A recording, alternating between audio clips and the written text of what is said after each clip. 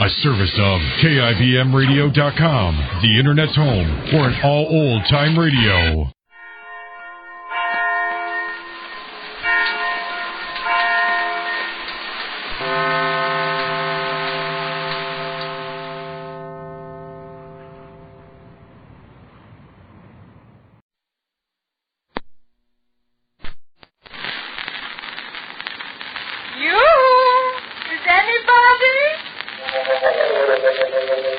There she is. That's Molly Goldberg, folks. A woman with a place in every heart and a finger in every pie.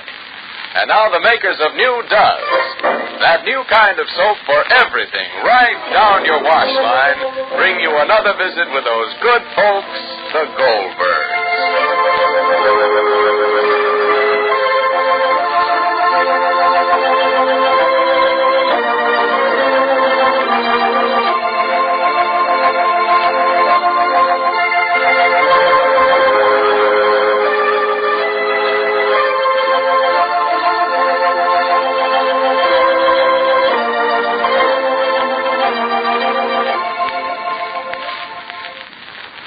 You know, a funny thing happened at our neighborhood store the other day. You see, the dealer was... Well, listen, here's what I heard when I stepped into his store. Now listen, Mr. Wilson, what do you know about washing clothes? But, Mrs. Smith, I'm only telling you what this new Does can do. And I say, whoever heard of washing dirty work shirts and rayon slips with the same granulated soap? But that's the whole idea of Does. It's a new kind of granulated soap, and it does all three kinds of wash. You mean I can use Does for my rayons and fussy-colored washables? That's right. Does is far safer for those nice colors than any other leading granulated wash day soap. And yet it'll get dirty work shirts clean and towels white? Absolutely. Why, you've never seen whiter washes than Does gives you. Actual tests prove that Does gets clothes whiter, far whiter than any number of other soaps. Well, remember, I don't want to do any hard scrubbing. Lady, you don't have to. Why, no soap made gets clothes white easier than new Does. Well, I still don't understand how this one granulated soap can do so much. Say, pardon me, but maybe I can help put this lady right about Does. Who are you? I'm the announcer on the Does radio program. Oh! You see, Does is not just a new improvement of an old soap, but a really brand new kind of granulated soap. Sure. You've never before been able to buy a soap quite like Does. And believe me, a soap like Does is extra good news right now during spring house cleaning. How's that? Because Does is one soap you can use for everything that's washable. From the dirtiest rugs and blankets to your prettiest slip covers and rayon net curtains. Well, I guess you're not fooling when you say does everything. Indeed, I'm not. Once you try Does, you'll see how really new it is. Just ask for DUZ, Does, in that big red and white box. And remember, for all your washing at house cleaning time and all the time, let Does do it.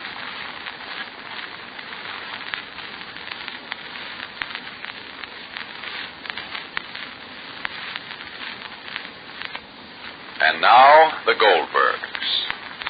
Being on the verge of 17 and deeply in love with a young man engaged to someone else is like riding the whirlwinds, and that's just how Rosie feels. Advice has poured in on her, and she's listened and thought and worried. Love has a hard chance keeping its head above the waters under such conditions, but there is such a thing as too much advice. And right now, as Jake putters about in the kitchen, he comes to a decision. Listen. Jake, where are you? Downstairs. If you have a headache, Molly, rest yourself. Don't come down. Sure you don't want something? Not anything, thank you. Look out. Look out. Kitty. Wait. Hello, operator. Give me the hotel as quick as you can as a special favor. Look out. Go out, Kitty. Get away. Hello? Connect me with Mrs. Jerome, please. Would you get away? Kitty, get out of my... Hello? Hello, Mrs. Jerome? This is Mr. Goldberg speaking. Yes. It's most important that I speak to you at my convenience. Yes, about your son and my daughter. If you haven't, I have. All I'm asking you is to grant me an audience, the result of which will be for our mutual benefit. I just want to convince you that we are not planning to steal your son, that's all. I'll be there sooner than possible. Good day. God, Kitty. Kitty, get out of my... Kitty! Jake? Jake? You were talking to somebody, Jake? To the kitty, maybe. Molly, did you see my hat? Where are you going? I want to walk over and see how things are. Don't you come, Molly. You have a headache. Yes, thank you. I wouldn't come. What's Rosie doing? I was laying down, so she lay down also besides me. Well, toodle-doo. Toodle-doo. Goodbye. Bye. When out? Papa slipped outdoors, Rosalie. Rest yourself, dear. You're reading, so read, dear, yes? Read. Oh, goodness. Hello? I want the hotel, please. Look out, Kitty. You don't have to scratch me. Oh. Hello? Hello. I want Mrs. Jerome, please. Yes. If you will. If you will. Oh, once and for all. That's all. Once and for all. Hello? Hello? Is this Mrs. Jerome? This is Mrs. Goldberg speaking. Yes. Well, I'm calling to make an appointment to see you and to speak to you in reference to my daughter and to your son. Huh? I don't hear you clearly, Bart. Oh. When? Oh. Well, nevertheless, I'll be right over also. Thank you very much. Imagine. Can you imagine? Look out, Kitty. Let me get my coat. Look out. Emily? Yeah, I just saw Papa, Ma. Where was he going? Was evidently strolling a little bit. Well, he was walking awfully fast. Mm-hmm. Well, where are you going? I have to see to something. I'll be back shortly. Well, where's Rosie? Rosie's upstairs reading. Don't disturb the child. Bye, dear. You sure everything is all right, Ma? Why shouldn't I think be all right? Well, you look excited. Well, I sure I'm excited. Well, you are, Ma. Don't worry. Have family, dear. All right. Bye. Bye. Oh, Kitty, look out. Get away. Hello. Hello, the hotel, please.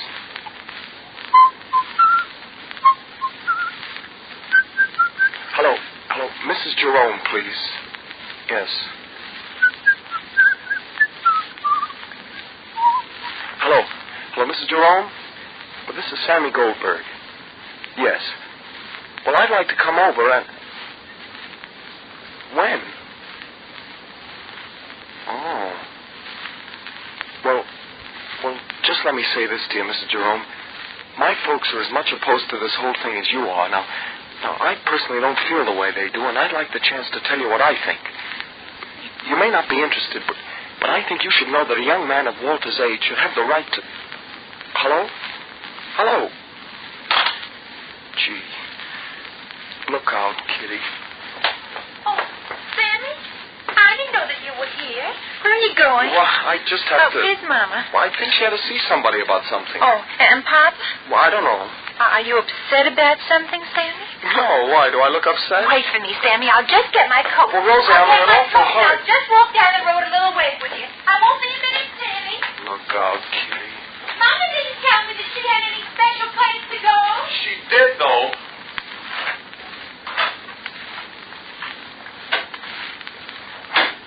Will you just wait another second while I change my shoes?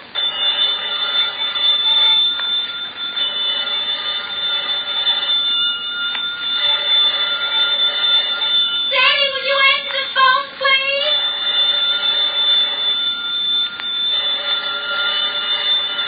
Sammy!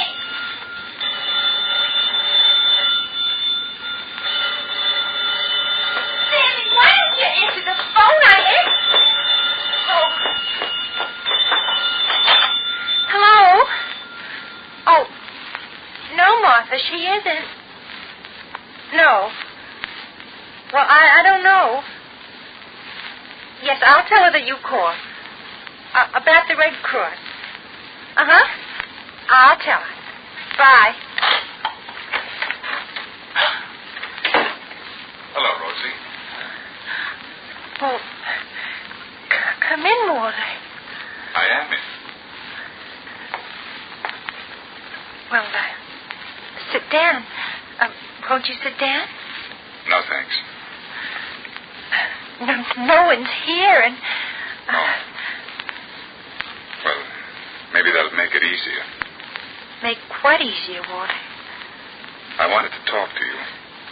I wanted to talk to you. I guess you understand that my folks and yours don't exactly favor our knowing each other. My family doesn't feel that way. What do you mean? Well, they just think that it's embarrassing, but they don't have anything against you. It doesn't make any difference to me. Before you went away to Florida, you said something to me at the station. I shouldn't have. Why not? There's nothing wrong in people liking other people and saying it. But there's no reason for two people playing detective with each other. That's what I think.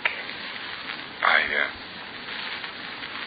just wanted to make sure that you meant what you said. When? When you left for Florida. I meant it then. Then? I said what I said to you, Walter, because I thought I'd never see you again, but I am seeing you again, and but you... I think you're nice, even now. Then why should it be anyone else's concern whether we see each other or not? The way our families talk, you think this was the Middle Ages, not 1942. If I want to see you and you want to see me, why shouldn't I be welcome here? You are welcome, Walter, and you would be welcome, but... What's wrong with me? Nothing. That is, well, nothing's wrong with you, but... I mean, it's not a question of the Middle Ages. It's just... Well, there's your mother. My mother can't live my life for me, no matter what she thinks. And most of all, there's... Well, Norma. What about Norma? She's here also. She came with my mother. Yes, but she came to see you and... Well, what about Norma, Walter? You're engaged to her. And Norma's name, spoken by Rosie to Walter, is a great advance in feeling for both of them. This meeting between Rosie and Walter is more dangerous for the Goldbergs than anything that has happened yet. What about Norma? Here's an easy way to check up on whether you're using a halfway soap for dishes. Is it a bar soap? Then it's a halfway soap because it doesn't have real speed. And if it's a tough granulated soap, it only goes halfway because it's short on safety for your hands. But you can remedy this halfway business in a hurry by changing to new Does. Yes, that amazing new kind of granulated soap for everything in your wash. And Does has everything for dishes, too, from whirlwind speed to greater kindness to your hands. Just notice how comfortably soft and smooth your hands feel after doing dishes with Does. Actually, it's far kinder to your hands than any other leading granulated wash day soap. Yet no soap made whirls you through those dishes faster than Does. It cuts even tough grease without hard scouring. Honestly, you can tell the difference in Does right in the suds. Try Does today. It has everything for dishes. Be sure to listen to the next episode of The Goldbergs. This is Clayton Collier wishing you good day for Procter & Gamble, makers of Does, the new kind of granulated soap for all three kinds of wash.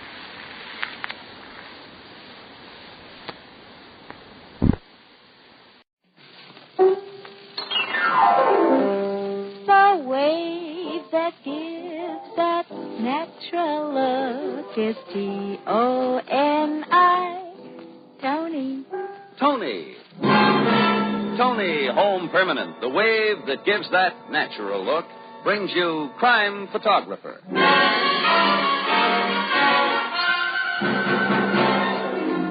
Good evening, everyone. This is Bill Cullen greeting you for Tony Home Permanent and inviting you to listen to another adventure of Casey, Crime Photographer, ace cameraman who covers the crime news of a great city. Our adventure for tonight, Scene of the Crime.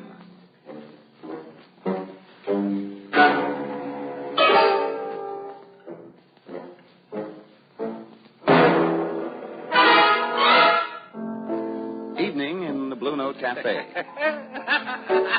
Yeah, but, Casey, what's so funny? Look, Casey, I don't want to be in the Blue Note all my life. I'm only striving for self-improvement, like the ad said. I am dissatisfied with my present lot. Well, Bert, that's fine. I admire you.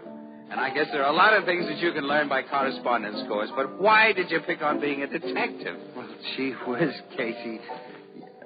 I want to be like you. You? Oh. Well, I'm flattered. Well, in that case, why did you take a course in photography? Well, you see... Yeah? Well, Casey, I don't like to say this, Well, go but on now. Go on. I think you're a lousy photographer. What? But I think you're a swell detective. Swell. I am the best confounded photographer the Express ever had. The way you go out and solve cases, the way you catch criminals, I think that's wonderful. Well, you'll never learn to do that by some correspondence course. The ad says satisfaction guaranteed. Oh, sure, Chief. Well, what do they call this course, anyway? How to be a detective in 10 easy lessons? 12 easy lessons. 12. Yeah, I just got the third one this morning. Look. How to identify an unidentified corpse. Yes, sir. It tells all about how to identify corpses. Oh, hello, Miss Williams. Hello, Ethelbert. Come on, Casey. Huh? Where? Out to the county turnpike. A murder was just committed there, and the corpse is still unidentified.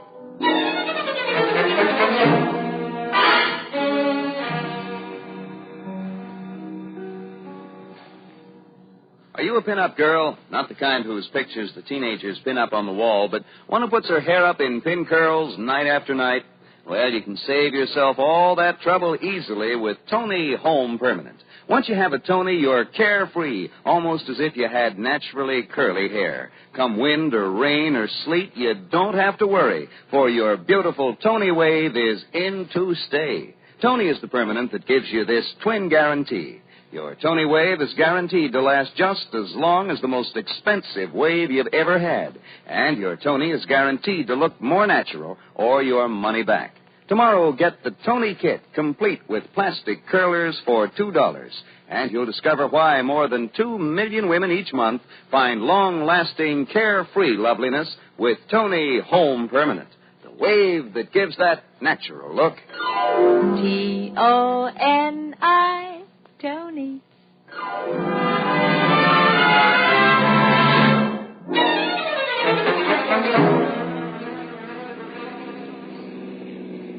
Andy, I wonder how Logan's going to feel about this. I know how he'll feel.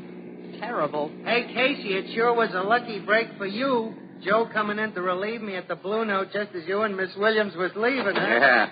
Now I can identify your body for you. Yeah, sure. Well, come on, kids. Let's have a look at it. Right.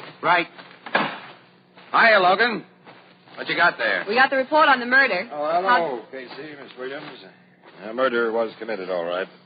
A blow on the head. So far, we haven't identified the body. No billfold or anything else that might give us a lead. Robbery, the motive? Looks that way, Miss Williams. Tech man. All right, everybody. All right. Stand back. Give him the air. Ethelbert. Ethelbert, what are you doing here? Oh, hello, Captain Logan. I'm taking a course in detecting, and I just... You What? You heard him, Logan. Ethelbert's going to give us a hand detecting. Oh. It's not bad enough, Casey, to have you on my neck everywhere I Now, go. Logan, you know you love It's not bad enough to have Miss Williams trailing me around. Why, Captain Logan, how can you be so ungallant? That's not enough. Now I have to have this... No, wait a minute, Logan. Just a minute. Come over here, pal, just a minute. I want to talk to you. Casey, I won't have it. Logan, you listen to me. I've done some favors for you. You have not. I have, and you know it. I'll keep on working with you and doing my darndest to cooperate. What is this, Casey? An inaugural address? I'm just asking a favor of you now. don't hurt Ethelbert's feelings, or so help me, I'll scuff up every footprint I can find and wipe off every fingerprint in sight. You wouldn't. No, I know I wouldn't. But you wouldn't hurt Ethelbert's feelings either now, would you, pal? You're a nice guy, Casey. You really are. The trouble is you got too many dumb friends. All right, let Ethelbert go to work. My tech man is finished anyway. Yeah, I know. Look, okay. Did you find out who the dead guy is yet, Ethelbert? Yeah. How about it, Ethelbert? Well, it's this way. I've checked the deceased for laundry marks, physical characteristics, signs of recent struggle, and other highly indicative points. Yes? But I didn't find out who he was. I see. Okay, boys, cover him up. Note, however, the state of the cranial section. It has obviously been shattered by a projectile blow, which, for reasons not yet apparent, Hey, what? Yeah, I know this guy. His name's Dave Wilson.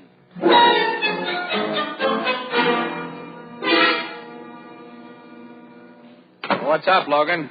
Boys here at headquarters have any information? Yeah, the dead man's name was Dave Wilson. But I already told you that 3 hours ago. Quiet, Ethelbert. That's official, Logan? His brother just identified him over at the morgue. Then it's official. Well, I ought to know Dave Wilson when I see him. I'd better get in touch with Annie. Don't bother. She got the story by phone from Flanagan. I've known Dave Wilson for 5 years. Ethelbert, you can go now. But we're very grateful to you for identifying Wilson, but we're busy. Go home.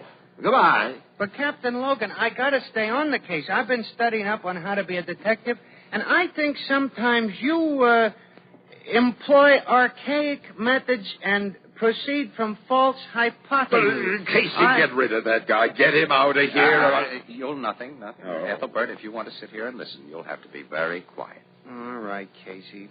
But I did tell him 3 hours ago it was Dave Wilson. What about Wilson's record, Logan? Yeah, he hasn't got one. Not a thing. Not even a parking ticket. No, Dave was Ethelbert? a very nice guy.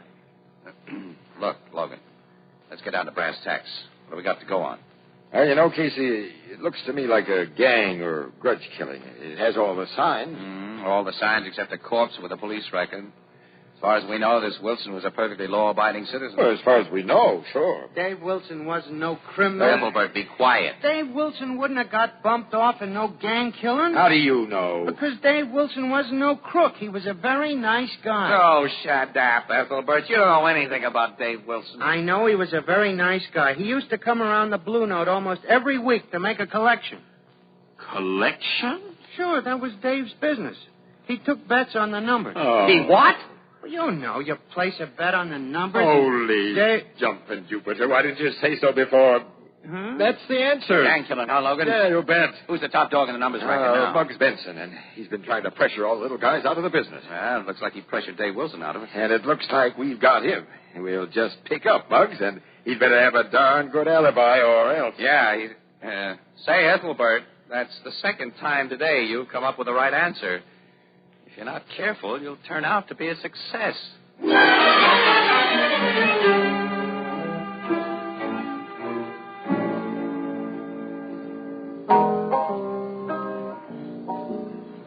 Hello, Ethelbert.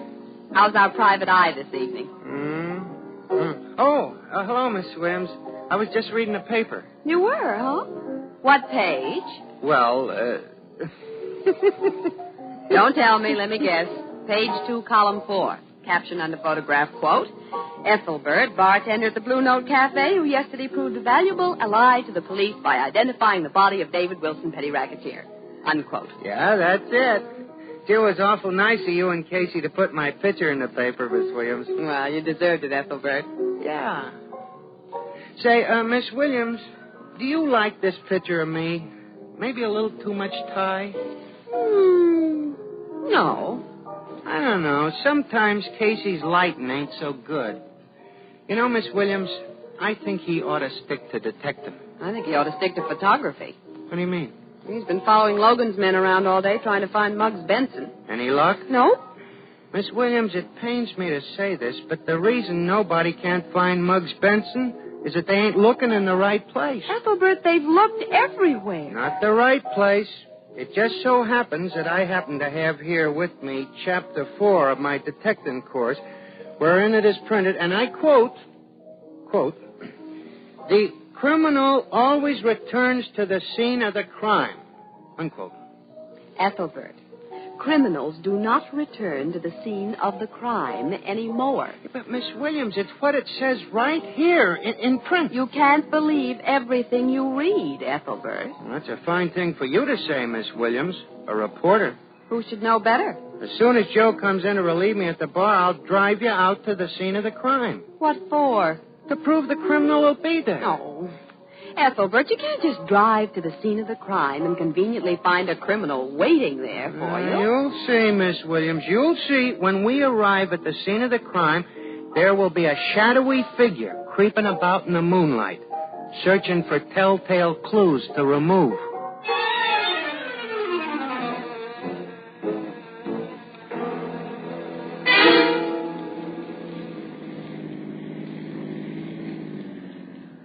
Ethelbert, this is the most ridiculous.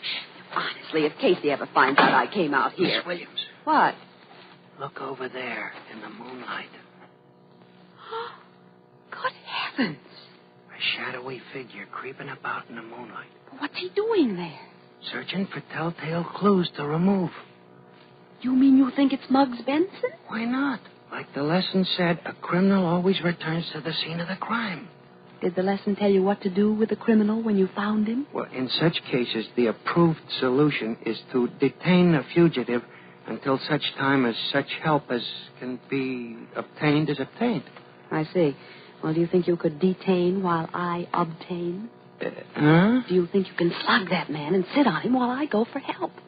Gee, I don't know. No, if only Casey were here. What would Casey do? He'd creep up behind Benson and slug him. Okay. Ethelbert, what are you going to do? Creep up behind Benson and slug him. Oh, Ethelbert, be careful, please. Remember, it's a murderer. I'll remember. Okay, you. I got him, Miss Williams. I got him. Wonderful, Ethelbert. Can you keep him there while I go and get help? Sure, he's out cold. And anyhow, I'm sitting on his head. Well, if he's unconscious, let's take a look at him. Okay. Gosh, won't Casey be proud of us, Miss Williams? You certainly will. Have you got a match? Yeah, sure. Here. Oh, fine. I can't wait to see Casey's face. Ethelbert! What is it, Miss Williams? Ethelbert, you said you couldn't wait to see Casey's face. Yeah, that's right. Well, then take a good look. This isn't Muggs Benson, Ethelbert. The man you just slugged is Casey. Huh?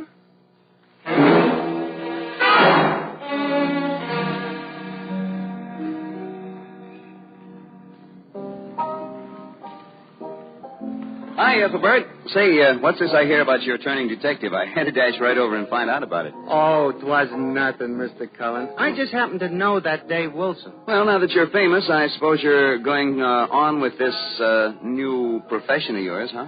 Yeah, I guess it's going to be really easy for me to be a detective, especially when I get some more lessons. Yeah.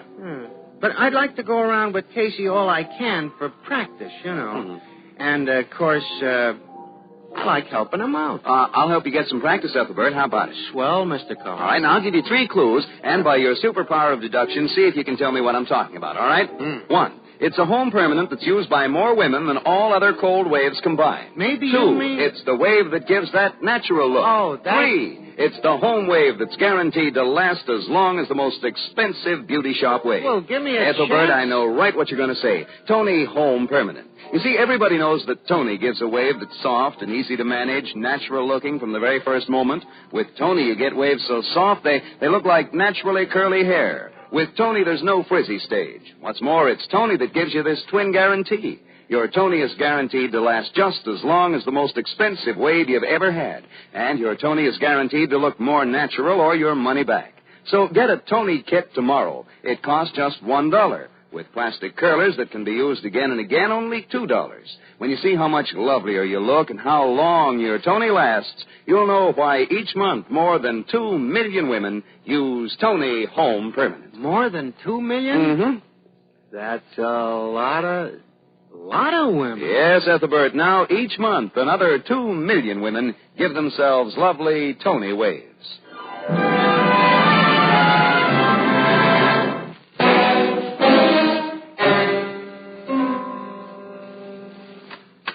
Yeah, Miss Williams.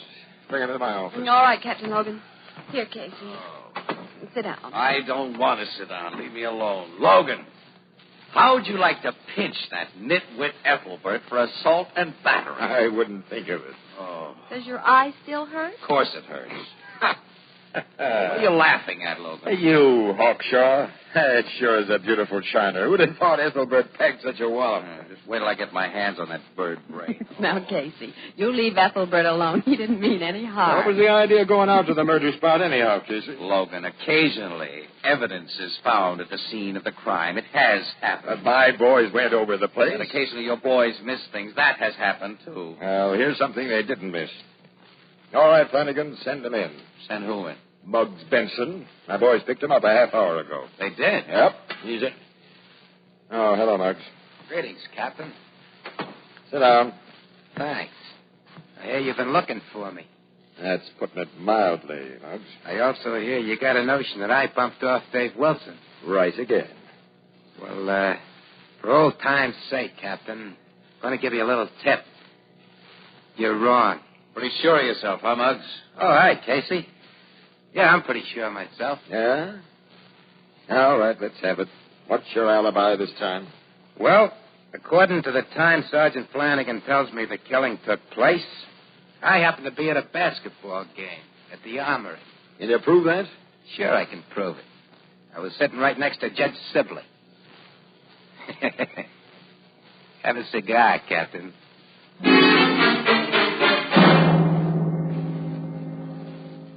All right, Muggs. Judge Sibley corroborates your story. You can go now. Thanks, Captain.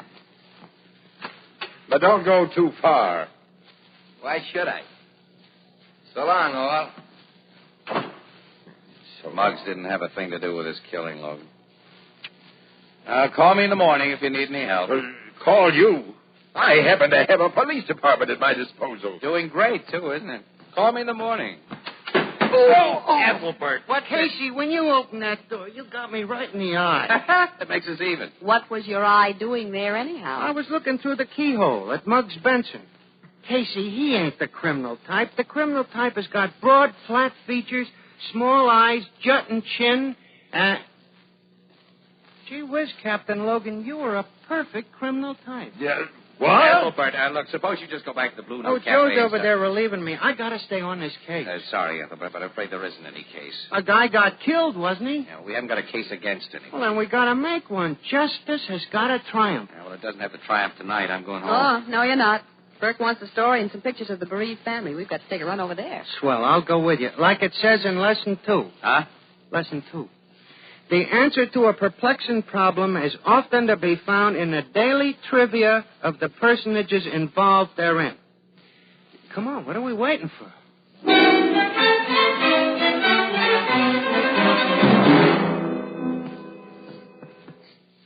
I'm sorry my mother isn't in, Mr. Casey, but she's awfully upset about Dave's accident, and I don't think she ought to talk to the newspapers anyhow. Oh, I see. Well, Mr. Wilson. Buddy. My name's Buddy Wilson. Yeah, well, Buddy, I'd like to get a few shots of the house and of you, and Miss Williams here would like a few facts.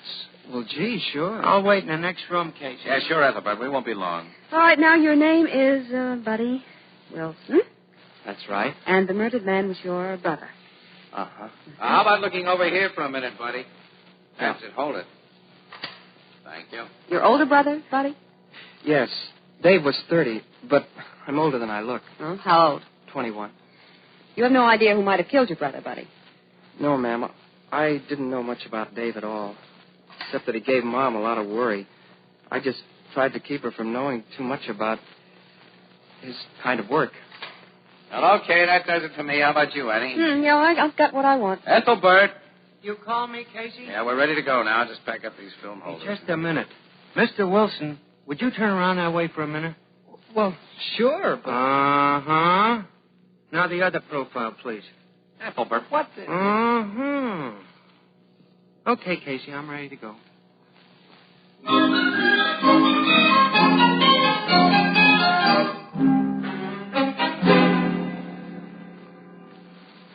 Ethelbert, what in the the name of heaven was the idea of that last rigmarole about Buddy Wilson's profile? Casey, Miss Williams, that man is the murderer. I can tell. What do you mean you can tell? Criminal type written all over his face. I was studying his contours. That blue-eyed, blonde-haired little cherub, Ethelbert, he's got a baby face. So had Babyface Nelson. That man is a killer, Miss Williams, and I got the proof of it on this box. Ethelbert, where'd you get that cigarette box? From Buddy Wilson's house. I swiped it. Are you crazy? You could be arrested for stealing that. Casey, don't touch. I'm going to take it back as soon as I look for fingerprints. Oh, well, what good are fingerprints? We don't have any of the murderer to compare these with. This box is going to be lousy with Buddy Wilson's fingerprints. Well, of course it is. It's his cigarette box. Why wouldn't it have his prints on it? Casey, you're just belittling on account of you didn't think of it yourself. Oh, Ethelbert. All right. But if I was you, I'd investigate Buddy Wilson right away. Well, I'm certainly not going to. All right. Let a criminal escape. Ignore justice. I'm not ignoring justice. Might as well just open the jail doors. Might as well give everybody a gun. That has nothing to do with it. Can't even take the trouble to investigate a vicious criminal. Can't even... All right. Now, all right. I'll investigate Buddy Wilson. But for one reason only, understand? What's that? To keep you quiet.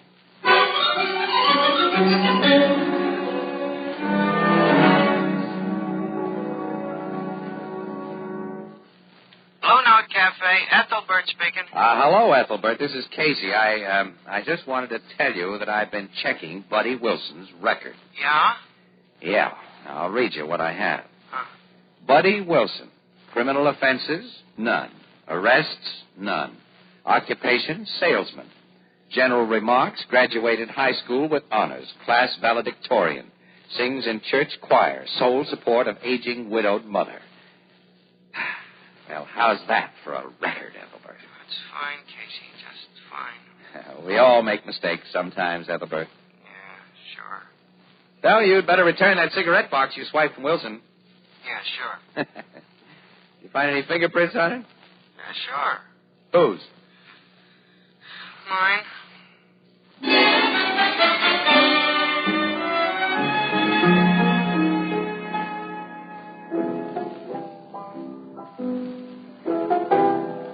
Hey, Herman, Walter says your dinner's ready in the back room and there's no customers in the place, so why don't you knock off?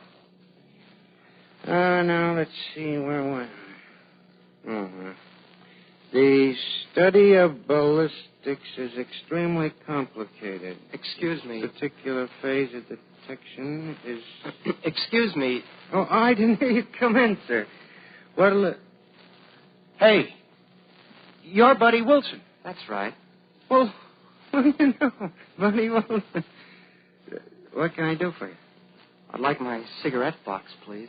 Oh, sure. I was planning to take it back to you tomorrow, but now that you're here... I'll save you the trip. May I have it, please? Well, sure. I got it right here. Your cigarettes are all still in it. I couldn't get the box open. It's a trick Chinese box. You have to know the right combination to get it open. Yeah, I guess you have to know just where to press. It's a pretty box. Here you are. Oh, on! Sorry, I dropped it. I didn't break. Money! You awkward fool. There was money in it. That's right. $10,000. I didn't know that. Honest, I wasn't trying to swipe no money. I only took the box because I figured you was the man who murdered your brother. I was. That's how I got the $10,000. Yeah, I figured there might have been some reason why you might have done it. I'm studying up on how to be a detective, and Oh, my God. Oh, my gosh, you killed him. You're the killer. When I came here for my box, I figured you to be stupid enough not to open it, so I had some hope of recovering some money I desperately need. But now, come with me. Why? I'll have to kill you, too.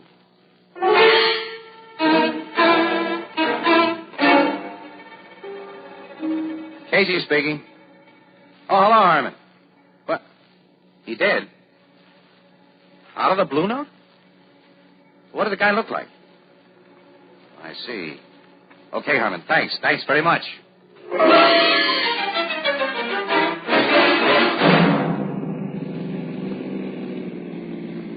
Look, Logan, I don't know who he was. I don't know at all, but Herman said Herman, the piano player at the Blue Note, he said he'd never seen the guy before, but the description sounded like Buddy Wilson. And Herman said it looked as though he forced Ethelbert to leave at the point of a gun. Well, I still don't see why we're driving out here. Because if Buddy Wilson is the one who picked up Ethelbert, it's my guess that he took him to the same spot he took his brother. For the same purpose. Well, the murder spot's right around this bend. All right. Pull up beside the road now and be quiet. Get your gun ready. What for? Just get your gun ready. I don't see anybody. No.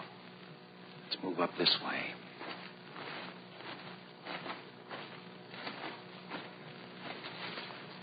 There. Just beyond that fir tree. Why, see? Yeah, that's Buddy Wilson, all right. He's got a gun on Ethelbert. Logan, don't miss. Hurry, but don't miss. Good boy. Ethelbert, are you all right? Hello, Casey. Hello, Captain Logan. Hey, Logan. Logan, quick. Get some water. Ethelbert just fainted.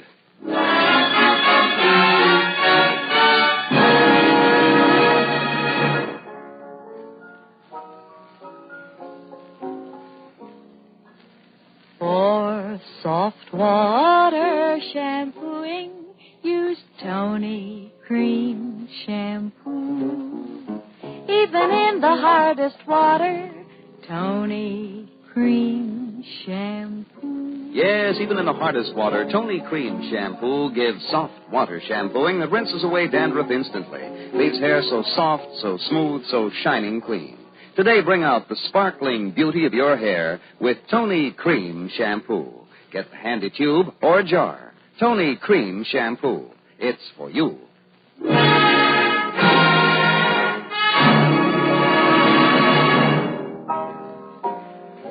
Gee, Ethelbert, you're wonderful. I am? You really are, Ethelbert, yeah. Well, gee, I don't know. I had to get my life saved. Oh, no. You saved your own life. I did? Certainly. You taught me that a criminal always returns to the scene of the crime, and that's what saved you. Hey, that's right. Say, tell me, Ethelbert, why did Buddy kill his brother? One of the two most commonest motives there is. Money. The money that was in the cigarette box? You deduced correctly. Buddy had to hide that money fast the night we went to interview him, and the first place he seen turned out to be said cigarette box, which I swiped. Remarkable, Ethelbert. Remarkable. But, Casey, you'll have to get along without me. Why? Why, Ethelbert? What do you mean? I've decided to drop my detective course in favor of something more refined. Refined? What? They're going to give me credit toward my diploma for those detecting lessons I took, so I switched over to how to identify well-known wildflowers. Here's lesson 1 right here.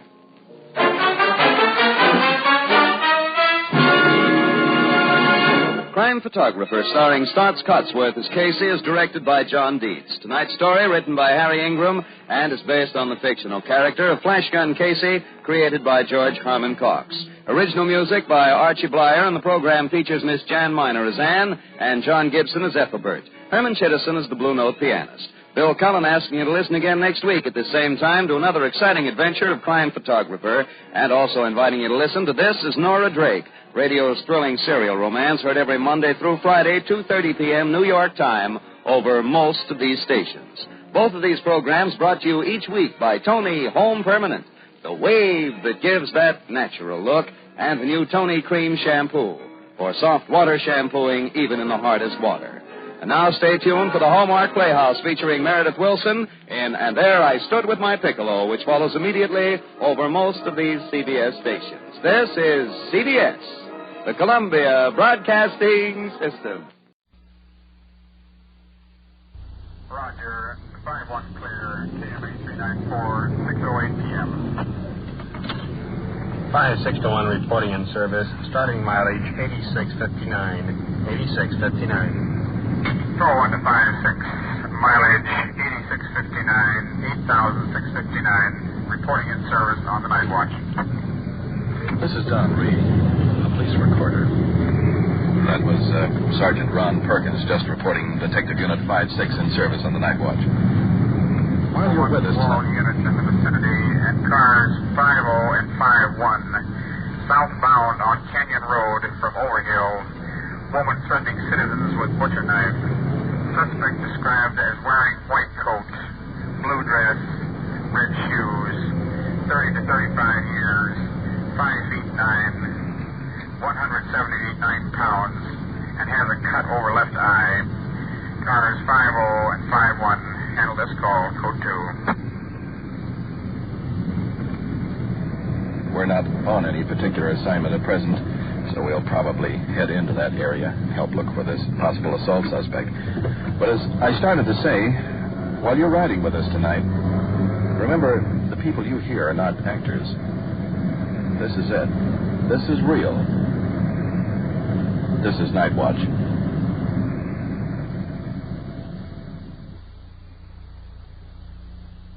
Night Watch, the actual on-the-scene report of your police force in action.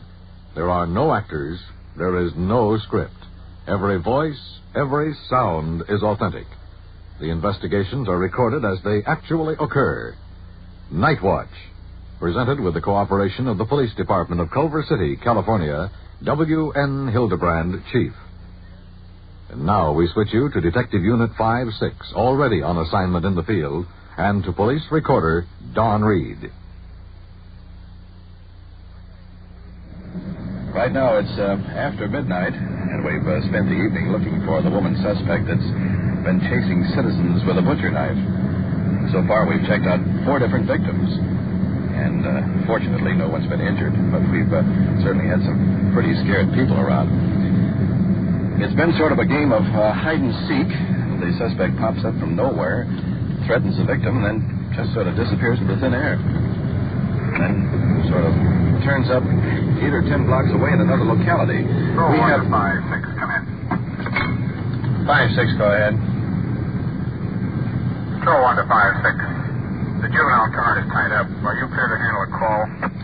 5-6, Roger. We're down here looking for the woman with a knife. What have you got? Unit 5-6 at 2209 Center Way. 2209 Center Way. See that man about child neglect. 5-6, Roger. Well, we'll have to handle this call, child neglect. And while we're rolling down there, just a couple of footnotes on the search for this woman armed with a knife. We have 2 radio cars and 2 detective units cruising the area. So far, no one's had any luck. But it's just a question of time, however, if she stays in the same general location. Obviously, every effort is being made to take this woman into custody. That is, before someone really gets seriously hurt. But back to our present call. The juvenile car is on another assignment, and we're just rolling over to handle this call for them. We have that brief bit of information, see the man regarding child neglect. We'll find out more about it. In fact, right about now, because the house should be right along here in the next block on the left-hand side. We're working the spotlight now to pick out the curb numbers. Let's see, it's 27, 17, 13, 09. That's it.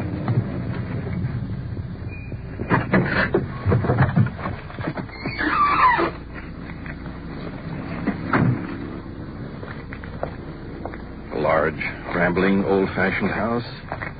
There's several entrances, apparently broken up into small apartments. This must be it. Here's a young man looking through the blinds of the door. Come on in. Thank you.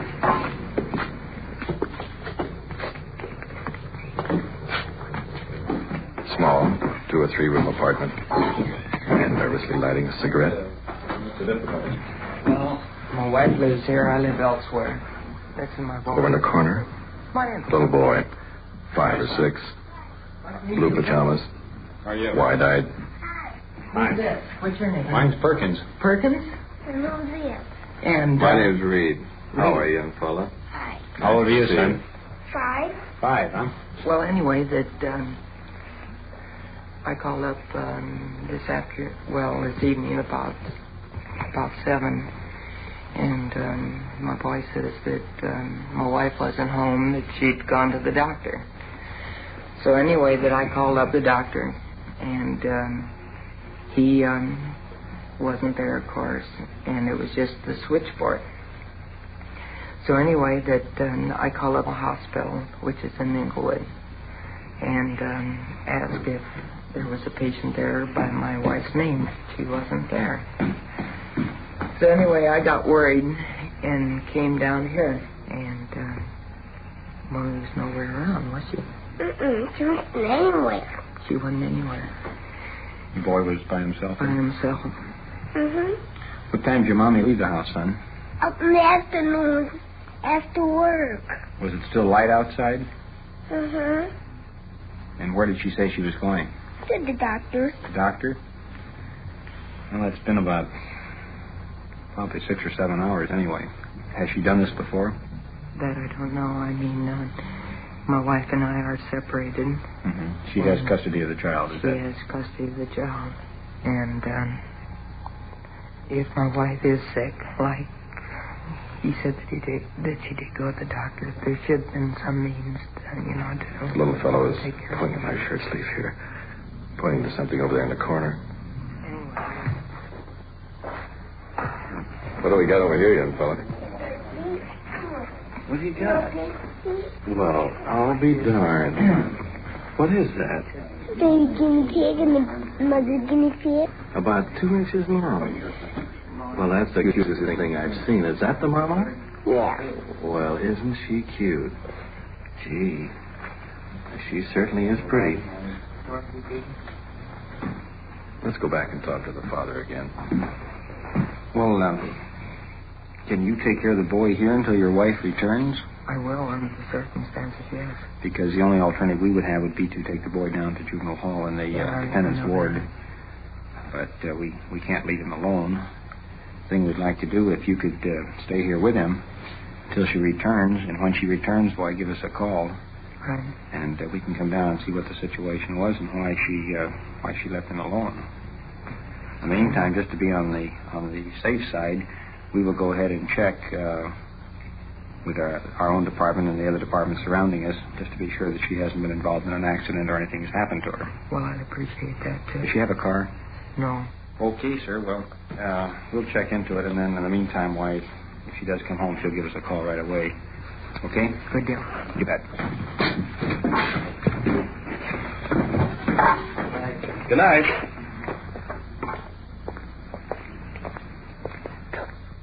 Cigarette there? Yeah, thanks. Got a match? Yeah. Well, where do we go from here? Not very far, I don't think. Did you see that picture of the blonde woman on the mantelpiece in there? No, I didn't get much of a look at it. Well, right behind you over there, sitting in that car, is a blonde woman. Might be the mother. Let's check it out. Okay.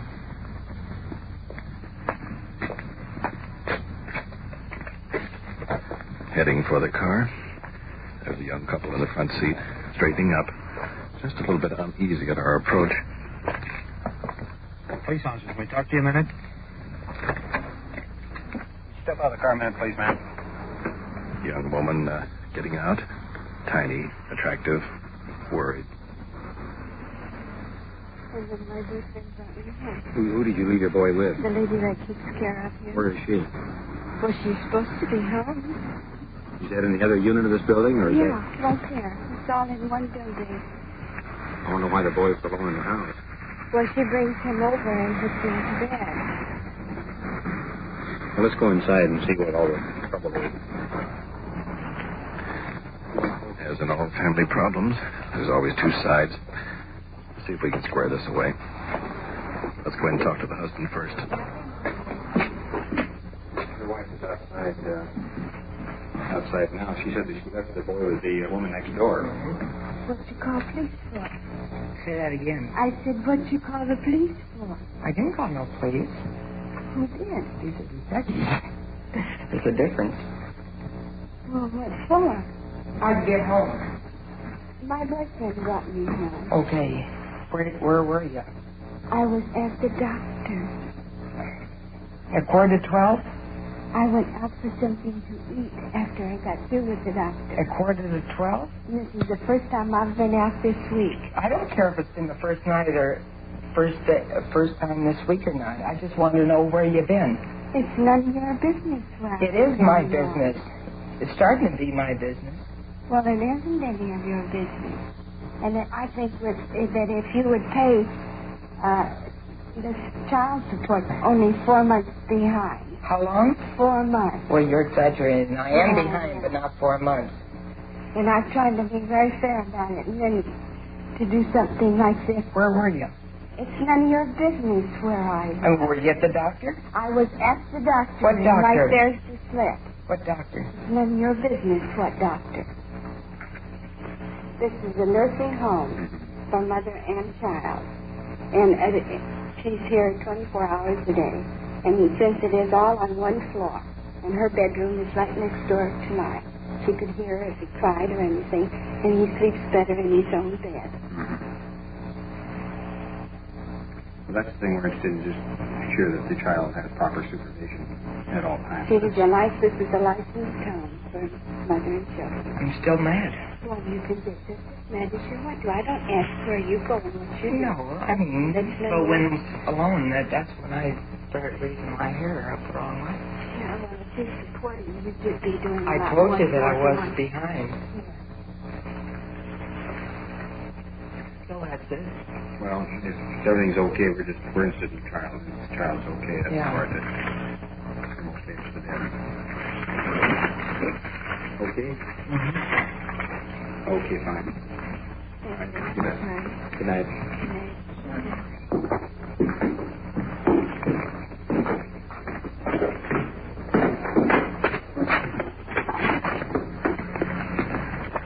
They sure seem like nice people.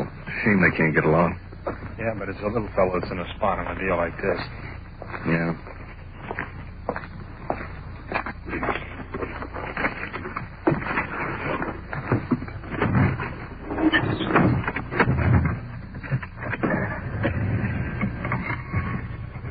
Fine, 6 to 1, clear on the child neglect case, everything under control. Control under 5-6, clear.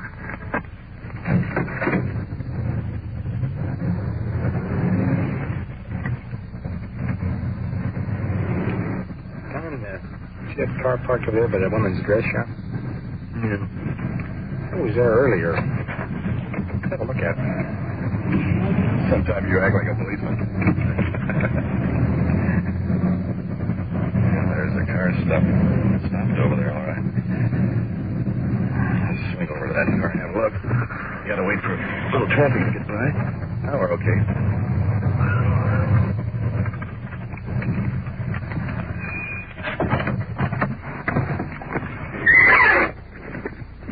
Subject in the car appears to be slumped over on the window. Let's go over and check it out.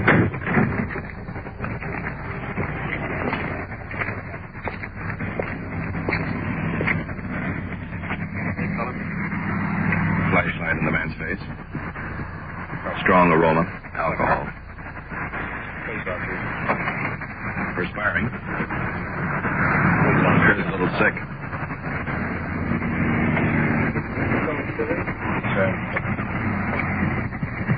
Step out of the car, please. Well, it sure was overjoyed. How much have you had to drink tonight? 4 plenty. You want to turn around and walk up about 10 steps? Oh, I can walk. Subject's trying to walk. He's doing okay. Except it's in the wrong direction. Sergeant's got him by the hand, bringing him back. But I want to go home. You go home if we call a taxi? Go home in a cab? Sure. Lock your car up here and come back tomorrow and get it? You do that? I'll be very happy to. We don't want you driving your condition. Okay? We'll call you a cab. Oh, sure.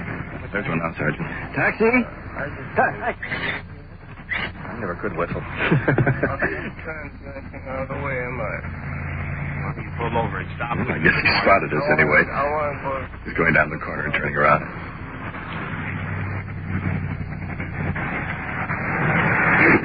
You guys are too. No, I'm done here too. In fact,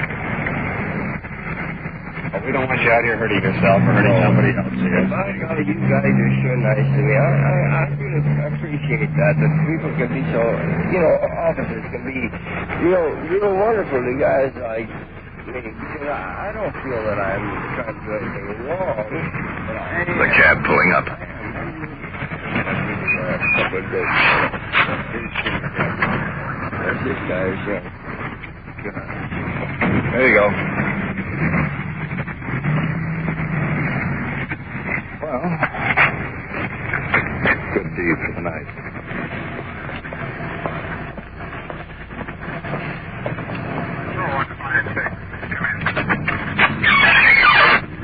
Fire 6, can you read Control 1? Fire 6, go ahead. Control 1 to Fire 6, we've been trying to reach you. Unit 504 has picked up the woman in the knife assault and are en route to the station with the subject and request you meet them there. Roger, we'll go right in.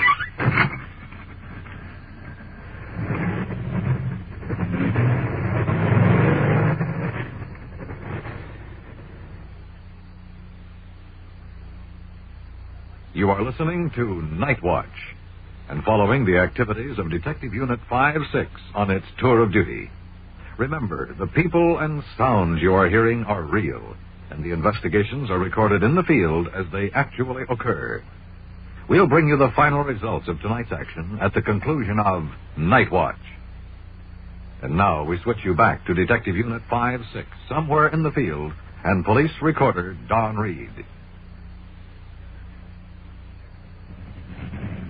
Approaching the station. After talking to some of the victims, there's a natural curiosity to see the suspect that was chasing citizens with a butcher knife. Sort of find out what's going on. Each one of the victims gave the same description of the suspect. Also stated that she was carrying approximately a 10-inch butcher knife. And also has a cut over the left eye.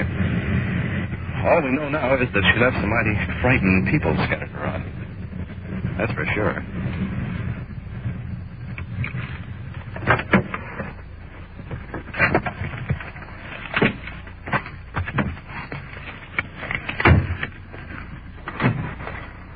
Into the station.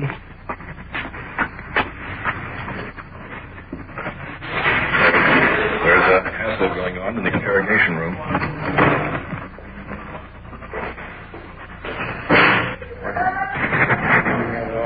Here's the picture. Woman wearing a white coat covered with dirt. Wound over left eye. A few hours old.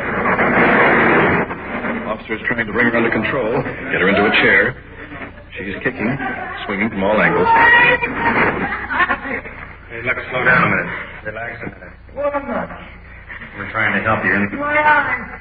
I can't You can see, all see. right. I can't see, buddy. Well, what happened? Tell us what happened. Why did I get off? Ranting, incoherent, swearing. Hey, we're not swearing at you. Watch what, I don't know. Officer grabbed her hand after she spun. Turn loose my hand. I said turn loose my hand. You talk to the sergeant. I said turn loose my hand. On the desk, Sergeant Perkins, the doctor examining her purse for identity. Keep it that way. You can act decently, or we'll treat you decently. Isn't that fair enough? Just do it. Okay, you act decently. Catch me, I said I'll kill you. Keep it. Like that. Fine. Like it. In the purse, nothing but little bits of cardboard. Sergeant Perkins and the doctor are going out in the hall. I think she should have psychiatric observation. I don't know. She could be just drunk, but she sure hangs off over squirrely for just a moment. And this business of the little pieces of cardboard stuff, that may be some fetish, some screwball fetish. She may think these are $1,000 bills or something like that. Well, the best thing for us to do is take her down to county cycle. Yeah. Put her in down there. Right. She's really got to be where you can restrain her if necessary. Well, it may not be necessary, but Put her on the stretcher and she can be strapped in the stretcher. Right. She can be transported in a police car or she can use the ambulance. you were telling those guys, I once spent a few hours sewing up a gal's leg that was similar to this that they took in that police car. As they took her out, she kicked out the windshield with her foot. That's good enough for us. You're the doctor. Johnny, if you want to call California ambulance, Yeah. ask them to send an ambulance down, we'll transport an ambulance. Back to the woman. They murder somebody? Murder. Oh, I'm over it. I remember now, I killed somebody. I'm down to you, Pierce. Hallucinations. Thinks she killed someone. I killed somebody tonight. I'll give you an express manifest on it. All right. Let's do it. You got to deserve it. I was going to kill him when I got on the street. Put that down, too. Put that down. You want to tell us what happened? I told you what happened. Oh, you did. You were yelling and screaming. I couldn't understand you. You're a liar! I told you what happened. Kicked her over the desk, dug a high heel into the sergeant. Trying to pin her arms down before someone really gets hurt. Okay, yeah. Thanks to our warning with her. Yeah. Restraining straps are out, being put on the suspect. Keep her from injuring herself or anyone else. Now relax. You want to tell us what happened? You want to tell us what happened? I told you. Oh, I didn't understand. You were swearing at me. She keeps saying she told us. So far, she hasn't said anything. All we know is from the field report. She was running down the street, threatening citizens with a butcher knife. How old are you? Doctor taking over. 29. 29. You're not 9 years old, are you? Or you just act like it? Doctor trying to get some information for his report. Not having any more luck than we did. I'm 29 years old. Go ahead, please. I can do it. I'll kill you. Why did you let me do it? Woman trying to get the notebook from his hand. Leave me alone. Just a minute. I've got to find out a couple of things. I want to go home. Why did you tell this? Talk like a lady. Then maybe we won't have to send you over to the You don't have to send me. Los Angeles County Psychopathic Unit. You know where that You is? don't have to send me a psychopathic anywhere. Well, I know I don't have to. Because I am not a psychopathic owner. I have experiments because you brought me here. I don't get a thing in here because I'm not going here. Why don't you turn me a loser? Ambulance just pulled up. Well, you think we could turn you loose if you try to kick us with your leg? No. Wheeling in the stretcher.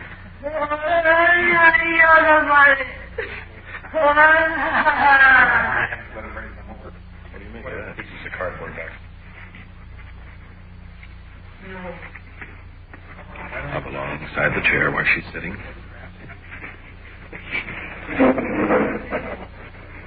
Restraining straps still on.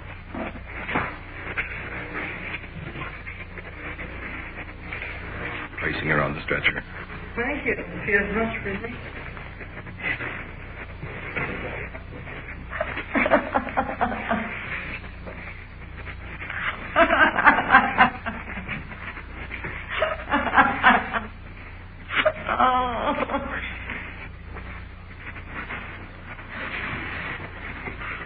Moving out the door. Yeah, I got this stretcher. Hey, I think one of the bridges with you. You can write down. Out on the street.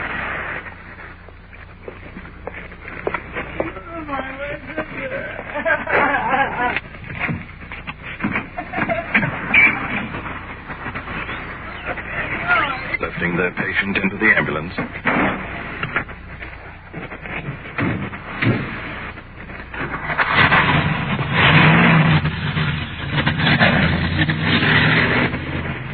She hurt you, Don? Well, I felt it, if that's what you mean. Pretty hard to control your temper, isn't it? Well, she isn't responsible. I don't know who is, but she isn't.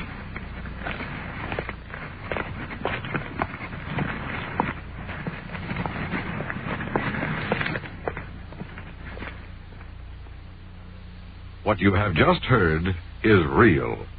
The investigations are recorded as they actually occur. For their disposition, we return you to Police Headquarters and Chief W.N. Hildebrand. Tonight's first case revealed the child was not actually neglected, although the original circumstance did appear so. The Juvenile Bureau followed up, but found no reason for a complaint. The final investigation involving the woman threatening citizens with a knife is the type of event thoroughly disliked by every law enforcement officer. It was necessary to use restraining straps to prevent the subject from injuring herself or the officers. She was immediately transported to the Los Angeles County Hospital Psychiatric Unit for treatment. Although at the time of her commitment it appeared long months of treatment would be necessary to restore any semblance of normalcy. However, this was not the case. As soon as this woman shook off the effects of alcohol in her system, she became rational in a matter of hours. Today, she is home with her family, steadily employed, and attending meetings of Alcoholics Anonymous. The case was heard tonight with the woman's knowledge and approval, in the hopes that this event would give you a real insight to the many difficult problems and decisions your police officers must face on their tour of duty. This is one of the reasons for bringing you the actual recorded happenings on the night watch. Thank you, Chief Hildebrand. You have been following the on-the-scene reports of your police force in action. Every voice, every sound has been real. Night Watch, brought to you through the cooperation of the Police Department of Culver City, California, is produced by Sterling Tracy and Jim Hedlock, with technical advice by Sergeant Ron Perkins, and described in the field by police recorder Don Reed.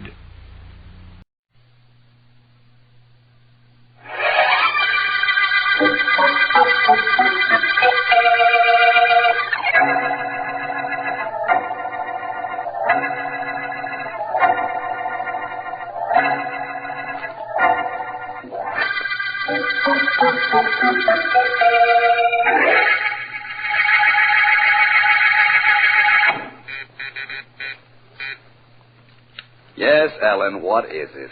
Mr. Vance, will you pick up the phone in your private office, please? There's a call for you. Thank you, Ellen. And if it's all the same to you, please finish that little rhythm pattern you played on the buzzer just now. It's like waiting for someone to drop the other shoe. That's what I wanted. Adds a little novelty to the pure office routine. Miss Deering, are you happy in your work? That's all. Won't happen again, Vance. By the way, it's Mr. Markham on the phone. Good. The district attorney didn't sound excited, though. Guarantee it's not a murder case. I guarantee we've been keeping him waiting. I'll talk to you later, Ellen. Check. Oh, that girl. Hello, Markham. Hi, Vance. Sorry to have kept you waiting. Miss Deering was playing games with the buzzer. How did she make out? She had the last buzz. What's going on, Markham? Nothing of any importance. We're shutting down early today. Criminals have been kind, and so business is pretty bad down here. I'd like to meet you. Can you make it? I'll check over my schedule and see. It might not be a bad idea. Hold the phone, will you, Markham? It's Miss Deering again. I'll wait. Yes? I'll ignore the fact that you didn't say thanks for my giving in to your whim about the buzz. Because you have a visitor out here, Vance. The same girl you spoke to in your office yesterday and the day before. Betty Crane? That's right. Only this time she brought company. Nice-looking fellow. Wants to see you. Have her come in. You said it. Oh, Markham, about meeting you. Yes, Vance. I'll call you back. Business is beckoning. Right, Vance. I'll be talking to you. Bye. Bye. Mr. Vance? Oh, please come in. Thank you, Mr. Vance. This is Jack Davis. How do you do? Hello. Well, how are you today, Miss Crane? Crane? Jack, did you hear that? Yeah. Even he calls me Crane. Hey, what is this? I might ask the same question. You are Miss Betty Crane. Even Philo Vance calls me Betty Crane. Jack, I can't stand this any longer. Well, Listen, Vance, I came up to talk to you because I needed help. But not from you. Not if you call me Betty Crane. I'm not Betty Crane. I never heard of her. But you're the third person today who's called me Betty Crane. Jack, we're getting out of here.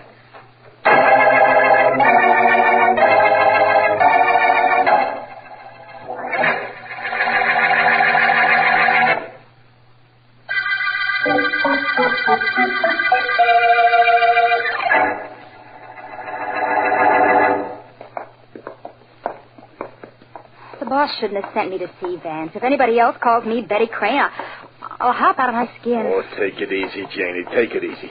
come on in. Let's report to the big man. Hi. Hello, boss. Go on in, Janie. Right. Well, you two. Get the Vance all right? Boss, something's awful funny.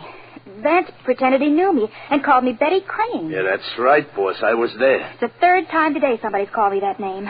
I don't know what's going on. Neither do I. I'll tell you one thing it means, though. It means we operate without Vance. Maybe that's just as good. I never wanted him in on our racket in the first place. We're not doing things the way you want, Jack. Vance would have been a great guy on our side if the district attorney found out what we're doing. That's why I sent Janie to see him. Vance and Markham are buddies.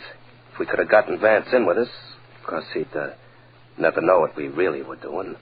We'd be safe from the DA forever. Well, it's out, and that's that. Well, never mind that's that. From here in, what's what? We proceed according to plan. Tomorrow, you and I go to see our first 3 prospects and close the deals we've started.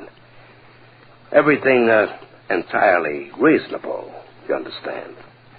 But, Jack. Yeah, boss.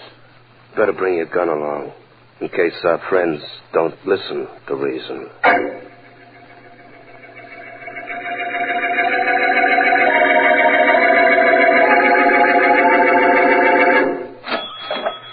$2.40 out of $3. Here, miss. Thank you.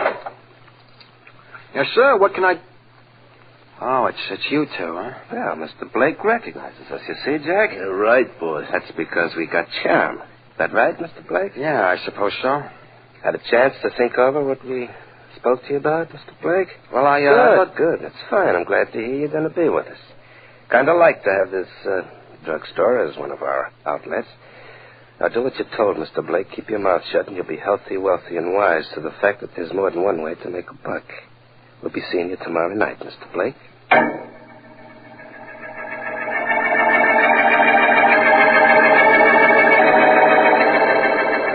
There's the man we want over in the back of the store, right, boss? Right, Jack. I have a banana sundae. He sees us, too.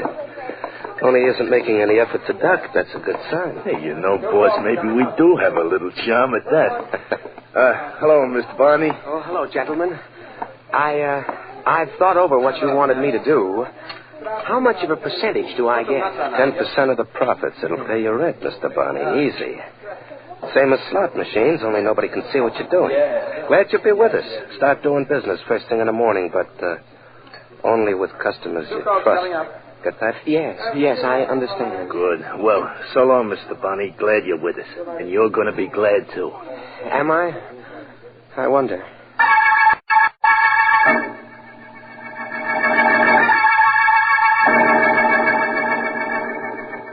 Well, last stop for today, this men's shop. Right, boss? That's right, Jack. I see our friend, the proprietor, behind the counter. And nobody else in the shop. Come on in. Hello, Mr. Cummings. Oh, it's you two again. Well, charm isn't working so good here, Jack. Now, look, both of you. When you came into my store yesterday, I told you I didn't want anything to do with your idea. That's right, you did, but the boss here was very nice to you. He decided to give you a day to think it over. That's why we're here. Right, boss? That's right, Jack. We want to give a man a chance to correct a mistake. Now, Mr. Cummings, please be smart. You take no risk. All you do is collect. What could be sweeter than that? It's dishonest, and I won't do it. What's more, I'm going to the district attorney first thing in the morning and tell him what you two are up to. Well, now, I wouldn't do that if I was him. Right, boss? No, I wouldn't, Jack. Well, Mr. Cummings, I wish you'd change your mind about going to the DA. Yes, I bet you wish I would, but I'm not changing it. I'll never change my mind about that. Jack? Right. Oh. I sure changed his mind. Right, boss?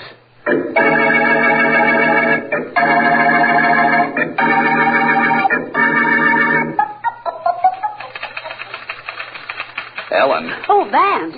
Oh, you scared me. I didn't hear you sneaking up on me. I didn't sneak up. Your typewriter was so loud, you just didn't hear me. Well, next week you better get a silent typewriter. Or a silent secretary. Ellen, did that Miss Crane call this morning? No, she didn't, Vance. And don't you think it's about time you cleared up that mystery? Why did she deny that she was Betty Crane or that she'd been here twice this week when she walked in here yesterday? I don't know. There could be two people who look exactly alike, you know, Vance. I once saw that in a movie, and nobody could tell Ellen. them. Okay, but I saw it. What's your explanation of the girl? I don't have any. You see, Ellen, I don't make any explanations. Things explain themselves to me. They either fall into a pattern or they don't. No pattern? None that has a reasonable shape, Ellen. Now, suppose you... Vance, glad you're here. Well... Oh, hi. Hello, Markham. You look excited. What's happened? Somebody murdered a man named Joe Cummings in his haberdashery shop an hour ago. We need help on this one, Vance. Well, glad to hear it. What's the story, Markham? So far as we know, Cummings had no enemies. His shop was just a neighborhood store. Robbery wasn't the motive, and there is no indication of who shot him or why. Leave it to Vance. He'll find a button from the murderer's coat in the dead man's hand, or a mysterious letter that was only partly finished, or something. Not this time he won't. There's absolutely no indication of who it was that killed Cummings. None at all. Well, then there's no point in my going to the scene of the crime, is there? None whatsoever. Vance, I've come to you with a lot of involved cases, and you've succeeded in simplifying them. This one is simplicity itself. A man was killed.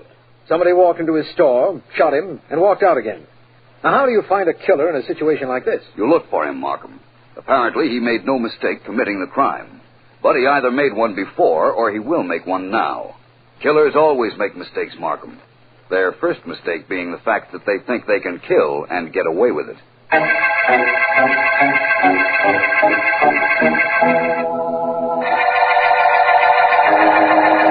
All right, Jack.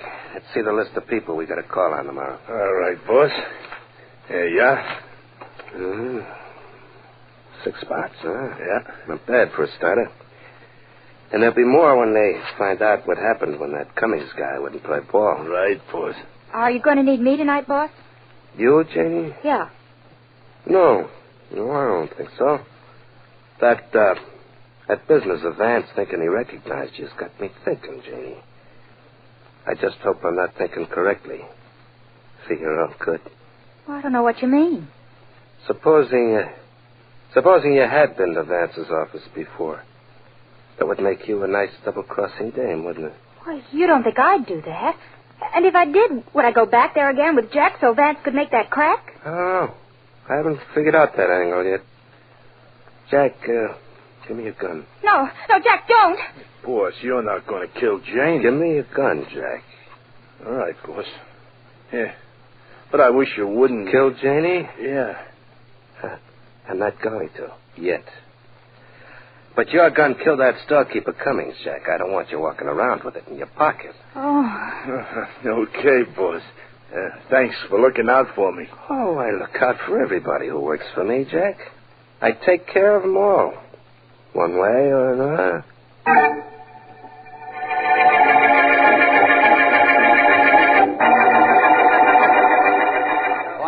Vance, what are you dragging me all over town for? This is the 10th shop we've been in, and we found out nothing. There's a little piece of information I'm holding out on you, Markham. I think I know why Mr. Cummings was killed. Now, Vance, don't make me go through one of those that's impossible routines. But how could you know? I can't tell you yet. Ah, there's the man we want to see, Mr. Barney. He owns this soda store. Come with me. Of course, Vance. Only why are we seeing him? You'll find out in a moment. Oh, Mr. Barney. Yes, gentlemen? What can I do for you? Mr. Barney, my name is Vance, Philo Vance. This is Mr. Markham. How do you do? We believe that you've been asked to take part in a racket that is using small storekeepers. Well, how could you know that? I haven't even started yet. I've done nothing wrong. This is it, Vance. Mr. Barney, who wanted you to take part in the racket? Who's behind it? I don't know. I don't know their names. The 2 men. But I didn't do anything wrong. I didn't do what they asked me to. What was that? Well, I can't tell you. I don't dare tell you. They'll kill me. They won't kill you, Mr. Barney, providing you tell us as much as you know so we can find them. No, go away. Get out. Go away from here. Leave me alone and don't ask me questions. Don't. They'll kill me if I talk. Who'll kill you? I won't answer you. I won't. I don't want to die the way Cummings did. I don't want to be murdered.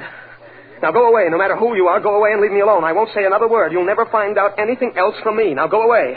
And if you won't go away, I will. Well, Markham, we've made some progress. Have we? I don't see it. Outside of the fact that there is some racket going on that utilizes small storekeepers, I don't think we've found out a thing. We're not even close to the men who killed Cummings. I wouldn't say that exactly, my friend. I'm sure I know who murdered Mr. Cummings. Now all that remains for me to do is prove what I already know.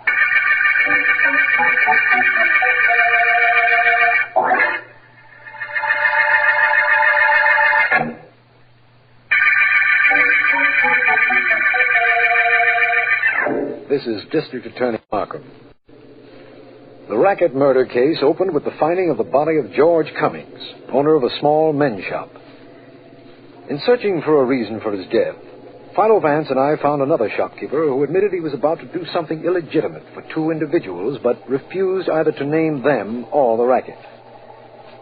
Vance is certain he knows who killed Cummings, but admits he has no proof. And to this moment, we don't know what illegitimate activity the killers were promoting. It may be going on right now in any part of the city. Anything else, Mr. Ogden? Yes, Mr. Blake. Here's a slip of paper with the bets I want to make today. Please, Mr. Ogden, I'll take that paper. Yeah.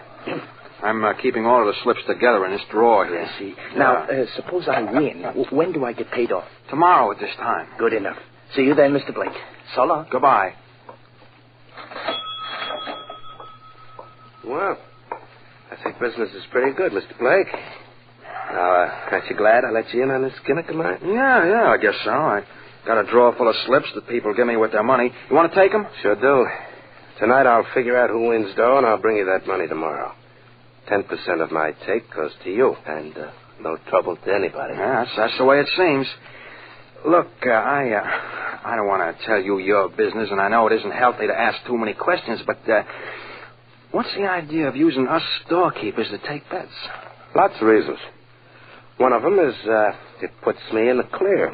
Another one is the suckers know you, and it's easy for them to bet. They don't have to go to look for a bookmaker. No. Third reason is I got a dozen guys working for me, a dozen honest guys, you guys. So long. See you tomorrow. Yeah, so long. Hey, Joe. Yeah? Take over for me, will you? I'm going in the back. I won't be more than a few minutes, Joe. Okay. Well, Mr. Blake? Well, did you get a look at him, Mr. Vance? I did just what you told me. You did fine. Yes, I know now whom I'm up against. He has a very cute little racket, hasn't he? He sure has. Well, Mike, he has the racket. But it's time for me to make a little noise.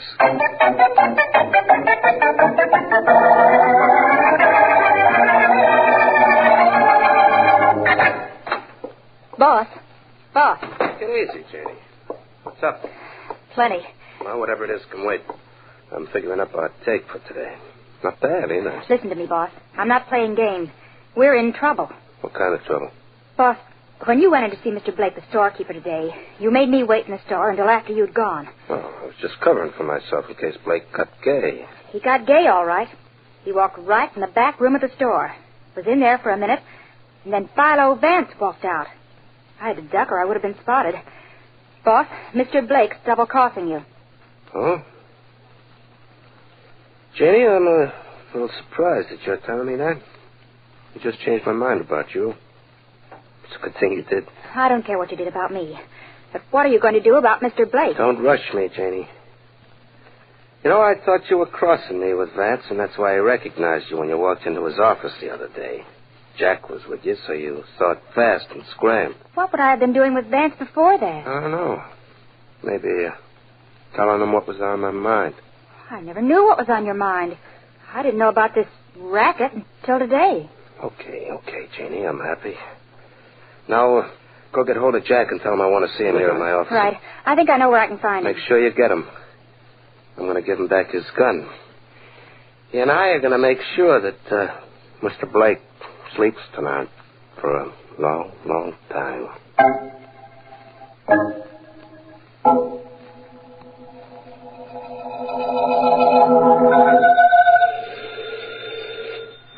Hello, Vance speaking. Vance, this is Ellen. Yes? Did I disturb you? All thoughts of you are disturbing, Ellen. Only I wasn't thinking of you. That's the difference between you and me. Me always, you never. Oh, but I don't mind. I can afford to. I still work for you. Not at 8 o'clock at night, you don't. What's this call for? Well, I'm still at the office, Vance, typing up the notes on the 1-cent murder case, and I'm glad I stayed. So I'm beginning to gather from the enthusiasm in your voice. Would you care to tell me what's making you so happy? Sure, I'll tell you. I have a phone number for you to call, and I guarantee you it's going to make you happy, too.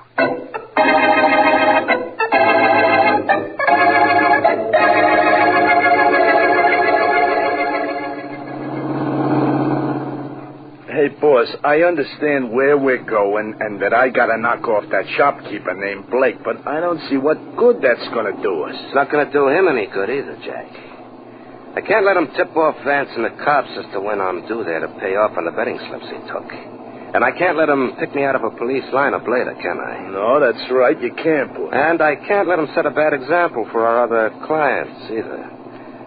All right, now that that's settled, let's relax in 10 minutes. Hey, boss, there's a motorcycle cop on our trail. What do I do? Speed up, shake him off. Okay. No, wait. Just speed up a little. I gotta figure something. Right. Who tipped them off to us, boss? And why don't I let them have it? Get your gun out and keep it handy. Yeah. I think your friend Janie crossed us, and if she did, I want to get that cop, and then we get her. He's coming nearer and nearer. I got a hot gun on me, boss. I'm going to step on it. Okay. Maybe we better make a break. How much can you get out of this bus? 70, 75, maybe. We're crowding 70 now. Not enough. The guy's right alongside of us. Get over there! All right. You better stop when he keeps that gun handy. Okay. One wrong word and he gets me.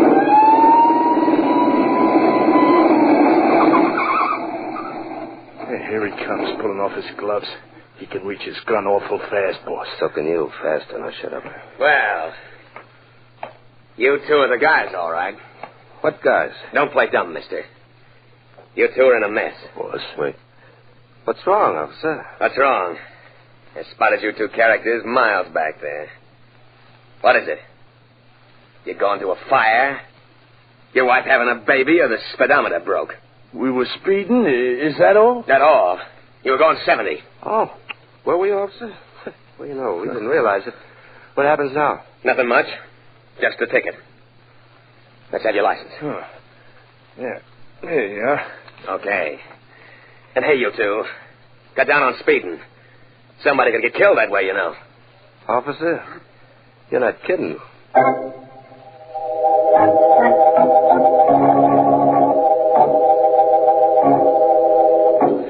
No. Just tell him his boss, Mr. Blake, called. Yeah. That's right. Tell him I'm going to sleep late tomorrow morning and for him to open up the store. Uh-huh. Okay, thanks and good night. Oh, now for a snooze.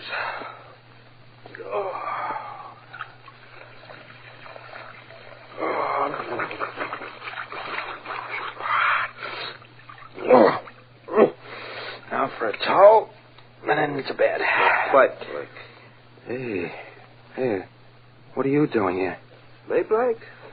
Oh, I just came up to keep my friend Jack here company. Right, boss. I don't really want to see you, Blake, but he does.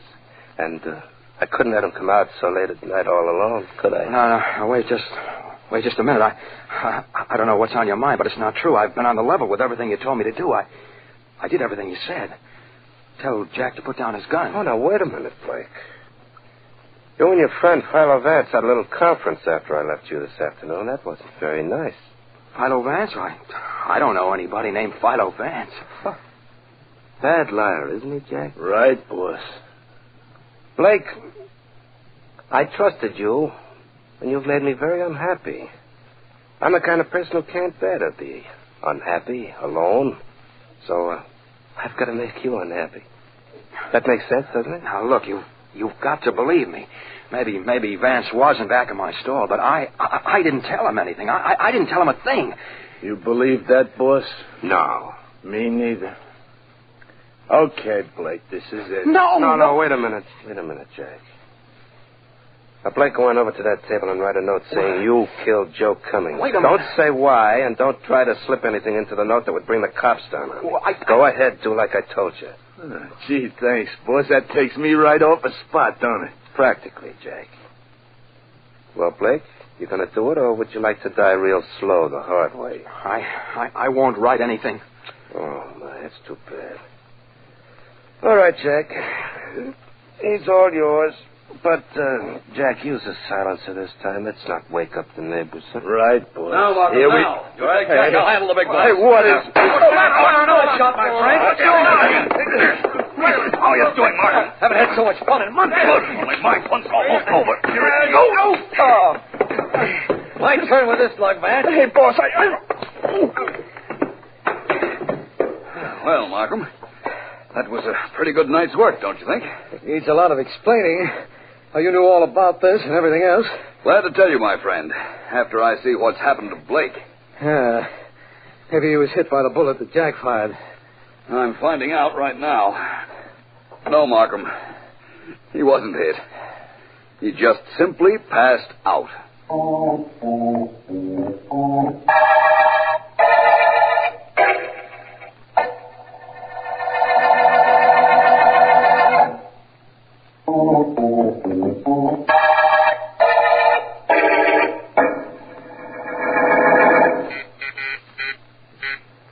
Ellen!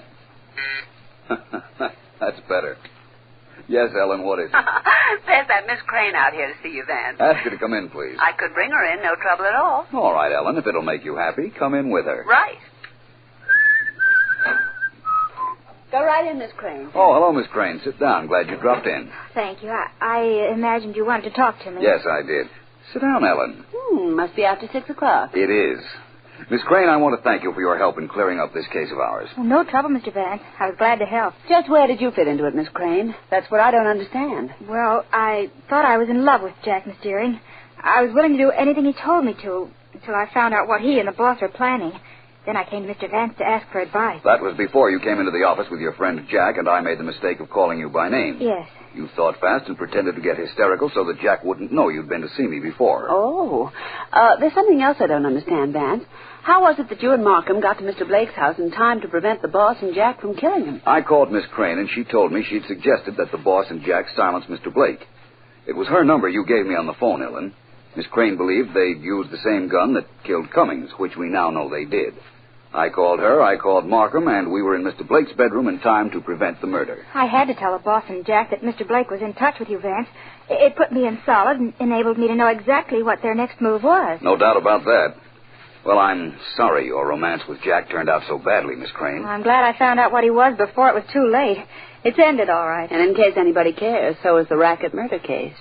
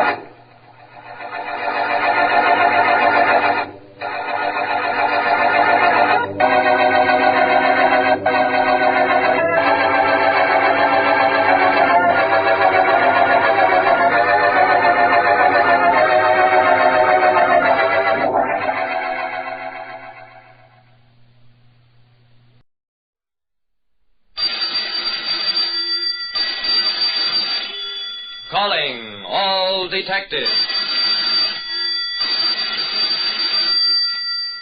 When a girl broke a string of imitation pearls, she started a string of events that led straight to a prison cell. That is the situation on this page from my casebook, the casebook of Jerry Browning, private detective. Even a private detective like me, Jerry Browning, once in a while gets the breaks. I ducked out of the rain into the Hamilton Building arcade. The brightly lighted shops lining both sides of the first floor were a welcome contrast to the heavy weather outside. I turned away from one of the shop windows and saw something even more attractive. A nice-looking little blonde walking through the lobby. Just then, the girl jumped at the sound of the thunder, and a moment later, she was scrambling after a string of beads that had been around her neck and were now scattered all over the lobby floor. I bent down to help her pick them up, noticed that what I thought were beads actually were pearls. The girl was agitated, not because the pearls were valuable, but because a fiancé had given her the necklace. She was on her way to meet him now and simply had to be wearing those pearls. Nothing to worry about, miss. There's a good jeweler on the other side of the Hamilton arcade, Barton and Holsworth. Here's my card. Give it to Sam Barton. He's an old friend of mine. He'll have those pearls restrung for you in 10 minutes.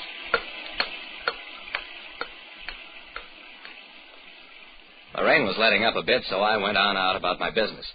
I got back to my office about an hour and a half later, found a message to call the jeweler, Sam Barton. Very urgent. What Sam told me made me hang up the phone fast, jump into my car.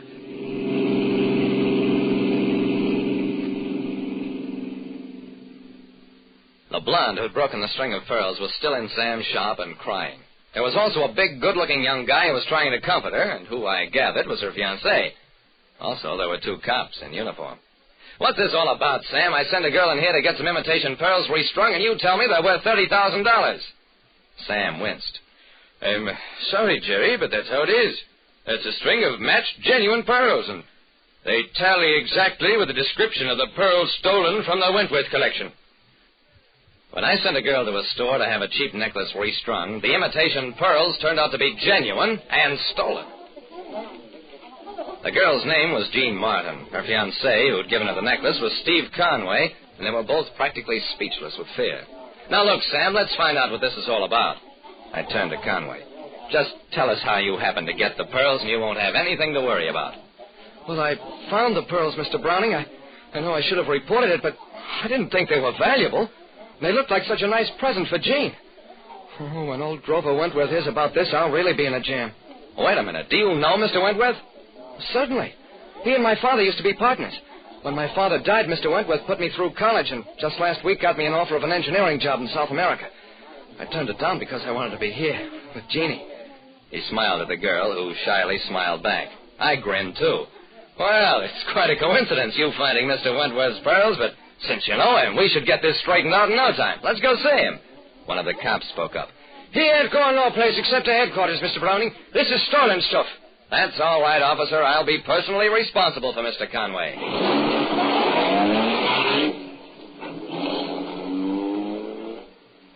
It took 30 minutes waiting and explaining to 3 secretaries before we got in to see Wentworth. And when we did... This is most embarrassing, Mr. Browning. Young Conway was a guest at my home the evening the pearls disappeared.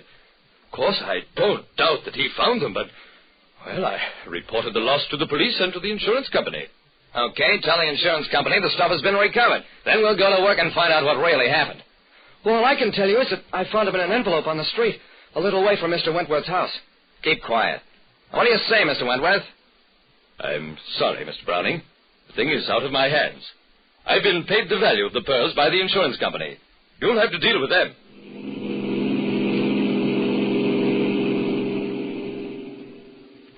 Wentworth's insurance was placed with Transocean Insurance Company.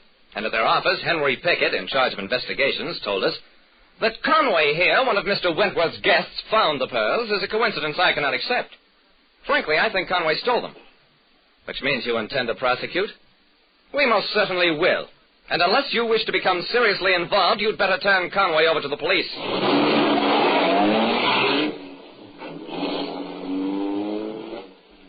Well, I took the kid over to the police. Tried not to see the accusing look his girl gave me. Coincidence. The more I thought about it, the less I believed it. But I still didn't think Conway was a thief. He didn't figure to be one.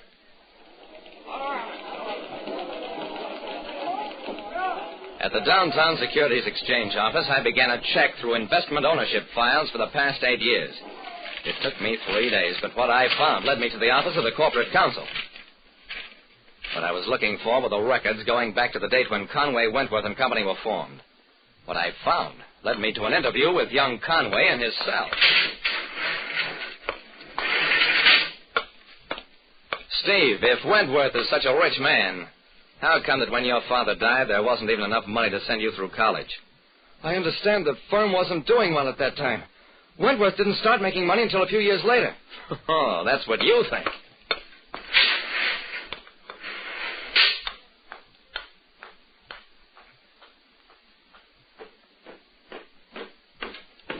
I barged past Wentworth's 3 secretaries and into his private office.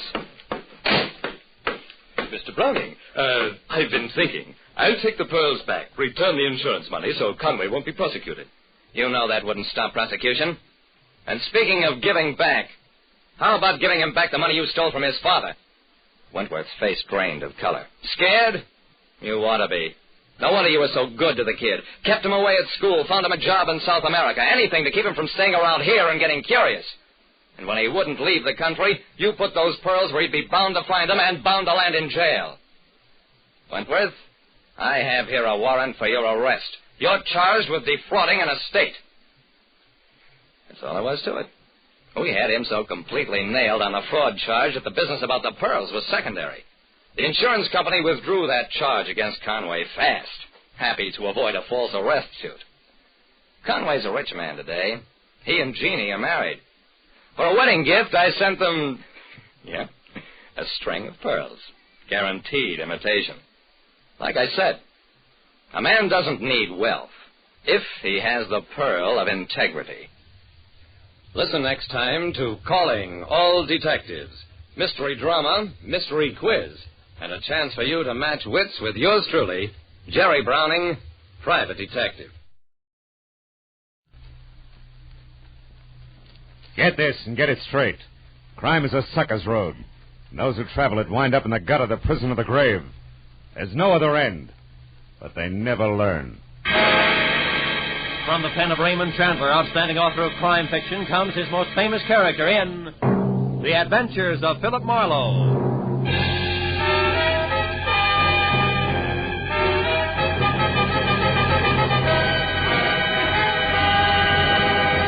Now, with Gerald Moore, starred as Philip Marlowe, we bring you tonight's story, The Big Book.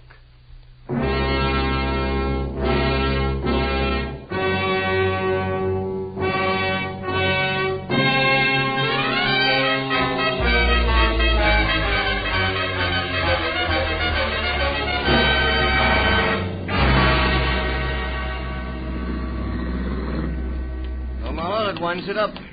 Boys got him in the wagon without any trouble, thanks to you. Well, you don't have your car here, do you, Phil? No, Lieutenant, and I haven't had lunch either. Maybe the police department feels obligated on both counts, huh? Maybe. Get in, Phil. Mooney, some good restaurant before headquarters, huh? Okay, Lieutenant. How are you, Mr. Marlowe? Hungry, Mooney. Okay, Mr. Marlowe. I know a good spaghetti place. Unit 18A, a dead body at number 11 West Main Street. Reported as suicide. Investigate. Your call, Matthew? Unit 18A, No, that's a specific a unit. dead body at number 11 West Main Street. I'm at 11 West Reported Main. as suicide. It's only around the corner, isn't it, Mooney? Investigate. That's right, Lieutenant. Might save us a trip back here later, huh? Yeah. Marlowe, lunch will be a little late. Let's go, Mooney.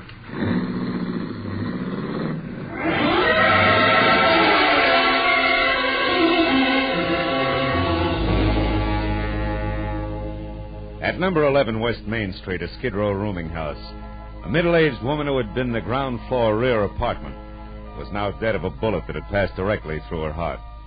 A shabby, cramped room was packed tight with a dozen different stale smells, and a naked light bulb dangled from a cracked plaster ceiling. The dead woman lay in the middle of the floor. She looked about 45, had gray-black hair, and wore a cheap cotton dress under a faded, moth-eaten man's sweater. Up to there, she belonged to the backdrop. But beyond that, someplace in the deeply etched beauty of her face, the studied neatness of her hairdo, there was something vague and disturbing that made the whole picture slightly lopsided, like a cheerful tie on an undertaker. 10 minutes later, when I was out in the hall listening to Mooney run down the routine facts for Lieutenant Matthews, that something was still with me, bothering me, the way a half-remembered dream does when you're shaving the next morning. Lived here 5 years now. Came from the east, and according to the landlord, has no close friends or relatives in the city. Also, the bullet was fired at point-blank range. Uh-huh. Anything on the gun that was next to her? Not yet, Lieutenant. It was her fingerprints only. Looks like it's strictly pawn shop stuff. Serial numbers filed off, cheap make, etc. Yeah. Deputy coroner says she died about 10 or 10:30 this morning. Yeah. Along about that same time, the landlord says he saw a flashy black car parked in the alley outside, where people never park. Spiffy convertible. Was gone after he heard the shot, he thinks. Did you get the license number, Mooney? No, Mr. Marlowe, he got nothing. Oh. All we have on it so far is a fresh tire tread in the mud. It's a 750-15, pretty good shape. Uh-huh. And that is it, huh? Just about. The landlord thinks that the deceased was an actress way back from little remarks she made. That's about all. I still got one neighbor to check, though. Okay, Mooney. Let me know. Right, Lieutenant. Now, Marlowe, looks like it to stand you up on that lunch date. Sorry. I'm not so hungry anymore. I'll see you around, Matthews. On the way out, I told myself 3 things. One, aside from the fact that we belonged to the same fraternity laughingly called mankind. Jane Temple was nothing to me. 2, a lot of beautiful girls turn out to be beautiful women, and 3, if the black convertible meant anything at all, the police would figure it out by themselves. They came well equipped for the job. Well, by the time I was out on the street and the sharp autumn air had chopped away the stale smells of the dead woman's apartment, I was beginning to forget the name Jane Temple entirely. I might have kept going that way if he hadn't appeared just then. Hey, huh? Mister, over here, quick.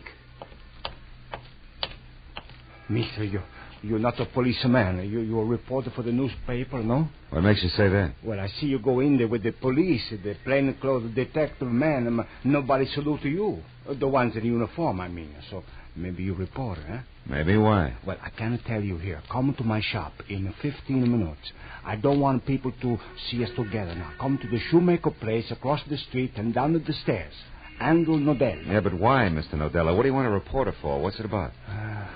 The fine lady who used to die, Mrs. Jane Temple. Goodbye, mister.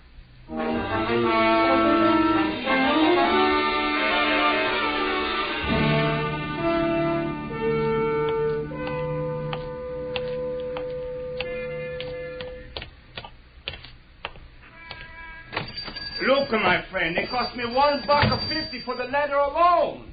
How can I give it to you for... Now, look, you... Okay. Andrew Nodella changed his mind. He won't argue with a customer. Here, $1.25 just like you want him a cash. Yeah, it's more like it. I wasn't born just the other day. I can tell value. Sure. My mistake, Mr. Now, excuse me, please. Okay. The killer only the chisel. Yeah. I only gave in to get rid of him, you see. Now, I'll put the out to lunch sign on and lock up the door so we won't be disturbed. The police and nobody. Okay. There. Now, Mr. Marlowe. Mr. Marlowe, we go in the back room this way. Please. Now, wait a minute. Before we go any place, Nodella, one question. Why are you so worried about the police? Well, because down in this neighborhood, Mr. Marlowe, every time I do a good thing and I call the police when it's right, I get in some kind of trouble. These people are my customers. They don't like you should be coming stool pigeon? A stool pigeon. Mm-hmm. All right, Mr. Nodella. Now about Jane Temple. Wonderful woman, Mr. Marlowe. Come in the back room, huh? All right. Mr. Marlowe, fine, a cultured lady. I know. I was not always a shoemaker. In the old country, I was a student. And before that, I was an artist. I wouldn't doubt it. You and Jane Temple were really good friends, is that it? See, good friends. That's why I'm in a position to say I don't think she killed herself. She was not the kind of a lady, Mr. Marlowe. She was not moody. She liked to be alone with her memories, but that's all. Look, come here at the table, Mr. Marlowe. Look at this. That was hers. Scrapbook, huh? Yeah. She left it with me. The letter on the front was worn. I was repairing it for her. She trusted only me with it. But open it up, Mr. Marlowe. I say no more. You just look for yourself. It was the usual setup. Between the big covers of a big book, a little life story in tattered yellow clippings and faded photographs. 25 years ago, Jane Temple had been exquisite. The fragile, haunting kind of beauty that never goes out of style. The kind of universal beauty that makes style.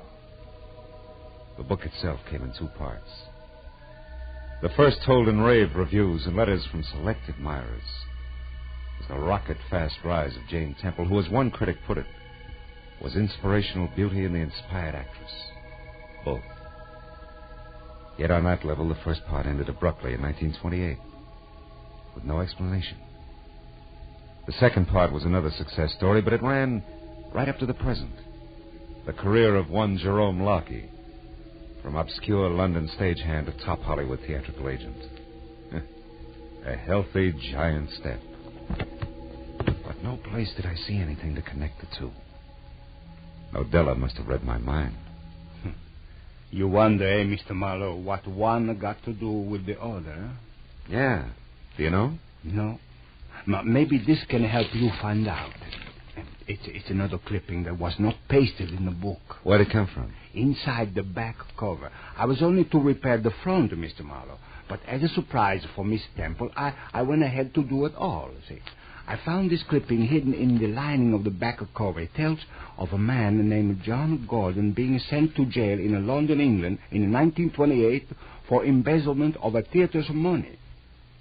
There's a picture of him, Mr. Marlowe. Yeah, so Hey, this John Gordon Jerome is... Malarkey, see? Yeah. The big agent man, Mr. Marlowe. There's still one more thing.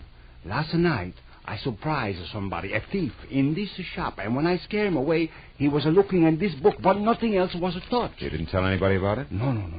I was going to tell Mr. Temple, but, well, Mr. Marlowe, everything I say to you, everything I show you here, am I crazy or does it mean only one thing? Jerome Malarkey killed the wonderful Mr. Temple to keep a secret. Well, it's possible. But also, Nadella, Miss Temple may not be so wonderful at that. You know, people don't kill to keep secrets. They kill to keep secrets from getting out. That's called blackmail. No, Mr. Marlowe, not to Mr. Temple. I don't believe that. And I don't believe that you do either. I don't want to. Well, I'll see what I can find out. Mr. Marlowe, you tell me before you tell your paper. Mr. Nadella, I don't have a paper, just curiosity. I'm a private detective, not a reporter, and the initial mistake was yours, not mine. So don't get mad about it. What? A private detective? Mr. Marlowe, who you working for? Right now, Mr. Nadella? I'd say the late Jane Temple. Goodbye.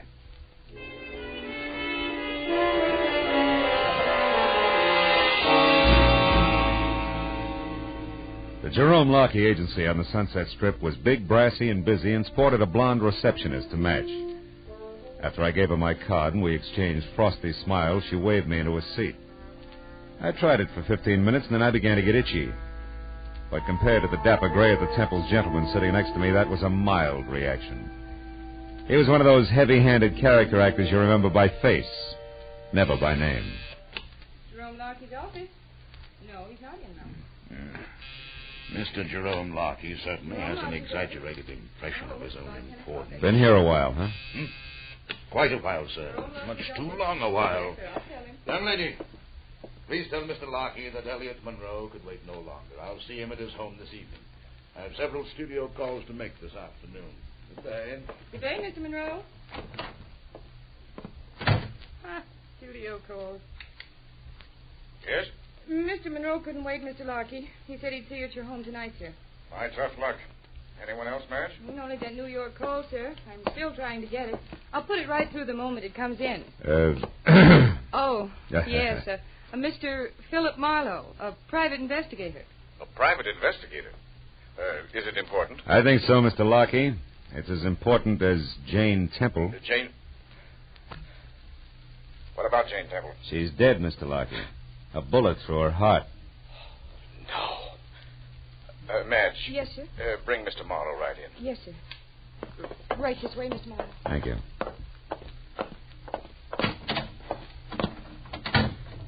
Well, Marlowe, why are you here? I mean, how did you know I had anything to do with Jane Temple? I didn't. But since she was an actress once and you're about the biggest agent in Hollywood, I thought I'd start with you. Start what, Mr. Marlowe? Start finding out why she committed suicide, Mr. Malarkey.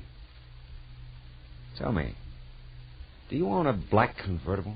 Yes. One of those step-down Hudsons. Tire size. Do you happen to know it? Yes. 750-15. Why? What's all that got to do with Jane Temple's suicide? Quite a bit. Might even change it to murder. Jane Temple murdered? By whom? Someone who'd profit, Mr. Malarkey. Any idea who that could be? Not the slightest. Okay. Thanks for your trouble. And, good afternoon. Wait. Hold it, Mr. Marlowe. Huh? I'd like to talk with you some more. But not here. You name the spot, Mr. Malarkey. All right. My house tonight, 9 o'clock. 9 o'clock. I'll be there.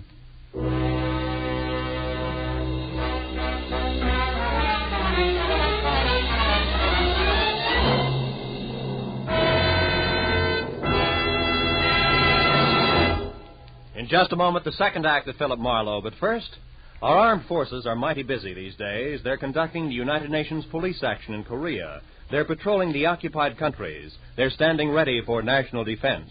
And at the same time, they're doing important scientific research. With so many varied duties, the armed forces need more men. Men with brains and ability who can be trained as highly efficient specialists. Men who want to be the leaders of tomorrow. Inquire at your nearest recruiting office about the opportunities open to you in America's armed forces, the world's greatest power for peace. Now with our star, Gerald Moore, the second act of Philip Marlowe, and tonight's story, The Big Book.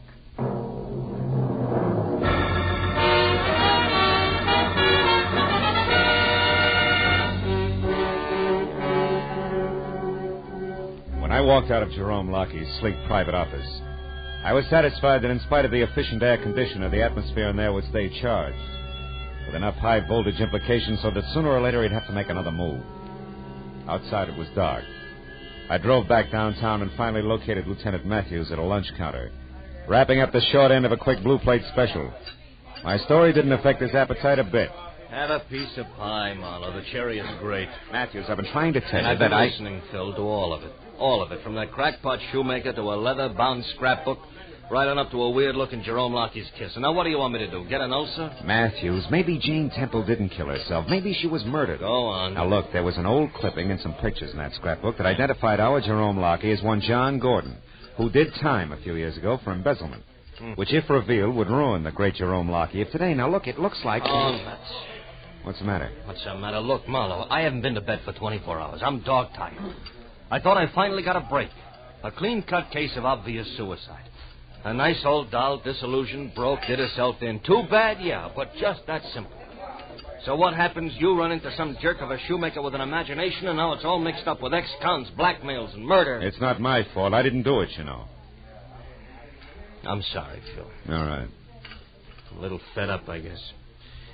Oh, nothing that a week or so of hearing wind in pine trees wouldn't cure. But... So you went out to see Lockie, huh? Uh-huh. Where'd you leave it? Hanging in midair. Made a date with him for later tonight at his house. You think he did it? Who knows? I saved my Sunday punch, his real name being Gordon, that is. Maybe when I spring that, it'll jar something loose, huh? Maybe.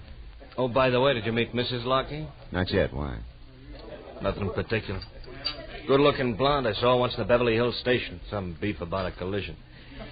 She impressed me as being a pretty tough fighter in the clinches, that's all. Just a thought. Yeah, finish your pie, Matthews. Yeah. You want to follow this through on your own, Phil? Yeah, if you don't mind.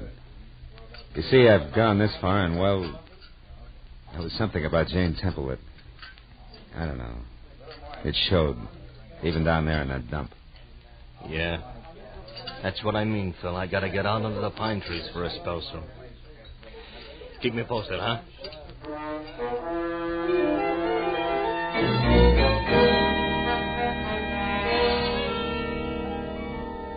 I drove out to Beverly Hills again and found the Jerome Lockheed place. It was a close-to-the-ground model that at first glance looked like a cozy little cottage. Second glance, however, showed the other two wings, 15 or 20 ultra-modern rooms that rambled over 2 acres of gently rolling real estate. The door was answered by a close-cropped blonde and tailored black, who already today had the tapered, taut look of tomorrow. Yes? I'm Philip Marlowe. Is Mr. Lockheed here? Oh, yes. Come in, Mr. Marlowe. I'm Vivian, Jerry's wife. Oh? Jerry's expecting you. He'll be right out. He asked me to look after you for a few minutes. Do you mind? On the contrary. I was in the middle of a whiskey and water. Johnny Walker. Like one? Thanks. Too bad about Jerry's old friend, Jane Temple, huh? Yes. Yes, it was a perfectly horrible thing. Jerry's very upset about it, you know. It must be awful to fall so far. Yeah. The top is awful high. Did you know her? Only by reputation. What do you suppose happens to a person like that? I mean, you'd think they'd try to climb back out of the squalor. Yeah, you'd think so. Like Jerry did. That's right.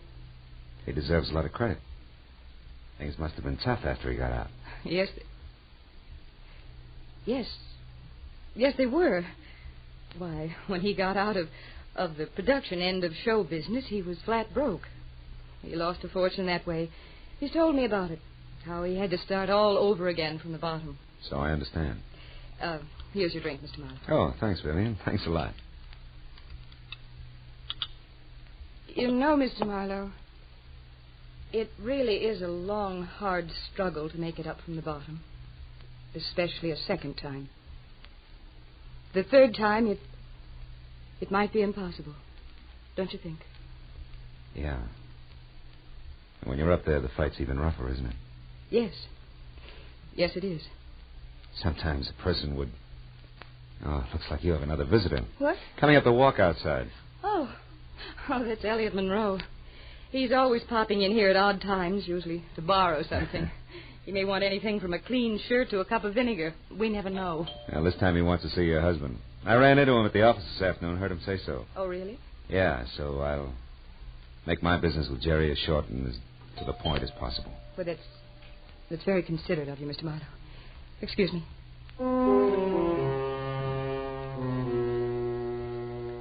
I heard Mrs. Vivian Lockie receive the load of ham at the front door, and a second later I heard my name called from the hall behind me. It was Jerome All Smiles, doing his suave and determined best to bury the end of the world look he'd acquired in his office. But it peeked out around his eyes and at the twitching corner of his mouth. As he led me into the library and pointed me into a deep leather chair, I decided to let him lead off. I also decided to bait a trap and set it out. Now, how about a drink, Marlowe? I have one, thanks. Mrs. Lockie anticipated you. Anticipated? Oh, yes, of course.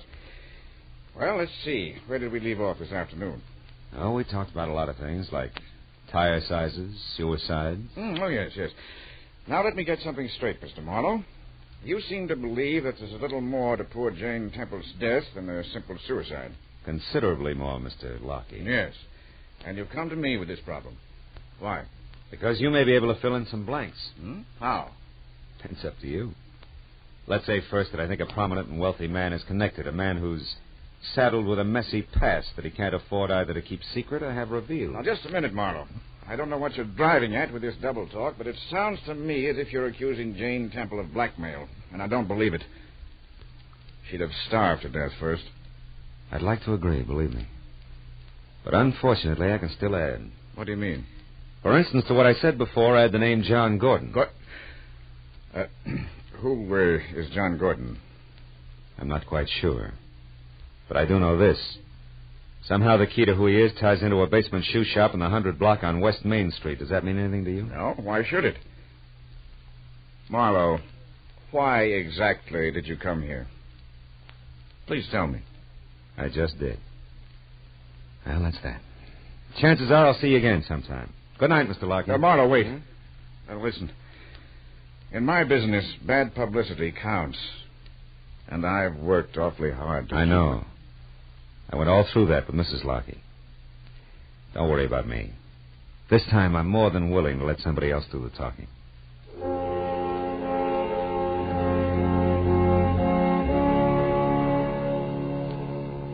When I walked out on Lockie for the second time, things still didn't add up right. Something was missing. In the hall, I passed Elliot Monroe, hanging onto a glass of scotch like it was a streetcar strap. And at the door, Mrs. Lockie ushered me out with a frigid, unsmiling nod. I drove slowly all the way to Main Street, and when I was parked and walking toward Nadella's shoe shop, I began to doubt that the trap I'd set was going to catch anything. Until a long black convertible turned the corner behind me. I ducked into a doorway and waited. It was Jerome Lockie's car, all right. He almost stopped in front of the shoe shop, but suddenly lurched ahead and disappeared around the corner, away from what turned out to be a cop pounding the beat.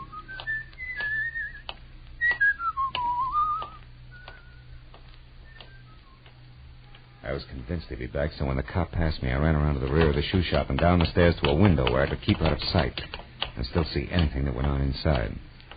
I just settled down for a wait when it came. Stand still, my fine fellow. Don't move or I'll kill you. Mr. Elliot Monroe. What do you know about that? Looks like the wrong sucker rose to the bait. Or is this just coincidence? It's no coincidence, my friend, believe me.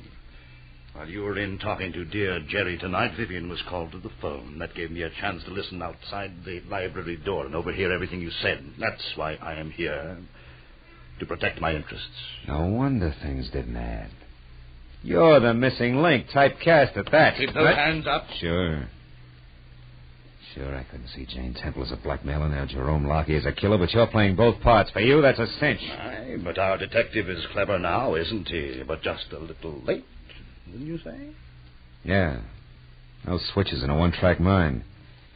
Yeah, it's my own fault. Have your fun, Monroe. But tell me one thing. How'd you worm your way into this setup? That was a well-kept secret. Not to a man with an experienced eye for drama, my good fellow. It started very simply when I recognized Jane Temple on the street one afternoon and befriended her. Befriended her? Yes. We reminisced about the good old days in the theater and finally went through her scrapbook together. But there was one clipping that she tried desperately to hide in the binding. Oh, the clumsy old fool.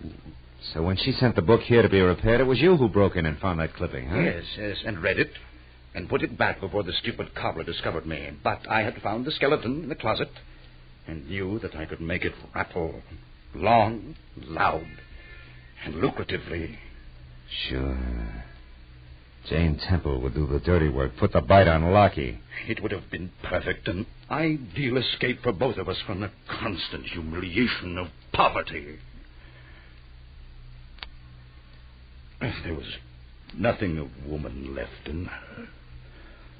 All that remained of the great Jane Temple was dusty yesterday in a book bound in leather.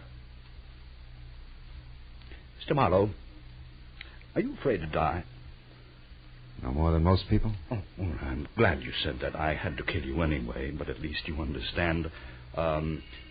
He who kills cuts off so many days of fearing death. Then is death a benefit. It's the last benefit you'll ever play.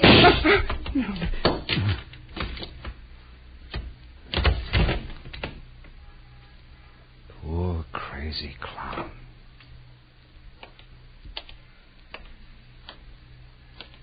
You know all the answers now, don't you, Marlowe? The whole story. Yes, Vivian. All except how you showed up here when you did. I had to. You see, I've always known about Jerry's past. He told me about it before we were married. I knew that was why you came to see him tonight, and when I saw Elliot there listening at the library door, I realized that he must have known, too. When he left the house, I followed him. Got here in time to save my life. To be honest, Marlowe, that was incidental. I got here in time to save my life. I hope. Well, just the same, I'm going to return the favor when the police get here. You mean you... I mean there are a lot of things that belong in a dead woman's leather-bound book of memories. And no place else. I'm going to do my best to help you and Jerry keep them there. Oh. Thanks, mister.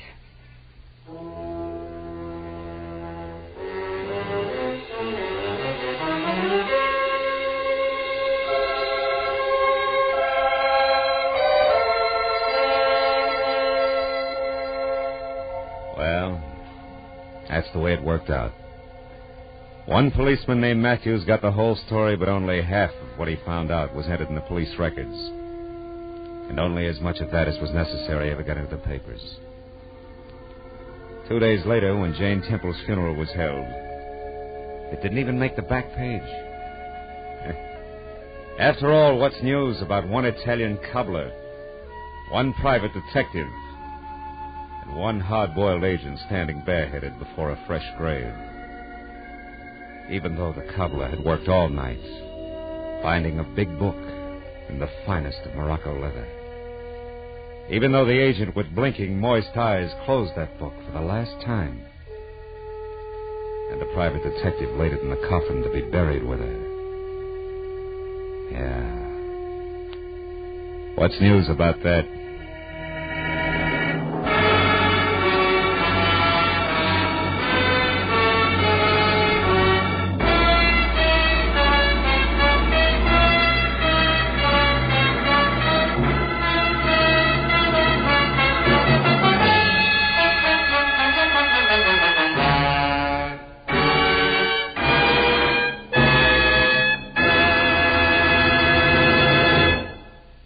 Adventures of Philip Marlowe, bringing you Raymond Chandler's most famous character, star Gerald Moore, are produced and directed by Norman MacDonald and written for radio by Robert Mitchell and Gene Levitt.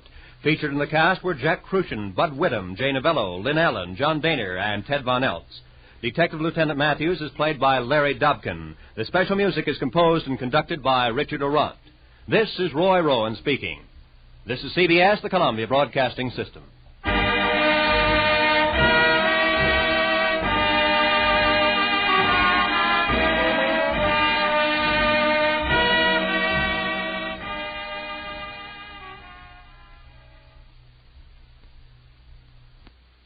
The National Broadcasting Company presents Counterspy.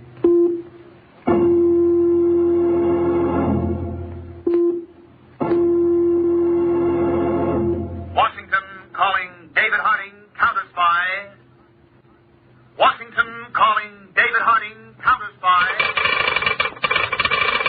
Harding, Counterspy. Calling Washington.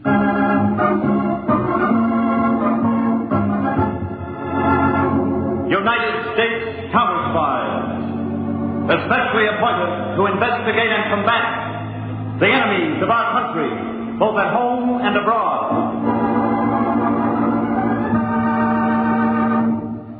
These Counterspy reports to the American people are brought to you each week at this time. Now, the case of the pseudo Spuds.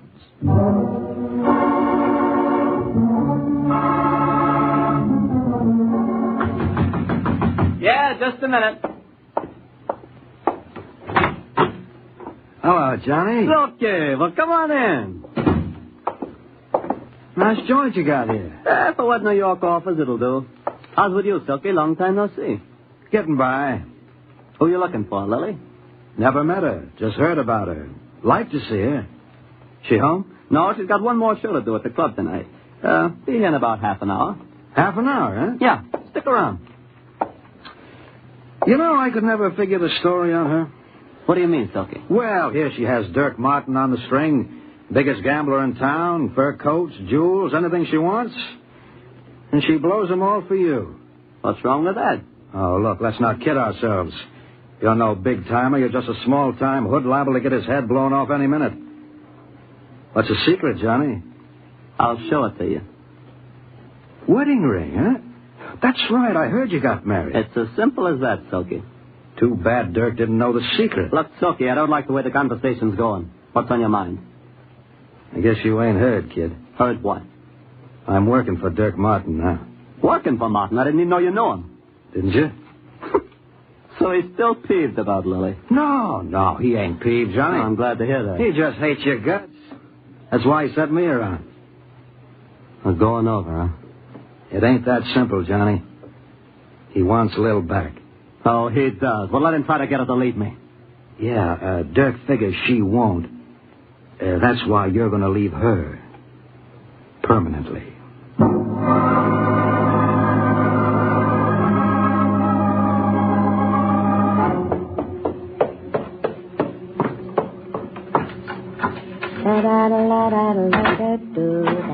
Johnny? Johnny, you home? I've got... Johnny. Johnny!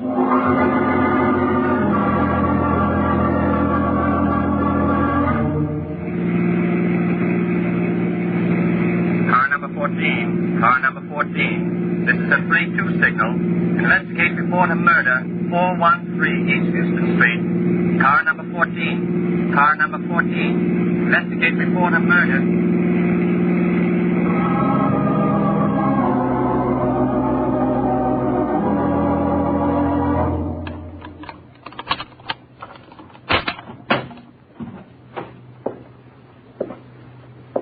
Johnny.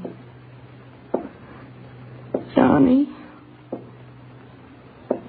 A place can become lonely all of a sudden, can't it? What?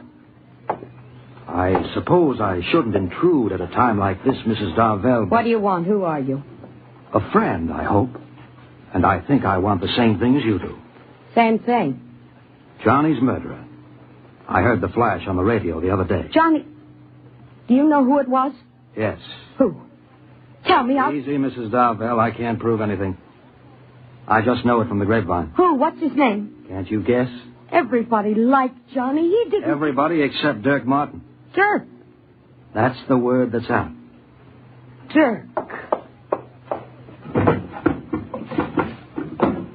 A gun, Mrs. Darvell? That's hardly the smart thing. Get out of my way. Wait till I close the door. Don't try and stop me, whoever you are. I should have known it was Look, Dirk. Mrs. Darvell, my name is Gordon, Silky Gordon. I want to get Martin, too, but not the stupid way. That's why I came here. Now, I think that both of us can work together and be in the clear. If you're trying to stop me... I'm trying to help you. How'd you like to take Dirk Martin for a bundle of dough, frame him on a federal rap that he'll never get out of, and stay in the clear yourself? That's the real way to even things up for your Johnny. All right, Gordon. Talk.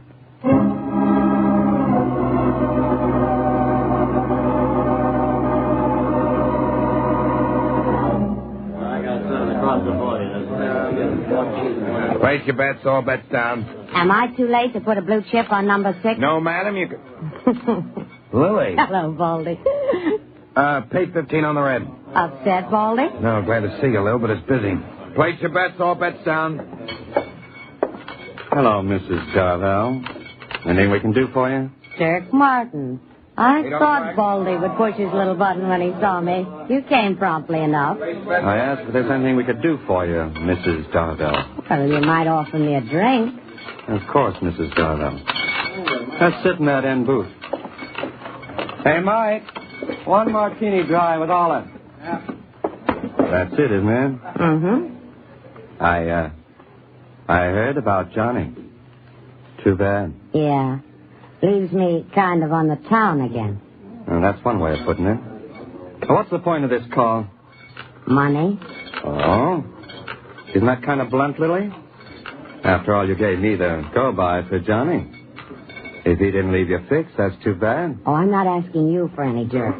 I'm offering you a way to make some. With me in for a cut. I can use dough right now. Yeah, that's what I imagine. Well, what's the pitch? What do you think of the war situation? Huh? Making conversation. Well, that came from right field. Well, what do you think of the international situation? Bad, I suppose. Sometimes good, but mostly bad. Why? Depends on how you look at it. That means what?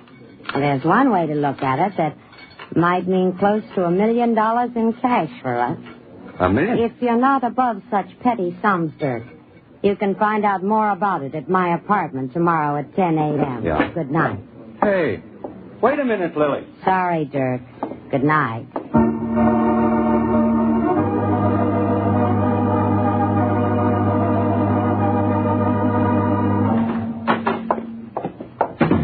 Harding, all the heads of our regional counterspy offices are assembled in the auditorium. How good, Peter. Have arrangements been made to fly them back to their offices as soon as the meeting's over? Yes, sir. Okay, let's go. Right.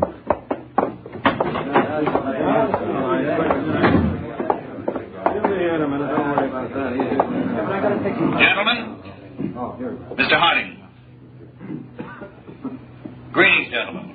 It's been quite some time since I've seen all our counterspy regional directors together like this. But I called you here for briefing and information regarding the grave foreign situation. But first, a bit of good news. Our counterspy budget has been increased considerably, enough so that each regional office can have almost twice the number of agents you are now staffed with. This increase has been granted for a definite purpose. The United States wants to make sure that there will be no repetition of the scrap metal to Japan situation at this particular time. The additional personnel will be used to check all export shipments leaving this country. All suspicious shipments will be reported to this headquarters immediately for further action. That is all, gentlemen. The rest of your instructions are in the mimeograph pamphlet handed to you.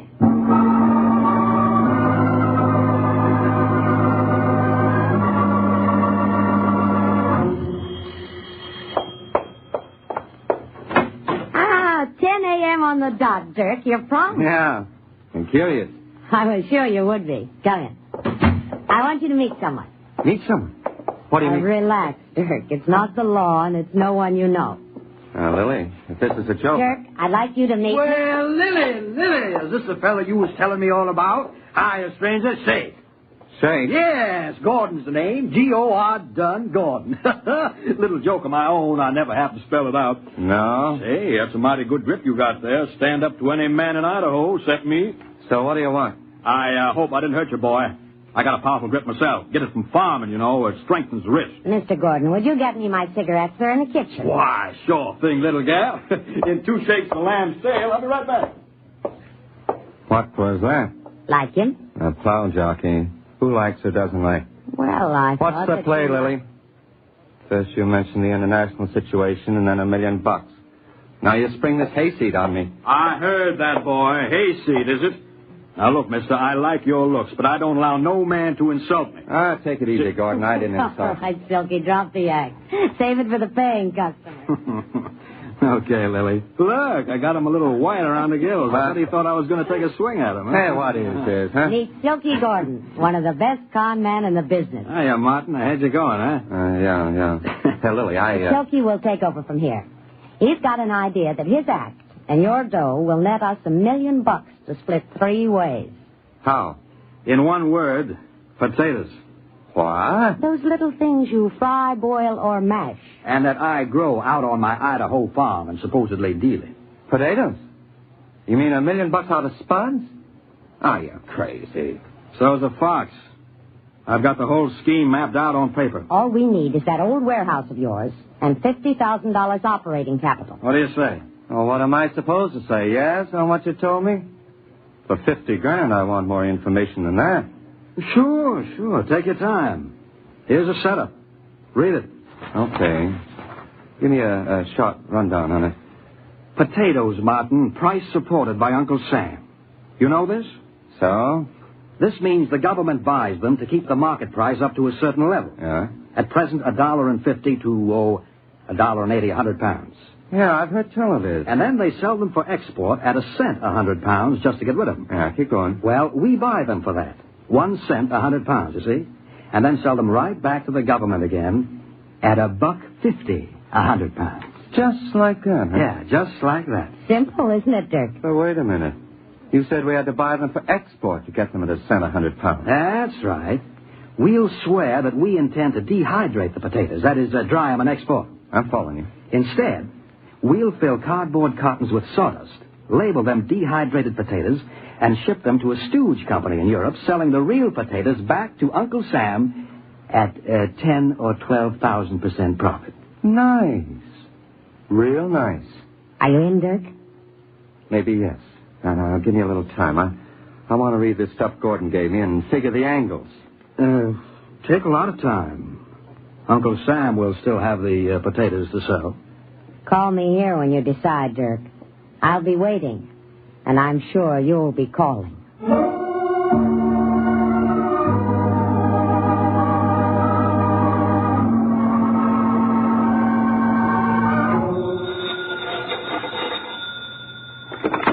Hello. Dirk, Lily.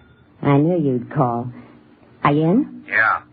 I'm having the boys clean out the warehouse. And, what about the $50,000 capital? You'll get it in a couple of days. Oh, that's the way we like to do business, Dirk. And tell Silky to start the ball rolling. And Lily, remember, I'll be watching you all the way. I'm sure you will. Goodbye. Dirk left? Yes, Silky. He bit? With all his teeth, the rat. Wonderful. When's he coming across with the 50 G's? In a couple of days. And as soon as we get his dough, we start fitting him for the frame. That's what I'm in this for, Silky. And it better be one he can't break out of. He won't, baby. We'll work the deal just once with 50,000 bags of potatoes. I've got the contacts in Washington, so I can sell that many to the government. What do I do? Now, I've gotten in touch with a logging camp for the sawdust and cartons. You close the deal with them, and then apply for the export license for dehydrated potatoes in Dirk's name. I'm beginning to get the picture.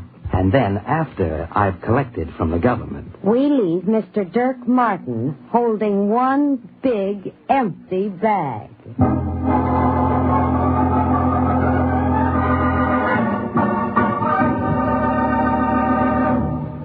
You are listening to the case of the Pesudo Spuds on Counterspy. Tonight on NBC, it's the big show once again over most of these stations. Tallulah Bankhead is your MC, and just listen to a few of the stars who will be with you tonight. Bob Hope, Eddie Cantor, Jimmy Durante, Perry Como, Jose Ferrer, Mendy Carson, Meredith Wilson and his orchestra, and a host of other great performers. For an hour and a half of the best in comedy, music, and drama, it's The Big Show tonight.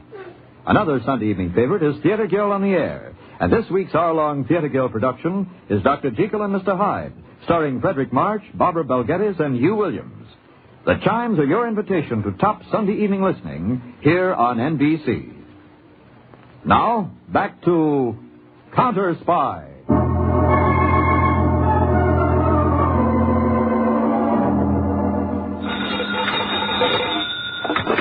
Hello? Well, old Farmer Gordon speaking. Silky, you hear anything yet? I just got an acknowledgement of receipt from the government. They got my shipment of 50,000 bags of fine Idaho potatoes. Well, what about the payment? I'll receive the check in 15 days at my Idaho farm address. Ah, nice going, Silky. How's your end of the deal? The sawdust going? It's all down at the warehouse in cartons now. Ready to be the frame around Dirk's neck. We'll put it there as soon as we cash that check from Uncle Sam. So long, Lil. You'll be hearing from me when I need you.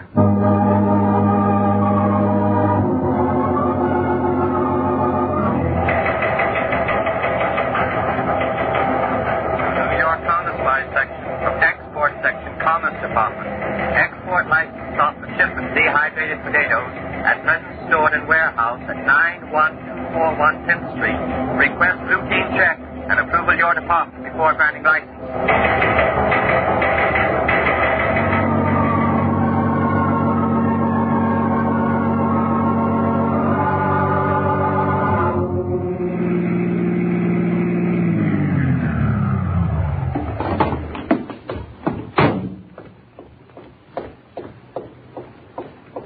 Silky? Right here, Lil. In the warehouse door. You got the stuff? 2 5-gallon cans. How about the insurance? I took it out in Dirk Martin's name. No action on the export license yet? Not so far. I was just wondering. Thought they might send someone around to check on the stuff. They only do that at the pier. Let's go in. You sure Dirk won't yell copper? How can he? When we put this place on fire, he's going to have a mighty suspicious insurance company on his hands. He'll probably have to waive the claim, but it'll keep him plenty busy while we make ourselves scarce. All right, let's go. What? Listen. Someone. Look. Down that aisle of cartons. A guy. Prying into Customs Department, I bet. If he finds out about the sawdust. I know what you mean. Listen, Silky. Yeah? I'll go down and get his attention. You come round the back and jump him. Right. You there. What? What's the meaning of this? Who are you? Oh, excuse me, miss. What are you doing in this warehouse? How'd you get in? Are you connected with the firm that owns this place, miss? Yes, I am. And I think it's my place to ask the questions, or would you rather I call an officer? Oh, that won't be necessary. You see, I'm Now, Silky. What? Let go of me! Oh, no. No, you don't. You're nice, Silky. You're nice. Oh. Brother, he was plenty tough. Is he? Yeah, dead. Who is he? Wait. I'll look through his pockets. Uh-oh. What? United States Counterspy. This ain't good, Lil. It's wonderful. Perfect. Dirk can take the rap for this, too. Yeah, that's right. I'll get the kerosene cans. And spill it all around, Silky. Don't worry. When we put a match to this place, we want to make sure the whole thing goes up.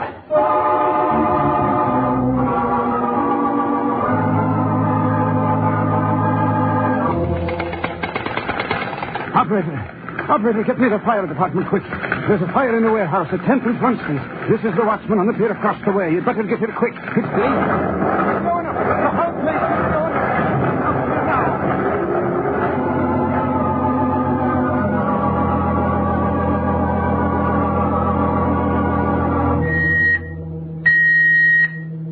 Attention, Mr. Harding, Counterspy Headquarters. Attention, Mr. Harding, Counterspy Headquarters. This is an emergency 3-2 flash.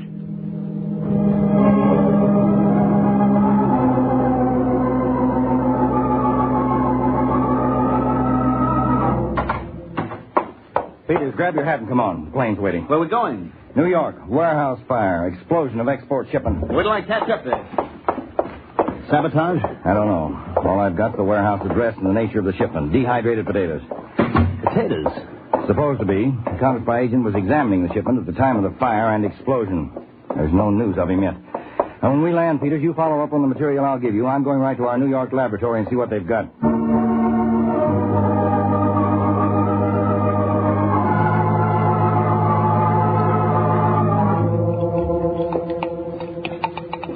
Over this way, Mr. Harding, to our electric furnace. Right with you, Colonel. What's this set up for? Well, that cardboard carton in the electric furnace, it's one that was salvaged from a warehouse fire. Contains munitions of some type, doesn't it? No, sir. But the explosion... Watch, Mr. Harding. I'll switch the furnace on. What's the point? Just a moment, sir. I had the furnace on before you arrived. It'll be up to the right temperature in a few seconds. There, that's what I wanted you to see.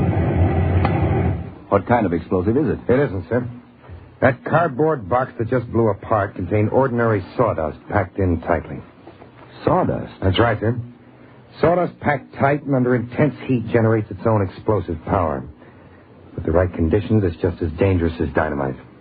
Not dehydrated potatoes or munitions. No, sir. But there's something crooked about the whole setup. Our agent... Yeah? Well, the autopsy shows he wasn't killed by the fire. He was murdered. Knife wounds. Murdered. What about the sawdust? Have you analyzed it yet? Yes, sir. We put it through the spectrograph, did a microchemical analysis on it. The reports are over here. Ordinary pine sawdust. That's right. The pitch content indicates southern pine. And from the cellular structure of the wood, we place it as coming from somewhere in Georgia or the Carolinas. Oh? The moisture content indicates it's been freshly cut from logs instead of dried and cured wood. That means that the stuff came from a logging camp, not a lumberyard. Yes, sir. Well, thank you, Crandall. If anything else comes up, I'll be in the communications room.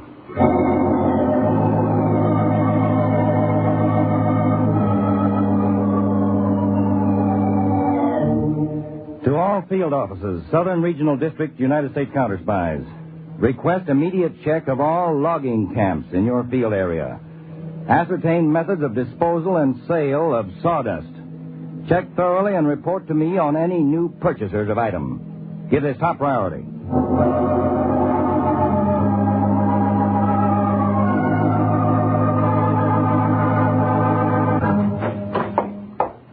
Hello, Chief. Peters, where have you been? Checking on the ownership of that warehouse and the potato shipment. Any difficulty? A lot less than I expected. The warehouse is owned by a set of dummy corporations set up to hide the real owner, one Dirk Martin. The gambler? That's right. And that shipment of potatoes was bought and supposedly dehydrated by the same Mr. Martin. Oh, hidden ownership again. Right, Dave, but not very cleverly done. Wait, hold it a second, please. Hello? Tackett from the Atlanta field office? Okay, put him on. Hello, Tackett. Yes, that's right, the sawdust. Oh, you did? Good. Who bought it? No, that company name isn't familiar. Did you find out who owns and runs it? Good. Who? What? You're sure? Okay, Tackett, nice job. Goodbye. What is it, Dave? Peters, you knew about the sawdust in the explosion. Yes, Crandall told me. Well, that, too, points the finger at Dirk Martin. He bought it. Martin? Yes. It doesn't wash, Chief. We know Martin's record. He's a real cozy bird. He doesn't leave loose ends around this way. 3 big neon-lighted arrows pointing right at him. Dave, I may be wrong, but this shapes up like a great big frame. I know it does, Peters, and I think we'll call on Dirk Martin right away and see if we can find the picture that fits the frame.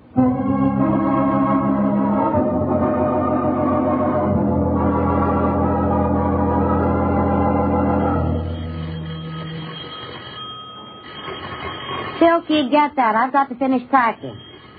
Pretty insistent, whoever it is. Well, open the door. That's the only way we can leave anyway. I don't like it, Lil. You open it. I'll cover you from behind the door. Dirk. That's right, baby. Inside. The idea, sir. You tell me what the idea is. My boys got word to me the warehouse is on fire. Burned down. No kidding, Dirk. Do I look like I'm kidding? But that's wonderful, a break for all of us. Now we're completely covered. The fire will hide everything. There's one phony shipment of sawdust we won't have to make. Was it phony? What do you mean? You said sawdust, and the place blew up completely. Maybe you were trying to use me as a front for some other kind of shipment, eh? Don't be crazy, Dirk. And maybe you know something about the body they found in the fire. Body? Yeah. Look, baby, you'd better start talking. I'm going to have to slap a lot of words out of you. I wouldn't, Dirk. What? I had you covered from the minute you entered. So I was right. A big double cross. That's right, Dirk. But you caught on a little too fast. What do we do with him, Lou? Guess there's only one thing we can do. Same treatment like the guy in the warehouse? So you did start that fire? That's right, Dirk. We had it all framed nicely. You'd have to stand still for an arson rap and keep quiet about us, or you'd get a bigger jolt for swindling. They might even have pinned that guy's death on you. That's one way you would have paid for killing Johnny. Johnny? Are you nuts? Tell him, Silky. Tell him what you told me about how he killed Johnny. Me kill Johnny? Yes, you wanted me back. It was the only way you figured I'd come. Look, Lily, there isn't a quail in the world I'd risk a murder rap for. I didn't shoot your Johnny boy. Silky, you said that... Shouldn't believe everything I say, Lil. I needed you to pull this racket on Dirk. Getting you through Johnny was the fastest way. You killed him. That's right, baby. And it looks like the same deal for you and Dirk Martin, so there'll be no more talking. Martin has already talked. What? With United States Counterspy. Why, you stinking He's out of action, Chief. You'd better not try the same move, Mrs. Darvell. So Dirk Martin's a stoolie. You bet I am, baby, when it comes to standing still for a murder rap. Did he tell you everything? Did he tell you about the deal? He did, Mrs. Darvell, all about your big swindle, stealing money from the government at the expense of our fighting men, at a time when we need every dollar for defense, and he's going to stand trial for it. But not for murder, baby. You can take that one alone. All right, Peter, take them both out of here.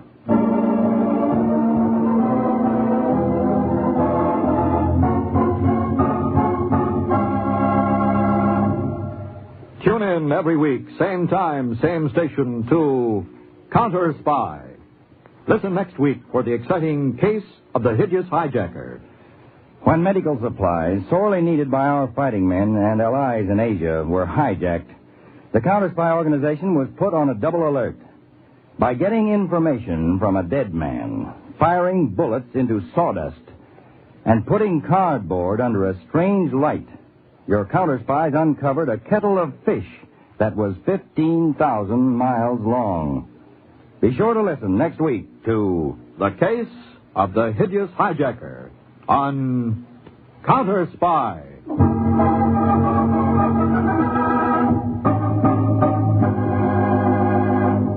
Tonight's Counterspy program originated in New York, was directed by Marks B. Loeb, dramatized by Palma Thompson, and featured Don McLaughlin and Mandel Kramer. Lionel Rico speaking. Counterspy is a Phillips H. Lord production.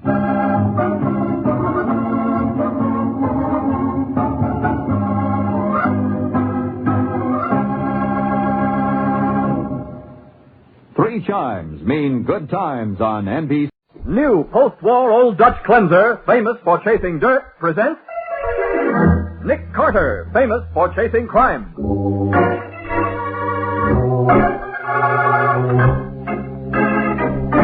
Every week at this time, two great names are joined, as new post-war Old Dutch cleanser brings you one of the most resourceful and daring characters in all detective fiction, Nick Carter, Master Detective.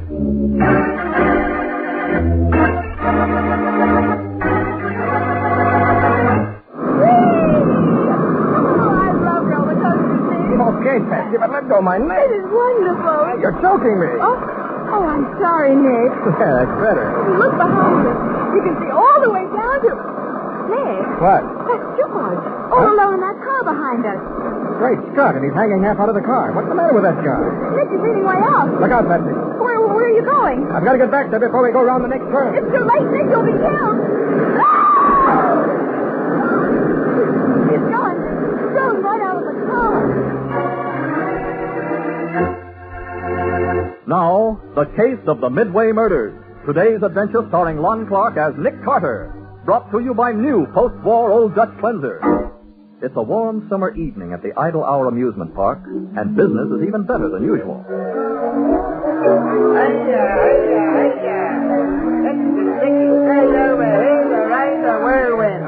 The biggest, the fastest, the wildest roller coaster in the park.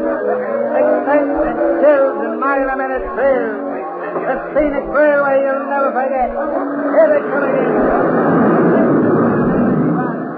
Only 20 cents for the flight of your life. That's the beauty and the beast. That's what we call the show, folks, the beauty and the beast. And it's starting right away. You'll see this lovely, delicate little lady, alone and single-handed, subdue the ferocious man-killing gorilla from the jungles of far off Borneo. It's starting right away, so get your tickets now. Bongo, the most ferocious gorilla in captivity, and Lily Latour, the little lady who, alone and single-handed...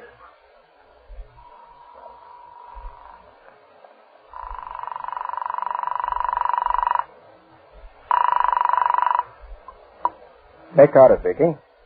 Nick, this is George Haley. Hey, where in the world are you, George? I thought you were coming down to my place for dinner. I'm in a phone booth at the Idle Hour Amusement Park, and I've got to talk fast. Nick, can you get out here right away? Why, yes, but what's up? I'm no detective, Nick. I've got to have help. I've been following this guy ever since I recognized him on the bus on the way to your house. But I have to... Hey, wait a minute, George. Who are you following?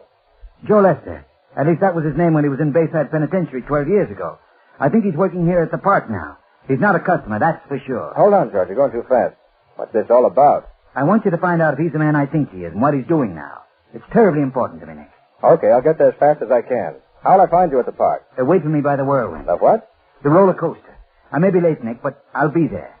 I'll be there for sure.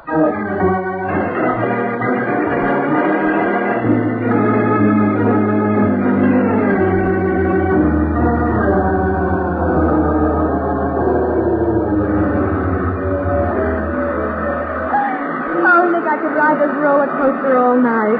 Well, this is our last ride, Patsy. 5 times is enough. After this one, we'll wait for George out front. Oh, Nick, it's so nice and dark in the tunnel. Well, it's too dark for my mother. I like to see things. The tunnel only lasts a minute. See? We're out of it already. Well, here we go up the first incline. Certainly glad we're not going to have those teenagers yelling at our ears again, mister. Yes. I guess we have the car to ourselves this time.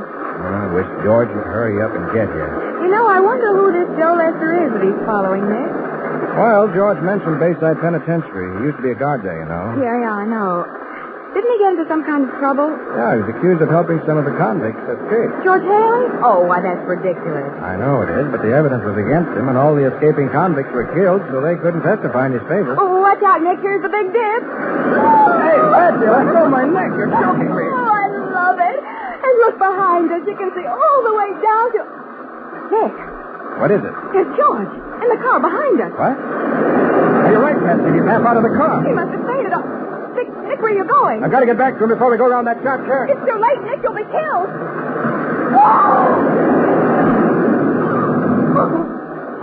Oh, he's gone, Nick. Thrown right out of the car.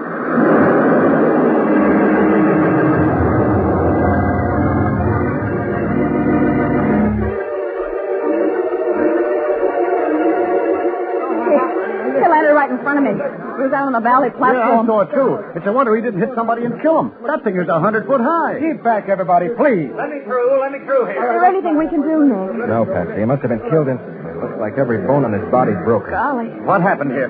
Woody, what's the matter? Better ask Slim. The whirlwind is his concession. The guy put out of the car, Mr. Broughton. Going around a high turn. Good grief. You the manager of this park? I'm the owner, John Broughton. Are you the police? I'm a private investigator. My name's Nick Carter. The dead man was a friend of mine. Oh, nothing like this has ever happened before, Mr. Carter. Your friend must have been standing up in the car. No, he wasn't standing up. Can I talk to you and can I talk to the concession manager in your office? Why, certainly, of course. And you two. Didn't you say you saw what happened? Yeah, I run the Beauty and Beast show right next to the Whirlwind. Well, Miss Latour here. We was out on the valley platform. And you two come along to the office, please. All right. The park police can take care of things here until someone arrives from homicide. Homicide? Yes, Mr. Broughton. I called Sergeant Matheson. This was no accident. It was murder.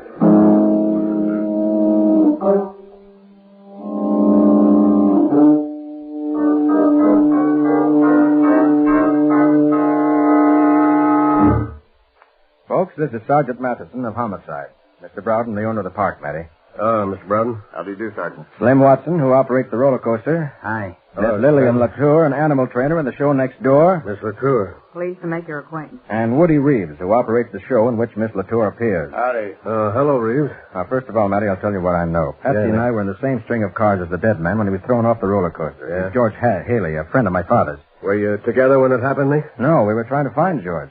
He was following a man who came out to the park on a bus about 8 o'clock. Someone George had known when he was a guard at Bayside State Penitentiary. How do you know that? Well, George phoned to ask Nick for help in finding out about the man. All George knew was that he was probably a park employee. You see, Patsy and I were supposed to meet him in front of the roller coaster, so we killed time by taking a few rides. Uh-huh. And then I looked back and saw George in the car behind us. The man must have been standing up, Sergeant. I tell you, we saw him, Mr. Broughton, and he wasn't standing up. Okay, Nick, but what makes you think it was murder? Well, Matty, the body was badly smashed up. And? But not the back of the head. And I found blood there. Well, naturally, after such a fall as that... It was dried blood, Mr. Broughton, from a blow that had been struck some time before he fell out of the roller coaster. Now, wait a minute, Nick. The guy might have had some accident you didn't know about. No, Matty, that was the blow that killed him. Otherwise, it would have raised a lump the size of a hen's egg. And there was no swelling at all. What are you talking about? A medical fact, Mr. Broughton. Swelling does not take place after death. Right. Then he must have been riding around in that thing dead ever since he was slugged. Oh, no, he wasn't, Sarge. I collect tickets before every ride. And I'm sure I certainly wouldn't miss seeing a dead guy. Then how in Sam Hill did he get in there? I have an idea, Sergeant. Yeah? At the beginning of the ride, there's a dark tunnel. If the murderer had been hiding in there with the body... Now, that's impossible. Huh? Oh, there's only 3 inches clearance on each side of that tunnel. One man couldn't possibly hide there, let alone 2 of them. Yeah. Well, then somebody must have dumped him in there from someplace else along the route. With every inch of that track lit up bright as day, he'd sure need plenty of knives. Besides, Matty, from the time the car leaves the top of the first incline, it's going at breakneck speed. Well, let's forget about how he got in the car for a minute and try to find the guy he was after. I'll bet he caught this Joe Lester. Joe Lester? You recognize the name, huh, Mr. Broughton? Why, no. No, there's never been any park employee named Joe Lester. I'll swear to that. Joe Lester. I've heard that name before. Now, look, Sarge, can you get through with Lil and me as quick as possible? That gorilla of mine has been over there for almost an hour without any water in his cage, and he just... You better stay here, Woody. Somebody else can take care of Bongo. Mr. Broughton, you know there ain't nobody but Woody and me can get near him. Anybody else try to walk into that cage, and Bongo tear him apart. Lester. What? But look, Nick, how about it? You need these folks any longer? I just want to ask them one question. We found a ticket stub from your show in Haley's pocket, Woody. So he must have followed Lester in there. Did you happen to notice anybody come in just before Haley? I didn't even notice him. Miss Latour? No, I didn't see the guy either. Joe Lester. By golly, I've got it. You know him, Matty? I don't know him, but I remember who he is. And if you think Joe Lester murdered Haley, you're out of luck, Nick. What do you mean? Joe Lester's been dead for 12 years. Dead? Sure, drowned while he was trying to break out of Bayside Penitentiary. His body was swept out to sea.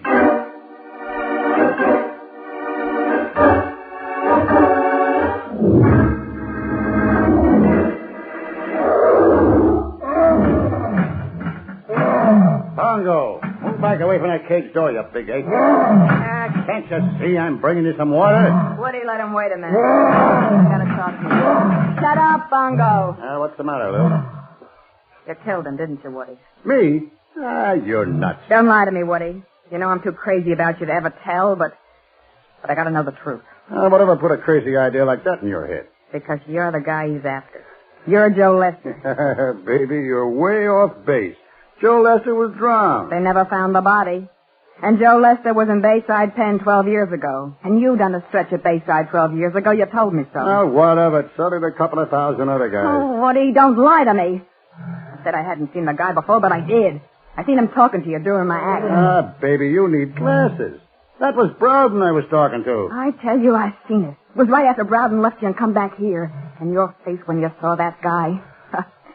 It was like you was looking at a ghost. You're dreaming things. No, I'm not. You're the guy he was after and you killed him. You're Joe Lester. Now, look. Didn't you hear him say that Haley followed Lester out here on a bus about 8 o'clock? What? Why, yeah, Woody, that's right. And I began right here doing a show every 20 minutes since noon, ain't I? Just like you have. Oh, that's right. It ain't you after all. Oh, honey, I was so scared. Shut up, Bongo. Hiya, Mr. Broughton. Woody, could I use your car for an hour or so? Oh, sure, Mr. Broughton. Here's the keys. I drove into the city for dinner, and something went wrong with my gas line. Had to come back on the bus. Yep. You come out on the bus tonight, Mr. Browden? Yeah. Lil, you better get ready for the show. About 8 o'clock, wasn't it, Mr. Browden? Lil, what if it was? And you was talking to Woody just before. Oh, what? What are you getting at, Lil? Nothing. Excuse me. She's kind of upset, Browden. You know, seeing a guy fall and everything. Are you sure that's all it was? What else? Keep your shirt on, Bongo. I'm coming. Yeah, go ahead and take care of the gorilla, Woody. I think I have something to take care of, too.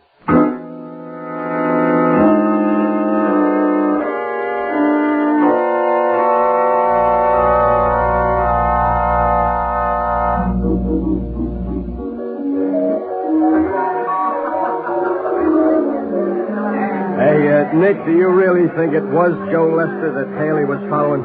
Well, Matty, you see yourself, there was no real proof that Lester died in that prison break. The body was never recovered. Well, you know, Sergeant, Haley was accused of helping that engineer escape.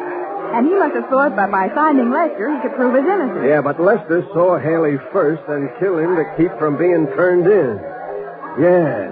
Yeah, it figures. Yeah, but how in the world did Haley's body ever get into that roller coaster? Maybe we'll find out when we catch the killer. Well, I wired Bayside Pen for Joe Lester's description and fingerprint classifications. Good. I should be here in a couple of hours. Yeah, and once we get our hands on Lester... Mr. Carter! Nick, it's that girl from the sideshow, the gorilla trainer. She looks excited. I wonder what's up. I don't know. Carter. Mr. Carter. Yes? What is it? I know who he is. Joe Lester? Yeah. A few minutes ago, he... Hey, Nick, catch her. She's fainted. I've got her. Give me a hand, buddy, will you? Wait, easy. Great Scott. What's the matter? Look at my hand. Hey, that's blood. You're right. She's just been shot. And she's dead.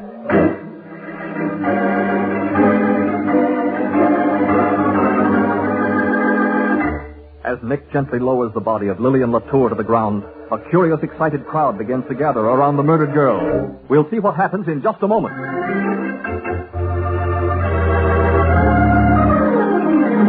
Now, back to The Case of the Midway Murders. Today's adventure with Nick Carter, brought to you by new post-war Old Dutch Cleanser. In the office of John Browden, the park manager, Nick and Matty have been investigating the death of Lillian Latour. Confound it, Matty. Thanks to the noise of the rides in the shooting gallery nearby, we haven't found anyone who even heard the shot. I still can't believe it really happened.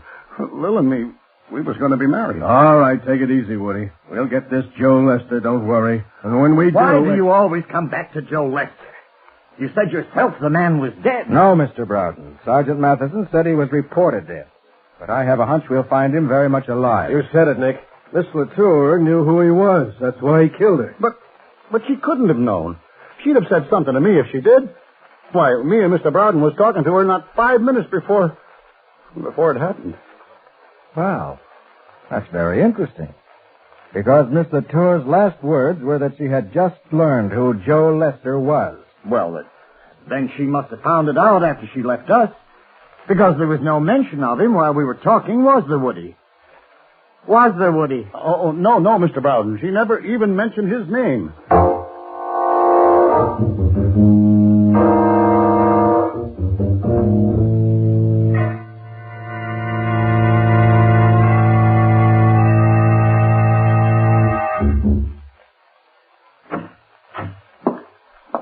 Browden, I want to talk to you. I'm busy now, Woody. Now, that's what I want to talk to you about.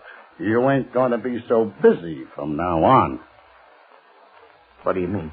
From now on, I'll be doing half the work. Because you're going to give me a half interest in this whole park. Now, look, Woody. You've been bleeding me for 3 years. But this is too much. I'm letting you off easy, pal. What do you think the cops would say if I told them that George Haley come up to me just after you left this afternoon and asked me if you wasn't Joe Lester? That's a lie. It's the truth. Lil got wise, so you had to kill her, too. I didn't. It's a lie. I put on a nice act for the cops, didn't I? The poor, broken-hearted boyfriend. That's me. And now you're going to pay for that act with half of this park. I won't do it. You've bled me for the last time. Hey, Billy, I got a gun. Let go or I'll break your arm. I I might pull something like that. I'll just turn this over to the cops, too. Now, Woody, listen. Not interested. All I want to know is, do I get half of the park? Or do I tell the cops that you're Joe Lester? Okay. You win, Woody. I'll have the papers drawn up tomorrow morning.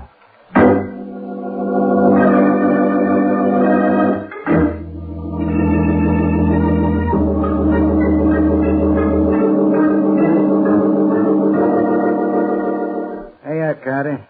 You got the whole roller coaster to yourself. Thanks, Slim.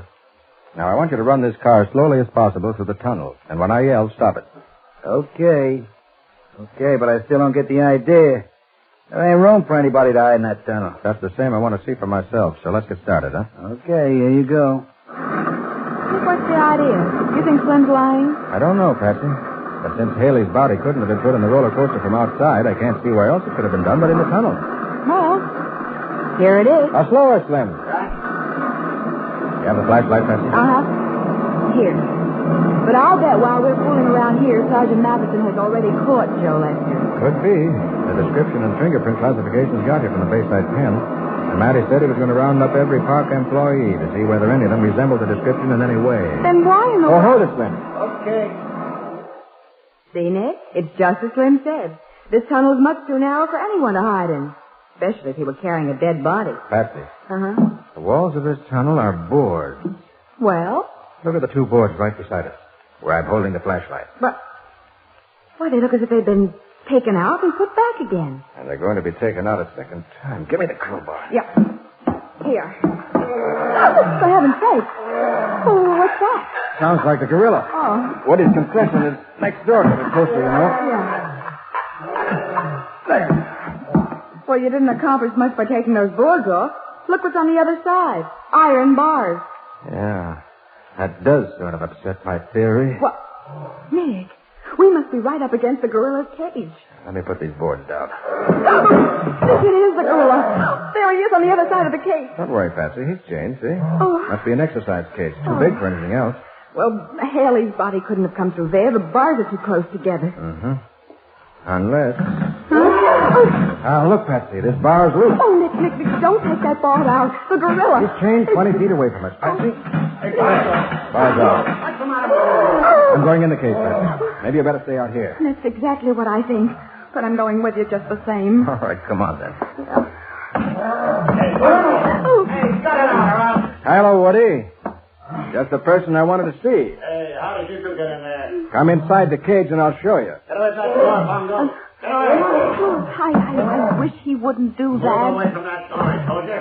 That's better. Now, stay there. Now, what's the idea, Carter? I found out how you got George Haley's body into that roller coaster car. How what? No, you're wrong, Carter. I didn't kill him. Oh, yes, you did, Woody. When he came into your show, you lured him backstage and killed him with a blow on the head. Then when the roller coaster went through the dark tunnel, you turned out the lights in here and dumped the body into one of the cars through the same opening we just came through. Well, maybe that's the way it happened, but it wasn't me that done it. It was Broughton. He's Joe Lester. Broughton? How do you know? Him and me was at Bayside Pen at the same time. Broughton got away on that break, and everybody thought he'd been killed. He came here, got his hands on some money, and started this park. Go on. Well, Haley spotted him today. He asked me about him, and Broughton brought him back here to talk it over. That must have been when he done it. How about Miss Latour? Lil seen Haley come in. She thought it was me he was after. And when I proved that I couldn't have been Lester, she knew Broughton was. And when he learned that she knew, he had to kill her, too. Bongo, shut up. Woody, if you're lying, it won't do you any good. Joe Lester's description and fingerprints were sent here from Bayside Penitentiary. Okay, so let him take me and Broughton down to headquarters. Them fingerprints will prove he's the guy. One thing more, Woody. Why haven't you said this before? Even after you thought Broughton killed your girlfriend, you kept quiet. I didn't know that he'd done it, did I? And besides, keeping quiet has paid off pretty good for me. You mean you've been blackmailing Broughton? Yeah, I've been shaking him down for plenty. But I sure ain't going to go to the chair for him. No, you're not. You're going to the chair for your own crimes, not his. Huh? You've just supplied the one thing that was lacking, Woody. A motive. You killed Haley and Miss Latour because if either of them had exposed Broughton, it would put an end to your little blackmail racket. That's crazy. You can't prove nothing like that. I think I can. Miss Latour said that no one could go near Bongo but you and her. Oh, what's that got to do with it? The killer had to bring Haley's body through this cage. But Bongo was chained up. Where he could reach the door and anybody who came through it. You had to drive him away yourself a minute ago to get in here. It's a cinch that Miss Latour didn't kill Haley and then murder herself. So that leaves only you. Okay, smart guy. So you think Bongo would have torn anybody apart that came here near except me and Lil, huh? Well, I'm going to show you that you're right. Nicky, that's Daphne the gorilla. Get behind me, Becky. Yeah, Bongo.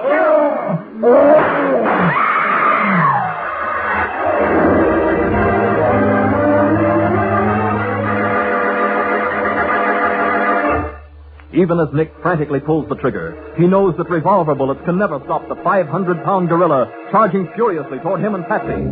We'll see what happens in just a moment.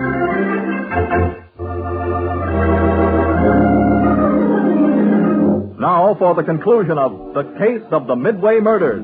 Today's adventure with Nick Carter, brought to you by new post-war Old Dutch Cleanser.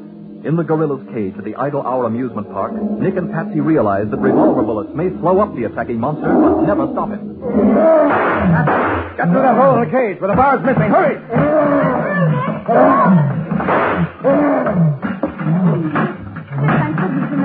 Better get fast. The gorilla's too big to squeeze through that hole. Nick, what are you getting out of the cage door? Stay where you are, Woody. I still have a couple of bullets left. You take another step, I'm going to shoot. I'll get the Park Police. Right. And tell him we've got Mr. Woody Reeves where he'll be for some time to come. Behind bars.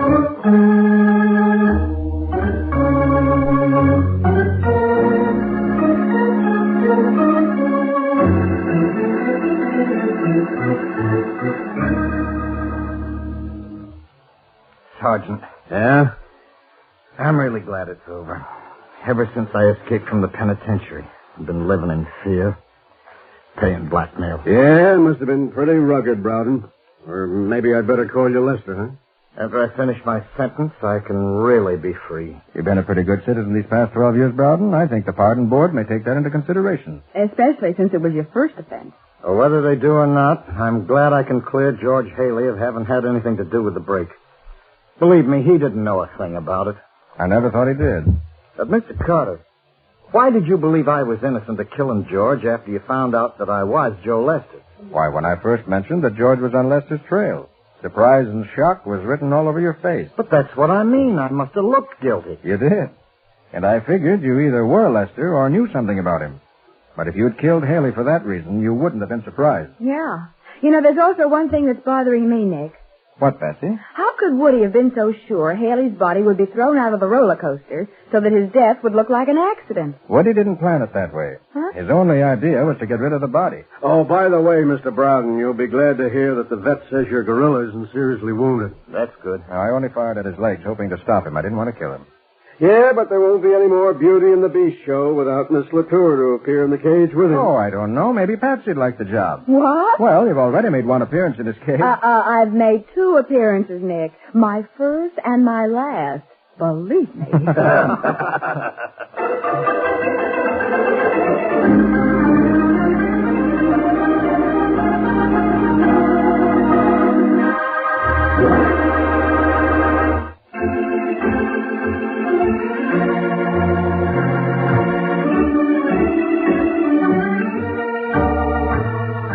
Nick Carter, Master Detective, is presented each week at this same time by the Cudahy Packing Company.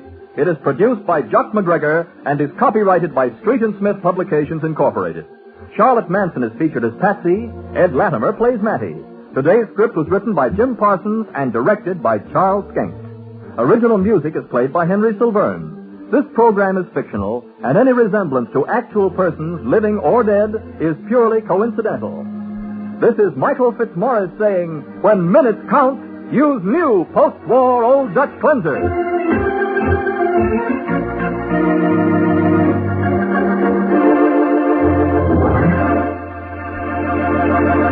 This is the Mutual Broadcast. Now, Pabst Blue Ribbon presents, transcribed, Frank Lovejoy in Night Thief.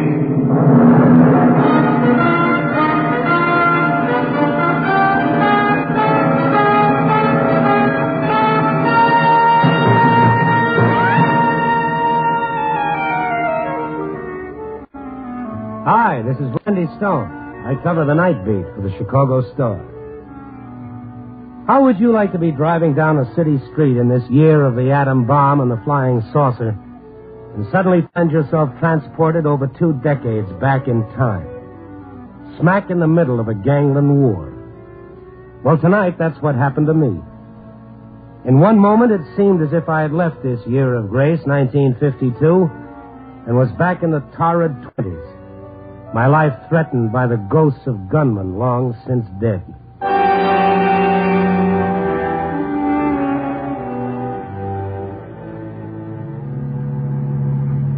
It was one of those quiet, dull nights with the fog rolling in and nothing of interest for it to hide. I just stopped for a red light, and that's when it happened. A man jerked open the door and piled in beside me. Get going. Please, they're after me. Who's after you? Shiv's healed. He's got a gun. Get going, I tell you.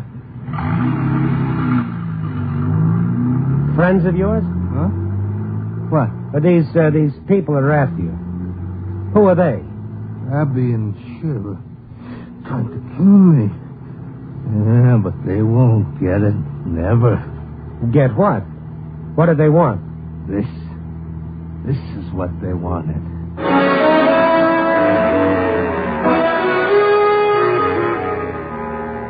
He opened a fist and showed me.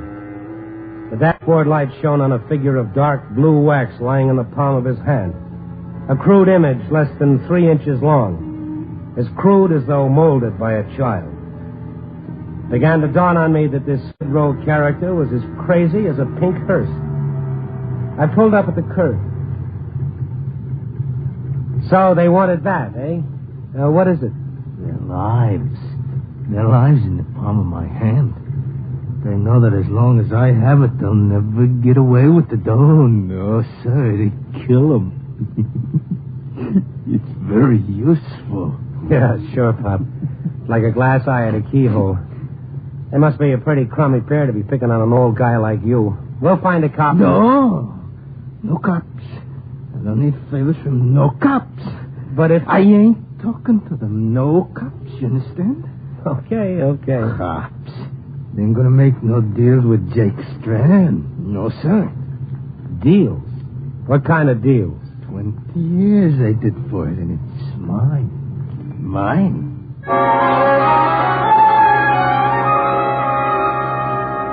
Jake, he'd called himself. The name, the face now rang a clearer bell in my memory. 20 years, of course. Jake Strand.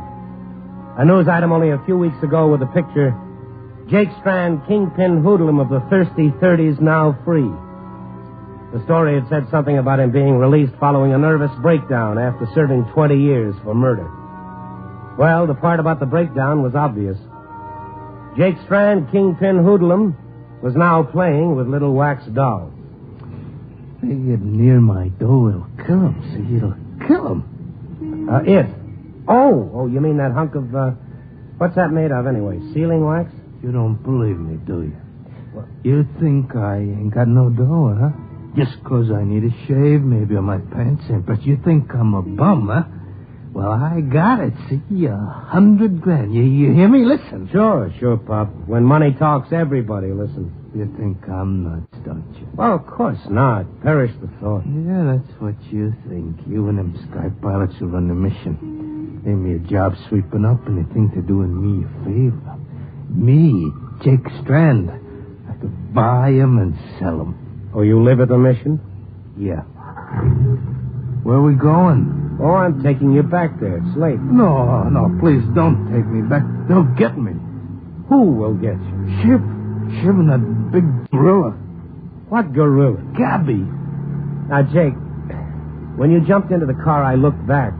There was no one following you. There was. I tell you, there was. Okay. Have it your own way.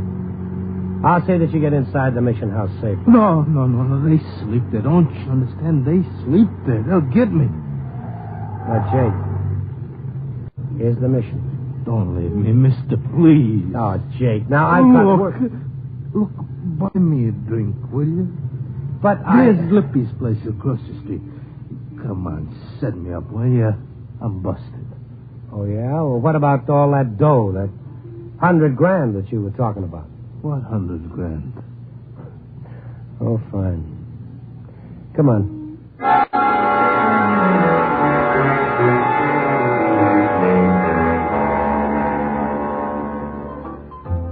Stampy's is one of those low-rent joints with sawdust on the floor, a piano player banging out ragtime, and unwashed clientele.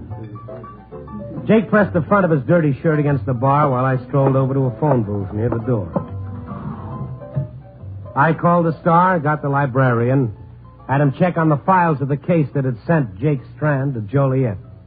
Yeah, here it is. I got the story right here before me, Randy. He was convicted of the murder of Tank Daniels and Ed Morelli. Sentenced 20 to life. A double murder and he got off with 20 years? One moment. It says here, he claimed Morelli tried to take him for a ride in one of his trucks. He broke away, grabbed Morelli's gun. Strand must have hired a high-priced magician to make a jury believe that. Not according to this. The court had appointed a public defender to handle Strand's case. What? That's right, Randy. Strand took a pauper's oath. He was dead broke. The case goes back quite a few issues. Shall I look? No, that's all I want to know. Thanks, Mickey.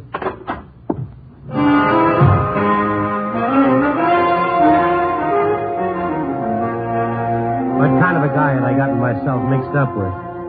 The poor devil was riding a dreamboat loaded with a mixed cargo of rainbows and nightmares. The convoy he needed was a man in a white coat, not me.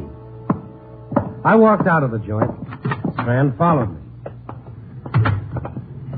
Listen to me. You gotta help me.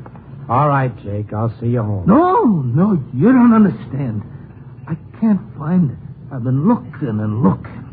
For what? My dough. My $100,000. Oh, yeah, I know. You told me. I've been going crazy. Every chance I get, I've been riding the bus looking up and down Lakeshore Drive. It's changed, Randy. Everything's changed. Well, streets are like opinions, Jake. In 20 years, they're liable to change, too. Oh, you don't understand. It's disappeared. The houses, the trees, the road, the whole place. What place? What place, Jake? Caliban.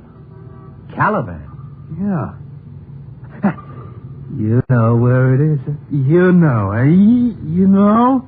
Now, come on, tell me. Now, Jake, you're wrinkling the suit. Now, let go my lapel. Relax, will you? Now, come on, let's walk.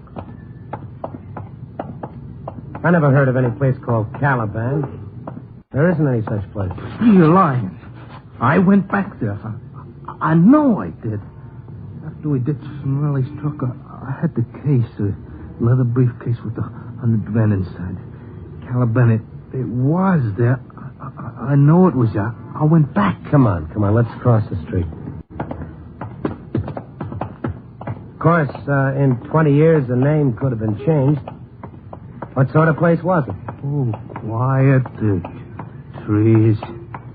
It was down there mixing the cement. Cement? I went there by myself, see. I didn't want the others to know. To know what? Watch the curve, Jake. And the smell of peaches. Peaches? Well, that figures. But just where, I don't know. Peaches.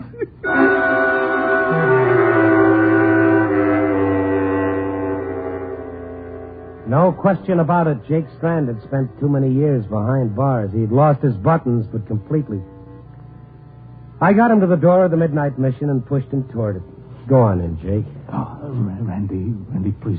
I don't want it. They're laying for me. Okay, Jake. Okay, I'll go in first. One side,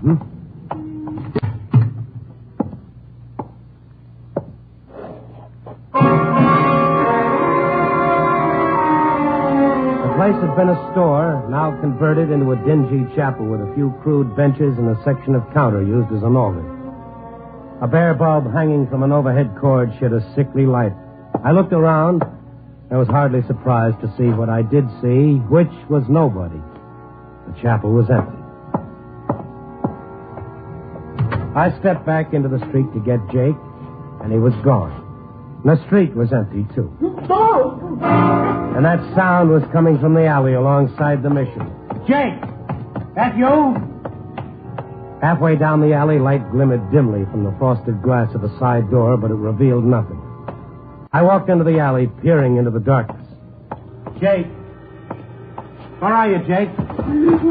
Don't give me. There were two of them struggling with Jake. All right, pal. Get him up. As I raised my hands, it became frighteningly clear that Jake Strand's fear had been based on more than just a sick imagination. These two goons were real enough. And so was that gun pointed at my head.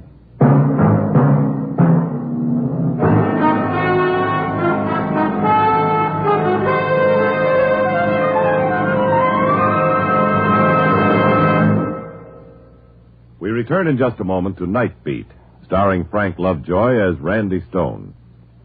A warm summer evening, a pleasant breeze, you and your friends enjoying yourselves out on the porch with snacks and Pabst Blue Ribbon beer.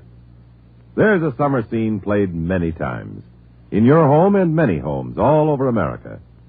Smooth, delicious Pabst Blue Ribbon is your hospitality carried on a tray, your friendliness brimming in a glass. Yes, for summer indoor and outdoor fun, you'll always want to include Pabst Blue Ribbon. And by the way, for some wonderful food ideas to go along with friendly, satisfying Pabst Blue Ribbon, listen to this. Here's a list of foods to choose for picnics, parties, barbecues. Campbell's Pork and Beans, Armour's Treat, Borden's Cheese, Ritz Crackers, Swift Frankfurters, and of course, Pabst Blue Ribbon. You'll find that food tastes better by far if you serve them with foaming PBR. What'll you have? Pabst Blue Ribbon. What'll you have? Pabst Blue Ribbon. What'll you have? Pabst Blue Ribbon. Pabst Blue Ribbon beer. Smoother flavor, finer beer that millions favor. Taste that smoother flavor. Pabst Blue Ribbon beer. Tomorrow, pick up several convenient Pabst Blue Ribbon Handy 6 cartons, packed with 6 space-saving cans. Or get the money-saving case of 24. Any way you enjoy it, it's the same famous Pabst Blue Ribbon flavor.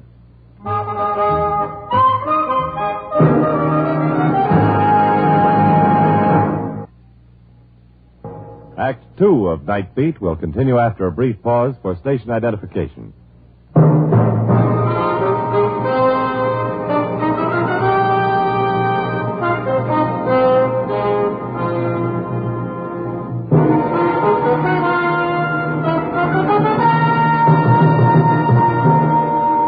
And now, back to Night Beat and Randy Stone. Experience, they say, is what you have left when everything else is gone. And Shiv's gun staring me in the face was an experience that convinced me that whatever delusions Jake Strand may have had, the two Skid Row bums who were after him were certainly real enough. I stood in the alley, my hands raised, while Jake struggled against Gabby's arm around his face. Oh, for the love of Pete, let him go. Can't you see he's smothering? All right, Gabby, ease up. I want him live, you dope. Okay. All right, boys, all right. Take the $6 in my wallet and let us go. You needn't waste time on him. He hasn't got a dime, I can tell you that now. He hasn't, huh? $6. Honest, Shiv, I told you before, I don't know where the dough is. I don't remember. Honest, I don't. I just don't remember. Oh, sure. It's just $100,000. You stuck it someplace and forgot about it. Could happen to anybody. If you mugs believe that pipe dream about $100,000, you're nuttier than he is. Ah, so you know about it, huh? He told you, huh? Real kibitzer, ain't you, pal? Shiv, I didn't tell him nothing. Shut up! All right, kibitzer. Turn around. Yeah, that's it. Just keep those mitts high. All right. The only deadly weapon I'm carrying is a fountain pen. I'll take it. And your wallet. All right, you can let him down. Turn around. Thanks. $6 lousy bucks. Well, that's what I said. What's this? Randy's... It's my press card. Don't strain your eyes. I'm with the Star. Reporter? I didn't know it, Shiv, honest. He just gave me a ride. I didn't know he was... Keep your mouth shut, big shot. You'll talk when I tell you to, not before. I'm giving the orders now. You ain't nobody. You understand? Shut up! You, newsboy. That's your car out in front. It's an old model. You can do lots better. I ain't fussy. All right, both of you, get moving. To the car. And don't try to be no hero.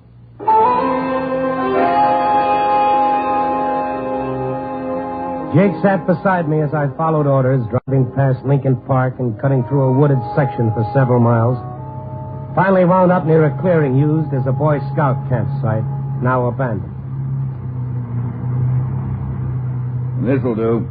Pull up. What are we going to do here? Get our merit badges? Real funny boy, ain't you? All right, spill it. Do you mean to say you believe any old guy who comes along babbling about millions and living on handouts? No, pal, I don't. But this ain't any old guy. This is Jake Strand. I bet you told him. I bet you Jake told him. Will you shut up?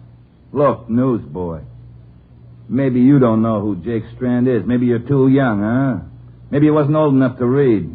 What are you trying to hand me, anyway? I'm trying to smarten you up, that's all. Oh, you are? This stuff about $100,000. I don't care who Jake used to be, but right now he's living in a dream world. That money never existed. Yeah, it's funny how everybody in stir knew about that dough Jake hijacked off of Morelli. They were talking about it when I was there. I bet they're still talking about it. I see. You and Jake did time together. For a little while, pal. A long time ago. How about it, Jake? Did you give any of the boys a tip before you left, huh? I'm your pal, too, Jake. Remember me? I used to keep bar for you. Remember? Yeah. You remember, huh? Then you remember where you stashed Morelli's dough. No, I don't, Shiv. Honest, I don't. I can't. You sure you can? Try. Think hard. We'll give him a share, won't we, Shiv? You bet we will. Fair and square. We'll divvy it 4 ways. 4? Well, thanks for cutting me in. Why not? We ain't hogs. Yeah, with all that loot, we won't have to work no more. I said we'll sleep in flop houses. You bet we won't, Gabby. Nothing but the best. Swell hotels, fancy restaurants. How about it, Jake? Remember them nightclubs you used to own, them $200 suits you used to wear? We can all wear them. Where'd you hide it, Jake, huh? Where, huh? Tell me, go on, where is it? I don't know. There never was any $100,000. He was bankrupt before he went to trial. He didn't have a dime. So you know about that, huh, newsboy? What else do you know? That you're wasting your time. You don't say. Smart operator, this Jake Strand, wasn't he? He knows he can't beat the rep, so he doesn't tell nobody about Morelli's dough. Nobody knows, except all his pals. Look at him. You'd think he'd appreciate having pals, that he'd be willing to share. All right, Jake, out of the car. What do you want? Shiv, please. You heard me, didn't you? I don't know where it is, so help me. I said get out! Don't hit me, Shiv. Don't hit me. Why, don't you move, Stone.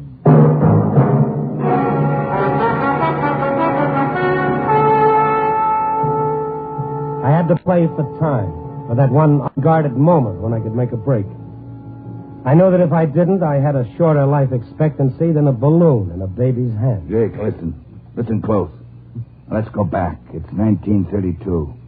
You're waiting for Morelli to come along in his truck. You fix the gate at the railroad track so it's down when he comes around the curve. He stops, you blast him. Yeah, I know, huh? I know, but I don't know what I did with the money, Shiv. It's no use. I can't remember. You can, huh?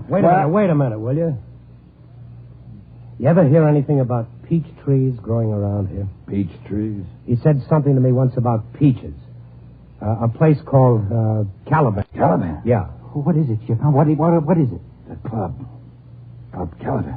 Club Caliban? Jake, is that where you hid the dough? The Caliban? But it ain't there no more, Shiv. The club is gone. I can't find it anymore. You can't find it. You can't find it. What is it, Shiv? What is it? Jake's old headquarters. He lost it. Well, it sounds hilarious. I never heard of the place. No. All right, newsboy. Back in the car. We're taking a little ride up Lakeshore Drive.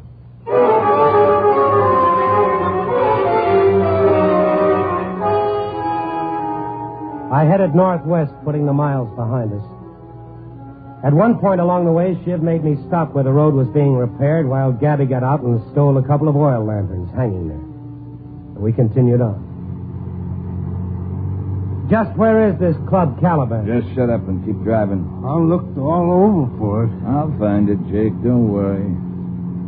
You see, they moved the road. Huh? A couple of years after you were sent up to Joliet, Caliban was on that big curve, remember? Yeah, Yeah, I remember. Curve ain't there no more.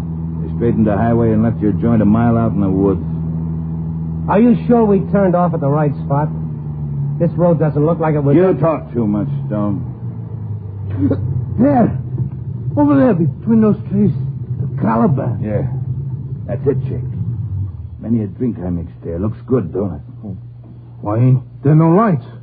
I never closed. Those new neons I bought. What happened to them? Where's the sign? All right, Jake. You and the newsboy. Out.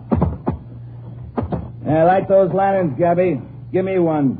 We're going in.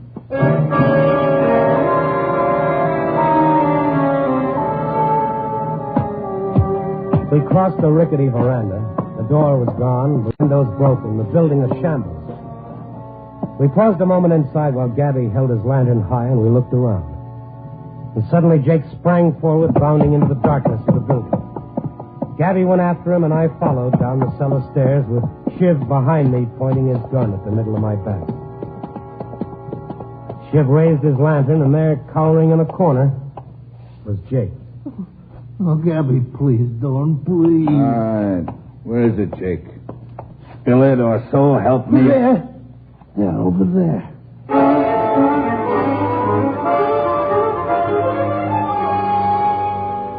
He was pointing at nothing at all. Nothing but a concrete wall. Where? I'll kill you. Let him alone. Jake. Jake, the cement. The cement you said you mixed down here. Jake, do you remember? What is this? Was it the wall, Jake? Was it the wall? What? He means the wall. The cracks, look. You can put your fingers through them. It's hollow, Gabby. Kick it in.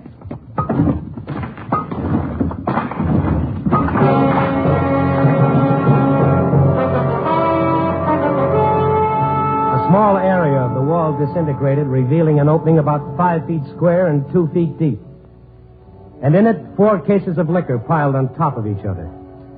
The topmost case had been opened, the broken boards lying across it. And beside them, eaten with decay, was a bulging briefcase.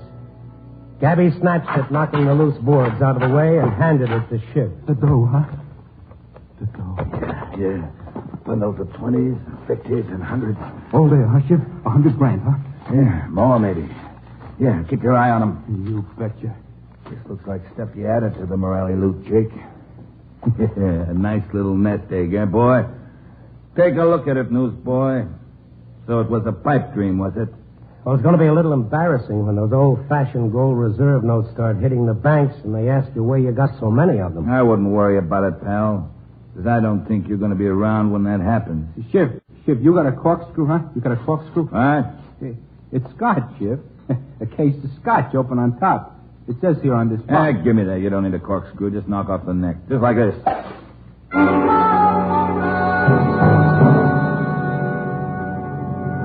They drank from the broken bottles, the liquor running down their chins.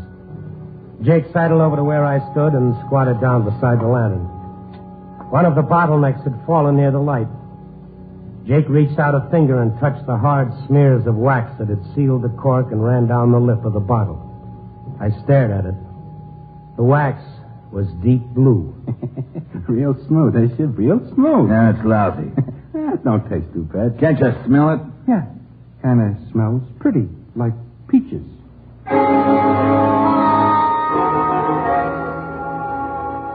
Peaches. The vague, almost imperceptible fragrance of peaches. That began to add up as I remembered something I'd once read. I stepped backwards, dragging Jake with me. Invisible centipedes crawling up and down my spine. Don't try it, Stone. Where do you think you're going, pal? They want a drink. Give him a drink. Here, take my bottle. Go on, take. What's the matter, Gabby? Look at him. Couple of drinks in the big box.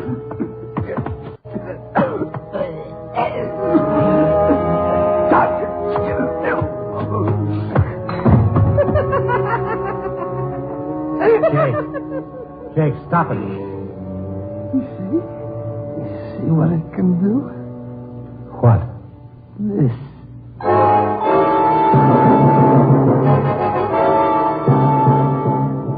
Yes, it was that crude voodoo image, the doll of wax. The same blue wax Jake Strand had used 20 years ago when he'd opened and then resealed every bottle in that top case. I dragged him up the cellar stairs, away from the fragrance of peaches and out into the open air. There's only one poison that smells like the stuff you put in those bottles, Jake. The stuff they use in the gas chamber at San Quentin. Where'd you get it, Jake? Where'd you get it?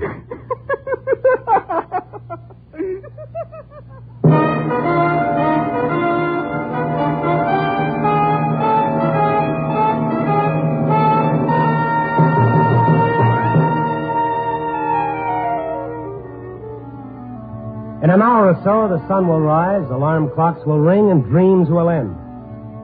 But for Jake Strand, life is now one endless dream, a fantasy to be lived to the end of his days in a padded cell.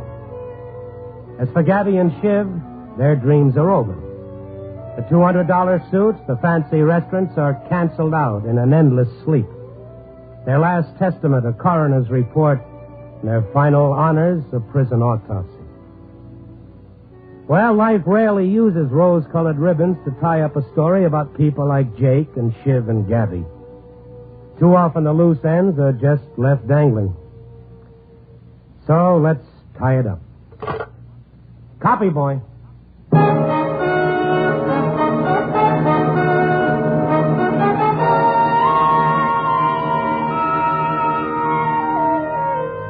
Night Beat, starring Frank Lovejoy, is produced and directed by Warren Lewis. Tonight's transcribed story was written by Irvin Ashkenazi, with music by Frank Worth. The part of Jake was played by Don Diamond. Others featured were Shepard Menken and Raymond Burr. Frank Lovejoy can currently be seen co-starring in Warner Brothers' The Winning Team. Listen next week at this time and every week as Randy Stone searches through the city for the strange stories waiting for him in the darkness.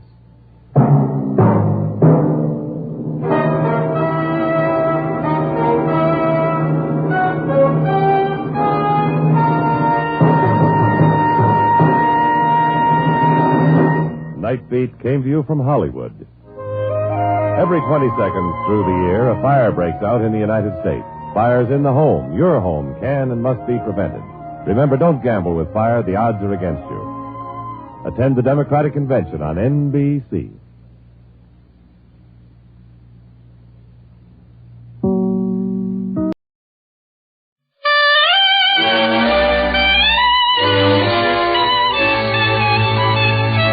The makers of Camel cigarettes present Dick Powell as Richard Diamond, private detective.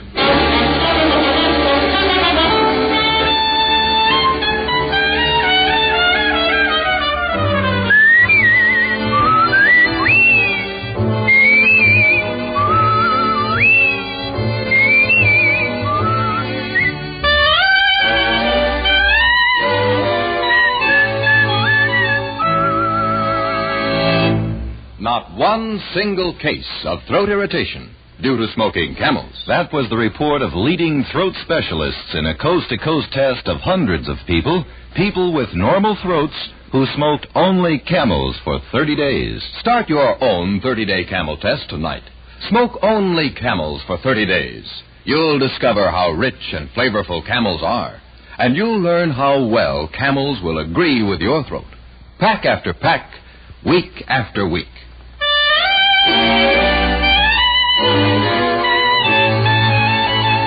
Here transcribed is Richard Diamond, Private Detective, starring Dick Powell.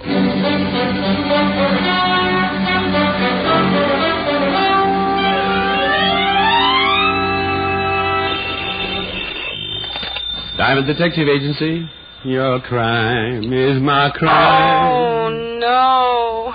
Hi-ho, Helen. Oh, Rick, honestly. The slogans are bad enough, but must you set them to music? Now, dear, this is the age of the singing commercial. Keep with the times, kid. I'm the gal who could have married a Yale man, and what do I pick? A singing detective. Well, you just appreciate the finer things of life, Helen. Hang up and call me back. What? Just thought of a new slogan. Oh, Rick, you can preview your new slogan tonight. You are coming over tonight, aren't you? I are. Well, so agreeable. This can only mean one thing. You haven't got a client. Oh, Helen, you're so fiendishly clever. Seriously, Rick. I'll be expecting you at 7. And just once, try to be on time. Now, that is a challenge. But well, bless my little square head. I might have known it. Client? Even more surprising. Rick, I'm in no mood for jokes. It's Lieutenant Walter Levinson, dear, and he's no mood for jokes. The old grouch. What's Walt doing there? I'll ask him. What are you doing here, Walt? Rick, this is serious business. Finish your conversation, and we'll talk. Oh. What did he say? Honey, I'd better hang up. For once, Walt isn't kidding. See you at 7. Bye. Bye. Thanks, Rick. Oh, what's it all about, Fatty? I haven't seen you look like this for a long time. I was in the neighborhood. I thought I'd stop by and tell you the news myself. Punk named Smiley Brill shot one of our cops, Rick. Oh, Smiley Brill, huh? Didn't know a punk like Smiley had the nerve to pull a trigger. Cop caught him breaking into a pawn shop. Smiley got scared and fired. Uh-huh. Walt, I'm sorry to hear this, but I don't get it. Why act like a lost soul? Lots of cops get shot up. They take that chance when they put on a badge. I know that, Rick. This cop was Ben Johnson. What? Come again, Walt. Johnson, Rick. Ben Johnson.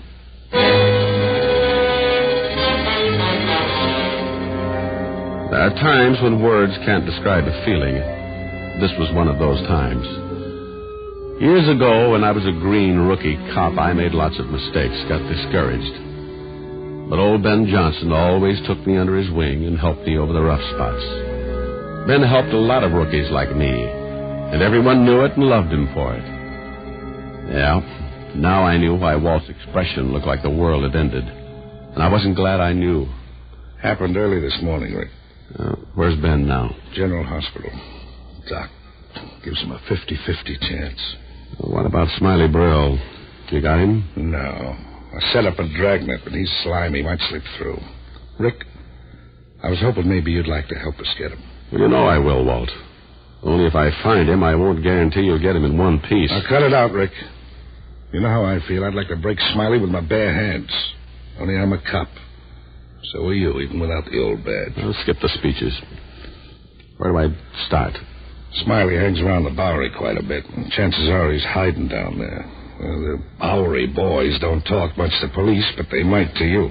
Well, I have some friends down there. I might get a lead. Keep in touch with my office. And remember, Rick, I want Smiley alive, if possible. Sure, Walt. If possible.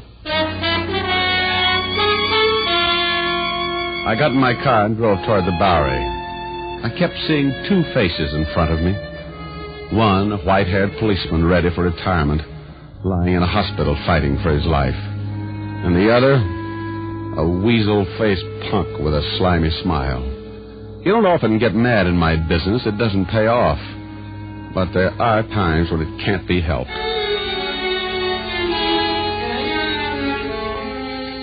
In the Bowery, I began looking for Leo Watts, a little panhandler with a big heart. I'd done Leo a favor a few months back, and I knew I could count on him to return it. I finally located him in a mission, working over a bowl of hot soup. Well, hello, Leo. Well, Richard Diamond, what brings you down here? You broke? Well, not quite, Leo. Sit down, have some soup. It's free. Well, I'd rather have some help, Leo. Oh, sure, Rick. Anything I can do, you know that. Tell me, do you know a guy named Smiley Brill? Smiley Brill, yeah, I seen him around. I don't know him so well, though. What about his friends, Leo? Know anyone he might go to if he was in trouble? I'm afraid not, Rick. I can ask around, though. Some of the boys might know. Would you do that, Leo? I'd appreciate it. Sure. You sit tight, Ricky.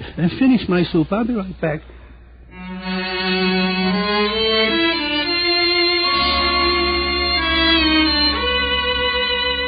Leo disappeared, and I waited in the mission.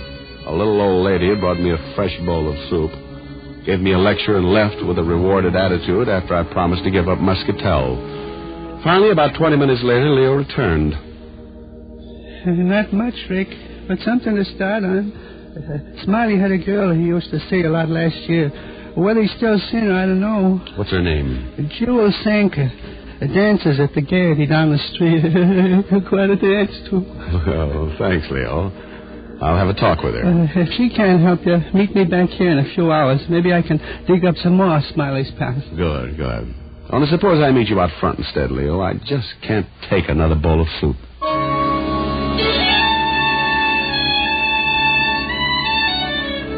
At the Gaiety Theater, I found a stage doorman with a case of bad eyesight.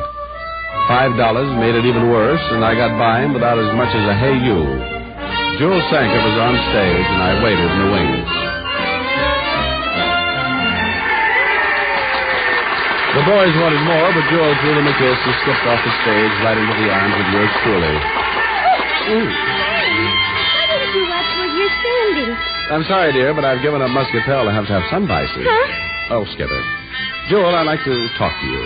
So would every guy in that audience out there. Of course, you don't look like most of the guys. Your clothes are pressed. Carry a handkerchief, too. I'm a real dude. Oh, you're cute. Only I've got no time to talk. I've got to change for my next number. Mind if I walk along to your dressing room? Suit yourself.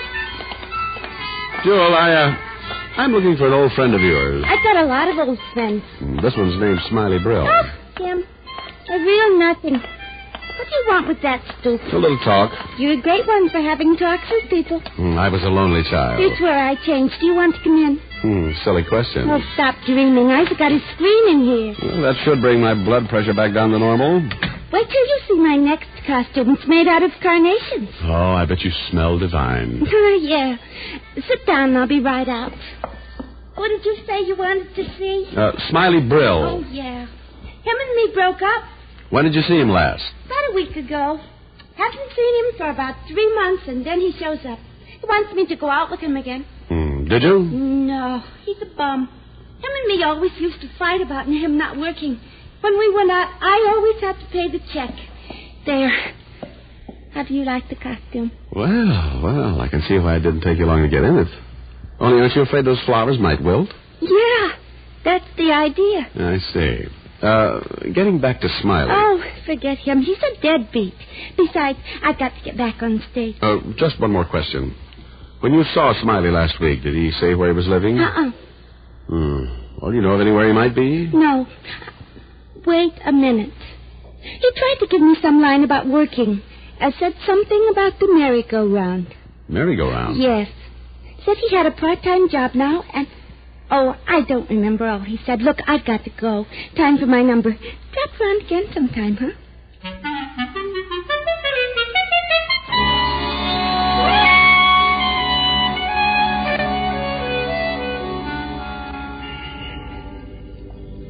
Glad you got here early, Rick. How'd you make out with Jewel? Oh, she doesn't know where Smiley is, Leo. But, tell me, is there any place around here called the Merry-Go-Round? A bar, maybe? Merry-Go-Round? No, not around here. Why? Never mind. How did you do? Well, I asked around. Smiley ain't been around the street much these days, but I did find out where Bertie Morgan lives. A couple of years back, Bertie and Smiley served time together. Guys get pretty close when they're in stir. Yeah. Well, maybe Bertie knows where Smiley will hide.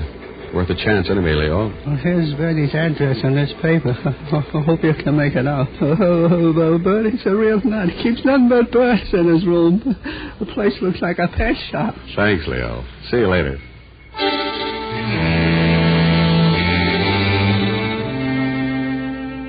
I started up the street toward the address Leo had given me. Finding Smiley Brill was developing into a slow search. All I could do was keep questioning people who might know Smiley's whereabouts and hope for a break. I located Bertie Morgan's rooming house, but I didn't go right in. Instead, I went into a drugstore on a corner and put in a call to Walt Levinson. Homicide, Levinson. Rick, Walt. Your men turn up anything on Brill yet? Not a thing. How about you? So far, nothing. I'm following up another lead, though, now. If it doesn't take me anywhere, I'm afraid I'll be stuck. Don't quit now, Rick. Just heard from the hospital, Ben Johnson. Didn't make it. Oh, no. Follow that lead, Rick. Get Smiley. Yeah, Walt. I'll get him. If I have to stay on his trail till doomsday, I'll get him.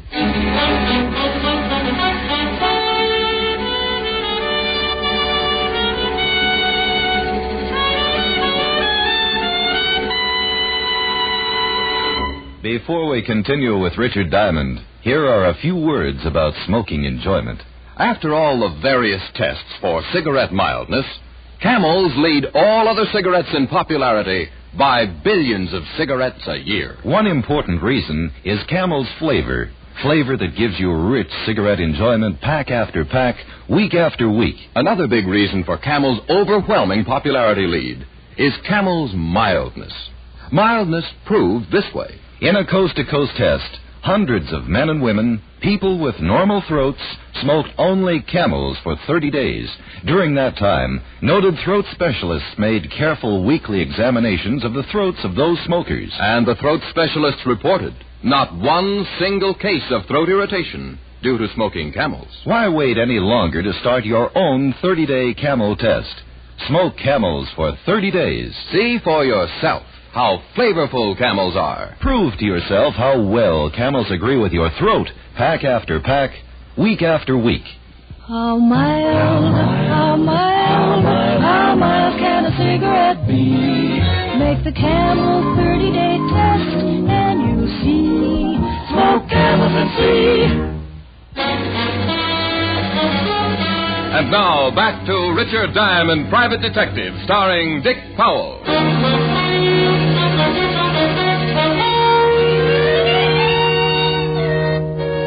So Ben Johnson hadn't made it. Now I was looking for a killer named Smiley Brill.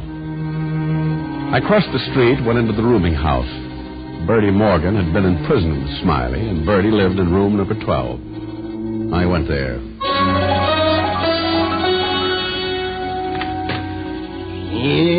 Bertie Morgan was a little man with a nose that resembled a parrot's beak. He had beady, bird-like eyes that stared straight at you and never seemed to blink. Behind him, I could see that his room was filled with caged birds, all chirping. Bertie Morgan was well named. What you want, Bud? Well, I'm selling a new brand of bird seed. Thought you just might be in the market. Bird seed, eh? That's right. I got plenty of bird seed. Oh, but none like this, friend. Get your foot out of the door. Now, Bertie, think of your canary. Beat it. Now, move aside, Bertie. I'm coming in. Oh, no, that's better. What's the big idea of forcing your way in here? Sorry, Bertie, but I'm tired of being polite. You got no right here. Look, you're scaring my birds. Well, they'll get over it. Now, you tell me. What about Smiley Brill? Well, what about him? He's a friend of yours, isn't he? I got no friends. I just stay here and tend to my birds. Birds I like, people I don't. You seen Brill since your prison days together? Sure, but that don't make us bosom pals. Say, who are you? How long ago since you've seen him? A month, maybe 2. You sure of that? Sure, I'm sure. How long were you in prison together? I don't have to answer your question. You want a broken nose? Here, wait a minute. Now, look. Well, I'm not kidding, pal. I want answers. How long did you share a cell with Smiley? 2 years. But that doesn't mean that when you get out, you got to pal around together. No, but it does mean you might know where Smiley is now. In 2 years, he must have told you a lot about the people he knew, where he hung around. Well, sure, yeah, but... Sit down, Bertie. Huh? Sit down. Now, tell me everything you remember Smiley talking about in jail. Well, look, that was a long time ago. Then refresh your memory. Who did he say his friends were? Think back, Bertie, then start talking. I was being hard on Bertie, but it was my last chance. He began talking about everything he could remember that he and Smiley had talked about. Girls, sports, anything. Finally, after about 10 minutes, Bertie was getting tired, and he still hadn't said anything that might give me a lead. Give me a break, huh? Listen to my birds. They're hungry. I gotta feed them. Now, they can wait. You still haven't said anything important, Bertie. So how should I know what you think's important? I told you what I remember him saying, that's all. What did Smiley plan on doing when he got out of jail? Having a good time, that's all he wanted. Did he talk about work? What kind of a job was he going to look for? Job, Smiley? Don't make me laugh. He didn't want to go to work. His uncle even wrote and offered him a job, but this guy's strictly a bum. Well, what about his uncle? You didn't mention him before. I didn't think of him before. Well, you're thinking of him now. Tell me about him. He's an old geezer. Joe Brill raised Smiley after his mom and pa kicked out. You say he offered Smiley a job. What kind of a job? Oh, a handyman, I guess. The old boy runs a business over on 34th Street, a kid place. A what? Oh, you know, one of them toyland spots. He's got a corner lot there with some rides on it, electric swings and that sort of thing. I went past it once. It's a nice place. Rides for kids, huh? Merry-go-round? Huh? This place. It has a merry-go-round? Yeah, Yeah, a big one. Hey, why don't you go ride it and leave me alone? Maybe I will, Bertie. Give me the address of the place, and you can go feed your birds. It was the first break I'd had. Smiley's girlfriend had told me that he was working at a merry-go-round. Now I knew where it was. It was getting dark as I turned up 34th Street, but I spotted the lights of the Toyland. Parked, went toward the merry-go-round in the center of the lot. It was the only ride still operating. There were 2 or 3 children riding the wooden animals around and around. In the center of the carousel, I spotted an old man standing beside a big lever. As I approached, the man pulled the lever toward him, and the carousel slowly stopped moving around. Okay, kids, all off. Come on now. Get off there, Sonny. Run along home now. Mr. Brill. That's right. Only I'm closing up now. Well, I don't want to ride. I just want to ask you some questions. What about? About your nephew. Huh? Yes, I'm looking for Smiley. He was working here a week ago. Well, yeah, he was, but he ain't here now. Well, where is he? I don't know. Hasn't been around for a few days. Who are you, and why are you looking for Smiley? Well, I'm a private detective, Mr. Brill. Smiley's in trouble. Real trouble. Oh. Listen, I gotta go back to the shack over there. Turn out the lights. City raises Cain if I stay open after 6. Well, I'll walk with you. You know, you don't seem surprised that your nephew's in trouble, Brill. Surprised? Mister, anything that boy does is no surprise to me. Tried to raise him right, but he run wild. Figured if I give him a job here, he might settle down. I was wrong, I guess. Mm-hmm. Have you heard from him since this morning? Nope. Oh, this is it. Mister, would you mind reaching up there and pull that light switch? It's too high for me. Oh, sure. There. Now, how about...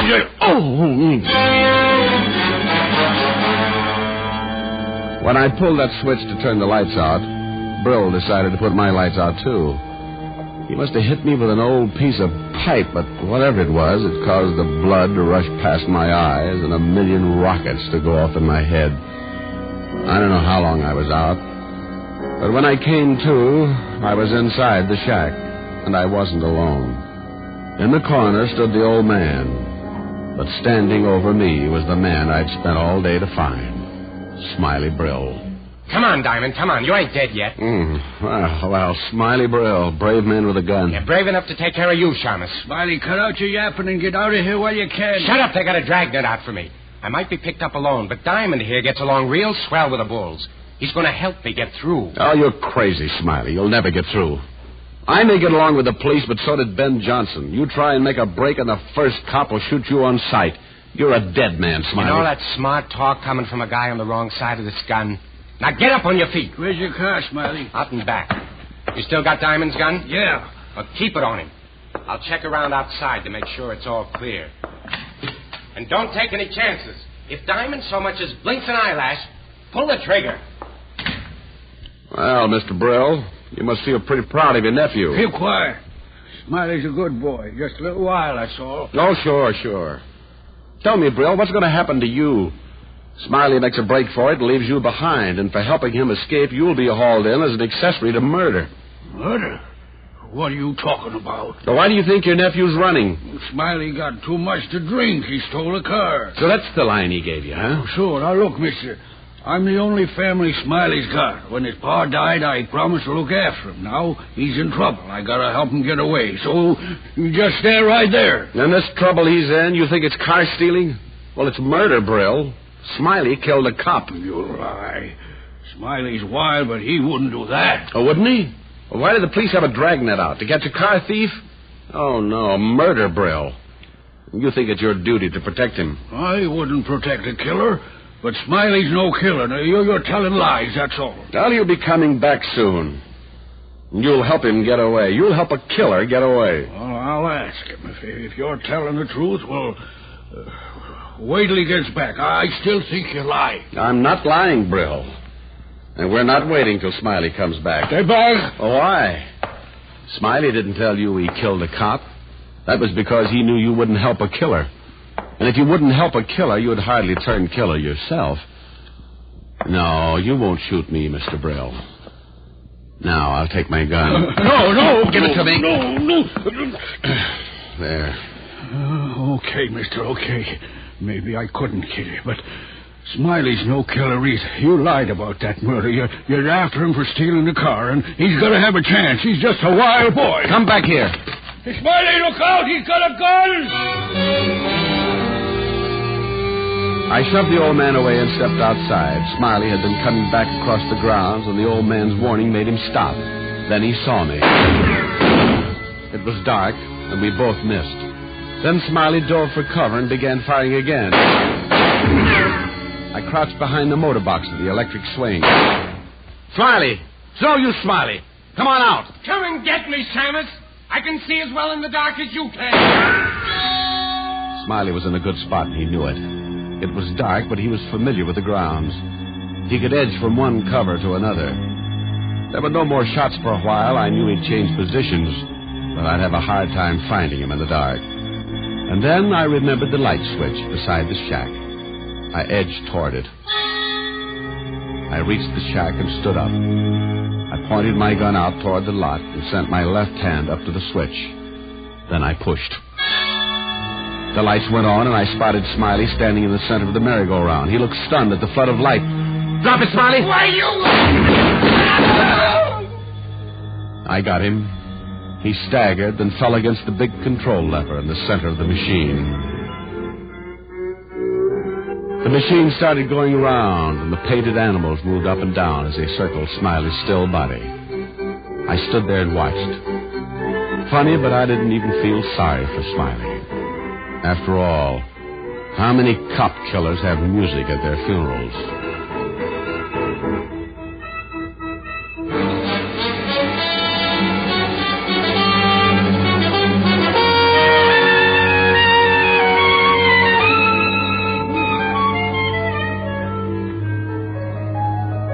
Rick. Yes, Helen, dear? I forgive you for being late. Well, now that makes my little heart go pitter-patter all over the place. Only there's something I want to ask you. Hmm? That dancer, you say, Jewel, was she pretty? Well, I suppose you could say she was, especially in that costume made out of carnations. I hope you are on your good behavior. Well, I didn't pick any flowers, if that's what you mean. Rick, I hate to sound nagging, but, well, I worry about you. In every case, you seem to run into a blonde or a redhead or a brunette, and they all seem to be pretty. Now, isn't that just like a woman? Here I get slugged on the head, shot at, and meet a girl.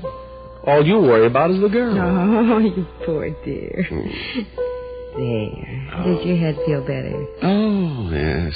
Honey, keep rubbing it. I might even feel well enough to sing a song. I knew this conversation would get around to that sooner or later. Helen, you are so suspicious and so right.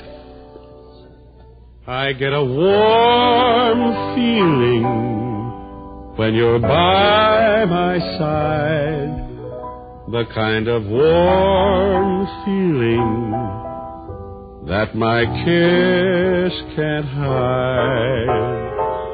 Hold me tight and hold me strong. It's so right, it just can't be wrong. Just as long as you're with me, I'll always find my way. Your love is like a candle that turns the night to day. My heart is yours, and come what may, that warm feeling is here to stay.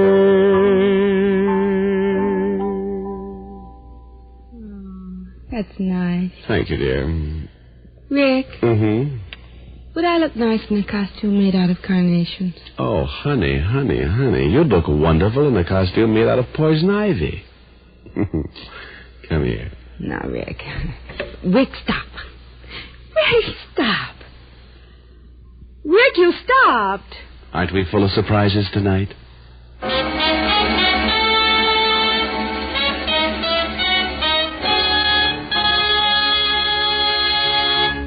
Dick Powell will return in just a minute. What cigarette do you smoke, Doctor? That question was asked of doctors from coast to coast in every branch of medicine. The brand named most was Camel. Why don't you smoke Camels, too? You'll enjoy rich, full flavor and true cigarette mildness. The kind of mildness that lets you really enjoy Camels pack after pack, carton after carton. Make your next pack Camels. How mild, how mild, how mild can a cigarette be? Smoke Camels and see. Here's Dick Powell with a special message. Thank you. Ladies and gentlemen, the makers of Camels have now sent more than 198 million gift cigarettes to hospitalized veterans and members of our armed forces. This week's packs of gift Camels go to Veterans Hospitals, Brooklyn, New York, and Biloxi, Mississippi. Hamilton Air Force Hospital, San Rafael, California. To all hospitals operated by the Caribbean Command of the U.S. Army. Now, until next week, enjoy Camels. I always do.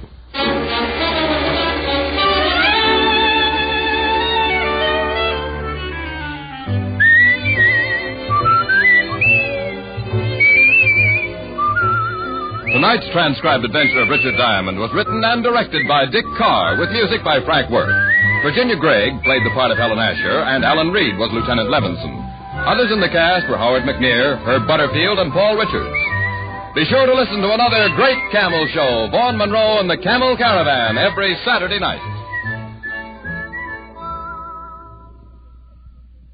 Men, when you smoke a pipe, it's for pleasure, isn't it? Then use the tobacco that leaves the pleasure in and the bite out. I'm talking about Prince Albert, the National Joy Smoke. Listen. The bite is out and the pleasure's in when you smoke Prince Albert. It's specially treated not to bite your tongue. The bite is out and the pleasure's in.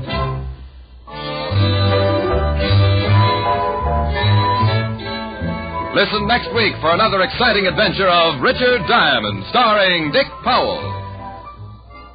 This is your FBI. The official broadcast from the files of the FBI follows immediately. Stay tuned. This program came to you from Hollywood. America is sold on the American Broadcasting Company. The Adventures of Sam Spade, Detective, brought to you by Wild Root Cream Oil Hair Tonic, the non-alcoholic hair tonic that contains lanolin. Wild Root Cream Oil.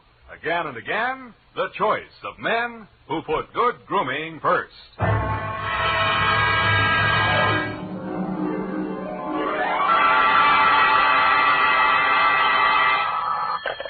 Sam Spade Detective Agency.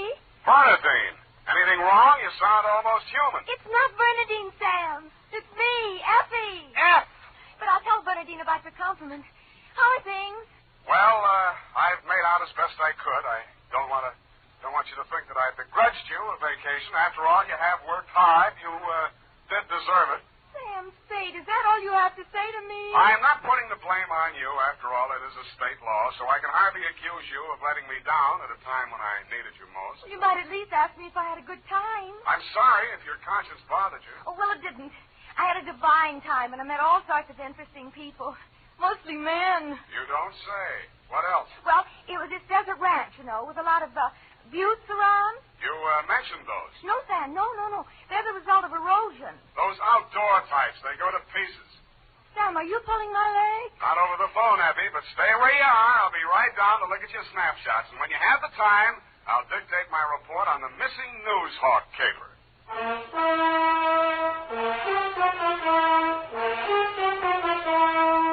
Dashiell Hammett, America's leading detective fiction writer and creator of Sam Spade, the hard-boiled private eye, and William Spear, radio's outstanding producer-director of mystery and crime drama, join their talents to make your hair stand on end with the adventures of Sam Spade. Presented by the makers of Wild Root Cream Oil for the hair.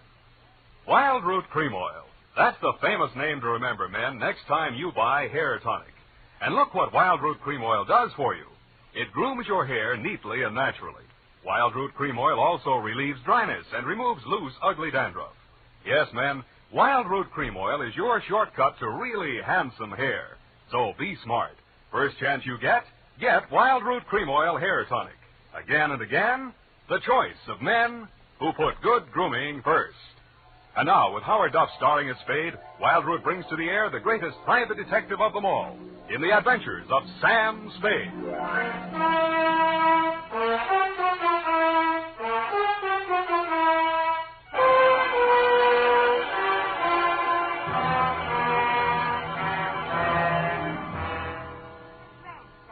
Just outside of Kanab on Virgin River. Kanab, the Pearl of the West. Uh-huh. And did I mention the buttes? Oh, well, they're very interesting. The result of erosion. Yes. And it's authentic, too. Say Hamlin's ranch. You, mean a working ranch? Yes, you see, that way you get into the spirit. Mm-hmm. My job was to feed the chickens. And that's how I met him. One of the buttes? Oh, Sam, he's a very cultured gentleman. Culture smulcher. What's he do for a living? He's sure stammering. You don't say. What's his name? Charlie Shank. Charlie Shank? He's the founder of the Shank Institute of Articulative Correction, which I should learn. Articulative Correction. Where is this institute? Oh, I have the address here. General Delivery, Butte, Montana. Mm-hmm. You're sure you didn't help him break parole, have you? Oh, no. We just went on long walks together. Where to? Oh, different points of interest. Like Wolf Canyon. Figures. Uh-huh. He invited me on this camping ship, a trip. Honorable, of course. Mm. But I couldn't go on account of my sunburn. Oh, it was awful. I've still got it, you see. And then he went back to Butte. He had to leave in such a hurry he couldn't even say goodbye. Wow. It was a pity, too, because an old friend he hadn't seen in years came looking for him just a few minutes later. With a warrant? No, he was an attendant in a nearby hospital. Mental? Oh, yes, very intelligent. He read me some of his poetry. Maybe you've heard it. A loaf of bread, a jug of wine, and thou. Hey, wait a minute. Isn't that the Rubaiyat of Omer Khayyam? That was written by a guy named Fitzgerald. Well, of course. That's his pen name. Quite a penman. Yes, but he's paid his debt to society. And the other time it was a bad beef. Oh, he told me all about it. He cried on my shoulder afterwards. Sweetheart, when you make a mistake, it's a beaut. Sam, nothing happened. Well, I'm glad he cured you of stammering anyhow. Ready? Oh, yeah. I've got a brand new notebook. Life goes on. I've got a brand new notebook, Sam. I'll just turn over a new leaf. Not a bad idea, dear. Date July 18 to Mr. Alex M. Youngblood. Try that again. Mr. Alex M. Youngblood, P.O., Box 317, San Francisco. From Samuel Spade, license number 127596. Dear Mr. Youngblood, I need a vacation myself. You need Charlie Shank. Sounds hard, Sam. Fortunately, until I met you, my only experience with any of the men and women who make your newspaper run had been with one of your corner newsboys who shortchanged me 2 times within as many days. I have not read your rag since. But your name looked imposing, and so did the $300 check upon which you had written it.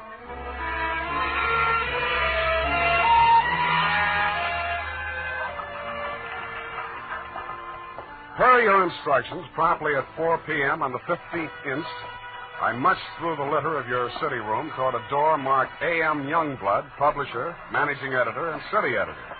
I wondered if you were ambitious, frugal, or 3 men.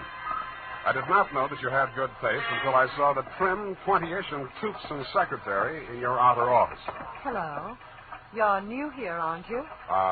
Well, I'm not exactly here. I'm just here to see Mr. Youngblood. Oh. The name is Spade. Samuel Spade? Sam, except for my most intimate friend. Well, my advice to you, Sam, is to beat a hasty retreat. He's in a foul mood. Oh? Why? Is he blind or older than he feels? I refer, of course, to your spectacular charm, Miss, if I may call you Miss. Please, this is neither the time nor the place. My name is Phyllis Watson, and my phone number is in the directory, if you're really interested. I could be. Thank you. And if a man answers, tell him you're my French teacher. Oui. You better go in now. If you're late to an appointment with him, you're through. Do you have any more words of wisdom? No, but I hope you can do something to improve his state of mind. He's been awful lately. Good luck, Sam. Thank you, Phyllis Watson. Come in. Now, 1 minute past 4. You must be Mr. Spade. That's right. You're almost late. Sit down, Spade. Cigar? No, thanks. Well, don't expect me to offer a drink. You aren't a drinker, I hope. You don't listen to the radio, do you? Well, you'll not drink in this office. Nothing here but a cooler filled with water from a clean, gurgling, laughing mountain stream. You sound like a reformed drunk, Mr. Youngblood. What's that? Well, it was a good many years ago.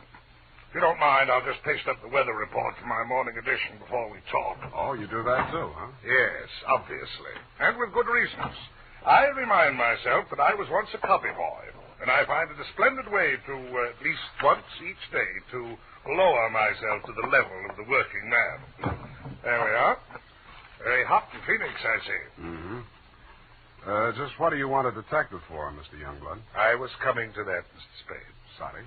Now, well, first let me warn you that your assignment is a highly confidential one. They all are. In this case, a man's life may be at stake. Mm-hmm. The situation, my newspaper, at my order and under my guidance, has launched a campaign against crime. Not aimed at the petty criminal, but at the easy-living leeches at the controls of the rackets, the hoods and bankers' clothing, the mansion house parasites who direct the pickpockets, the second-story men, the housebreakers, who gamble away $500,000 a year and pay income tax. Don't go to pieces. Yes, I understand. You're after the boys on the safer side of the fences. Well, nicely put, Spade. Yes. Thank you. Well, the long and short of it is this. The author of the expose series, Ray McCulley, my top crime reporter, has been missing for 2 days. I want you to find him. What makes you think he's still alive? Good heavens, Spade. Why must you suggest that he isn't? Because if I were a mansion-housed parasite in danger of being unhoused by a Newshawk, I'd see said Newshawk standing in a cement block on the bottom of the bay. I will accept that only when no stone has been left unturned. Every straw and every haystack has been searched. Every... nook and cranny? Yes. Sounds as though you need at least one police force, Mr. Youngblood. Now, why don't No. you Impossible. We've already had a brush with the police over the expose. I'll not be dictated to at this stage of the game. I started this investigation, and I'll finish it alone. Well, it's a pretty big order, Mr. Youngblood, but times are tough. I'll see what I can do. Good. I hereby turn over to you all the resources and power of this, my newspaper. When one of my reporters is in trouble or danger, sir, I will spend every penny of my fortune, if necessary, to deliver aid and succor to his side.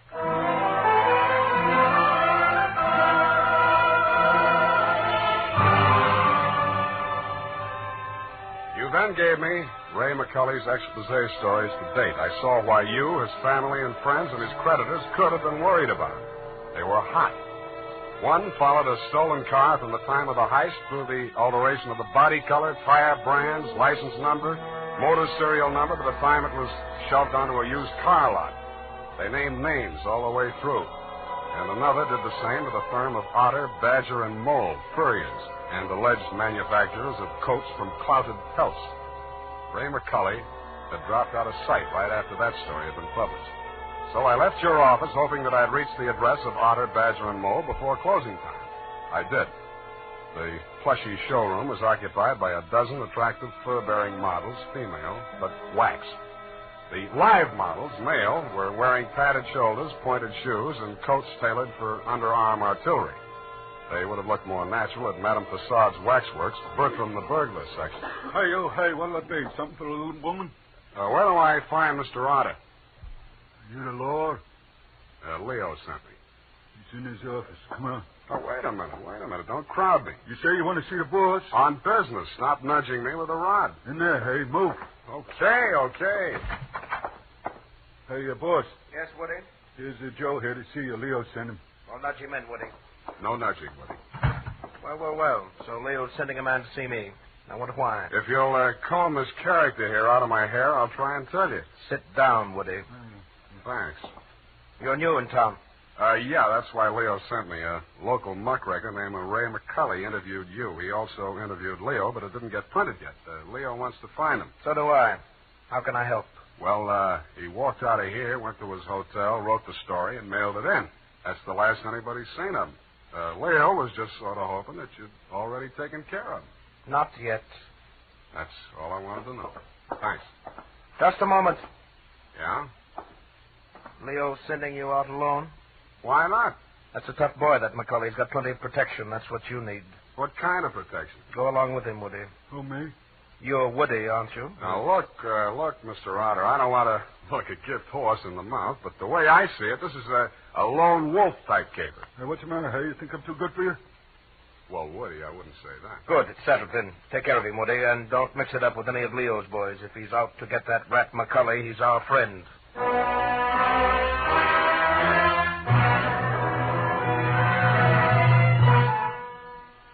was beginning to wonder who Leo was. I'd grabbed the name off a calendar on the wall, Leo's Van and Storage. I didn't know whether he was the Leo Mr. Otter didn't like, and I hoped I wouldn't find out. The best way I could think to keep from finding out was to shake Woody. On the way uptown, I walked him past 4 police stations. Crossing Market Street, I pushed him straight into the arms of a traffic cop who begged his pardon and let me off with a warning. At the Blue Bottle Bar and Grill, I gave Joe, the bartender, the Mickey Finn sign, but Woody liked it. He ordered another. Then he said he knew a place on Columbus where the drinks were even better. It was called Leo's Place. I wondered if that meant anything. Hey, you, hey. Oh, me, huh? I want your drink. Would you like this joint? Yeah, sure, it's fine. We're not getting anywhere, though. You really take your work serious. Me, when I go gun for somebody, I go where I'm least likely to succeed. You live longer. Yeah. Woody, what do you know about this guy, McCully? You hear the boss. He says he's a rat. Yeah, but he said he's got plenty of protection. Who's furnishing it? Well, you see, there's a... Boy, oh, boy. Look at what just walked in. I looked. What I saw was not disappointing. She was wearing a skin-tight black satin with a plunging neckline and a new look only in places where it didn't matter. But she still looked enough like your secretary, Phyllis Watson, to be out of place in Leo's place. She didn't stay there long. She made a beeline through the kitchen to the rear exit. I made a beeline right after her. Woody was breathing down my neck as I started up the rickety outside stairway at the back of the building. I stopped the landing and turned around to face him. See you later, Woody. I didn't wait to see if he made it all the way to the bottom of the stairs. I was more interested in what was going on at the top. A door had opened, and Phyllis stepped inside. The man who let her in looked like Ray McCully. Who are you? The name is Spade. I don't know that name. Your boss hired me to find you. Private Dick? Yeah. Can I talk to you for a minute? Sure. Put your hands behind your neck and walk up slow. Okay. All right. Go inside. What's the matter? You're not acting glad to see me. This is the guy, fellas. Yes. Alex hired him this afternoon. There, you see. Now, what do you want me to tell Youngblood? You're not going to tell anybody anything. Oh. It caught me right behind the ear. The last thing I saw was that plunging neckline as Phyllis rushed forward. I didn't know whether she was rushing to my rescue or to get in a few licks of her own. 5 seconds later, I didn't care. As the design of the linoleum slammed up at me, I had just time to wonder why, of all the people who were looking for Ray McCully, I had to find him. Then I was out. Boing. Maced for my pains.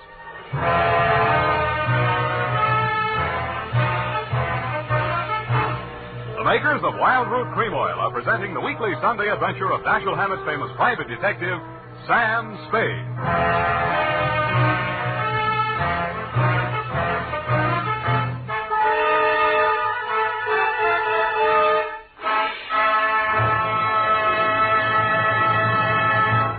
If you want the well-groomed look that helps you get ahead, socially and on the job, listen. Recently, thousands of people from coast to coast who bought Wild Root Cream Oil for the first time were asked dryness and removes loose dandruff. What's more, non-alcoholic Wild Root Cream Oil is the only leading hair tonic that contains soothing lanolin. So ask for Wild Root Cream Oil Hair Tonic. Again and again, the choice of men who put good grooming first. By the way, smart girls use Wild Root Cream Oil, too. And mothers say it's grand for training children's hair.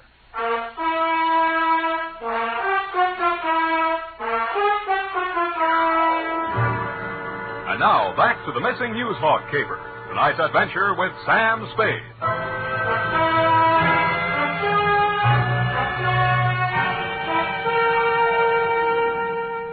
I was lying on the floor in a room with nothing in it but a sink, an army cot, a square of dirty linoleum, and a body. I staggered to my feet, ran some cold water over my head, and took a closer look. It was Ray McCully. He was a very dead crusading reporter. He'd been stabbed clean through with a long-bladed kitchen knife. It said on the handle, property of Leo's place. I went through his pockets. In his wallet, a press card, a police card, union card, and 10 genuine, crisp, new $1,000 bills. That gave me a line on the killer. He was crazy. So was I. I left it on him, too. Folded up in his vest pocket, I found 2 newspaper clippings, one from the Chronicle and one from your paper. Both weather reports for the same date. It was very hot in Phoenix, according to both papers. But according to your weather report, the temperature in Needles, California was 135 degrees. That needled me. So did the slip of paper I found on his shoe. The number 9 and a date had been stamped on it with a rubber stamp. The date was the same as that of the weather reports. I turned it over. It said Ruthie's Booth, Manson Bowling Alley.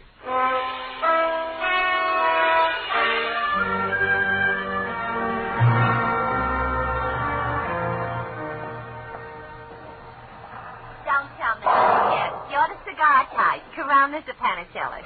Thanks. I'm just shopping. I got a nice line of notions. So have I. No, I mean the dolls, the Hollywood dolls. You know, for the bed, only $1 plus tax. Very reasonable.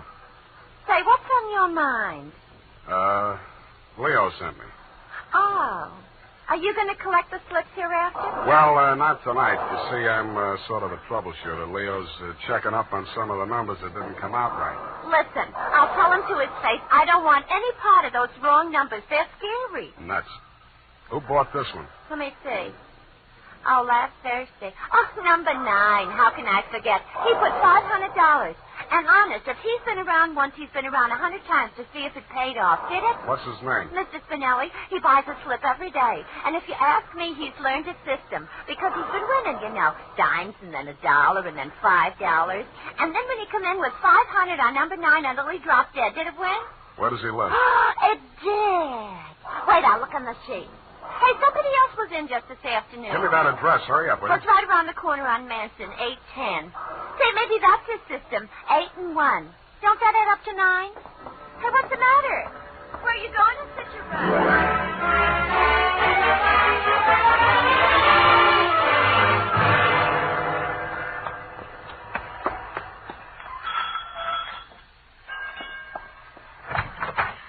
Please, come back later. Tomorrow. Next week. Are you Mrs. Spinelli? Yes, please. I have so much trouble. Is your husband home? Oh, my poor man. They take him away. He's dead. Oh, I'm sorry. How did it happen? Who are you? I'm a detective. Maybe I can help you. May I come in? All right. Come on.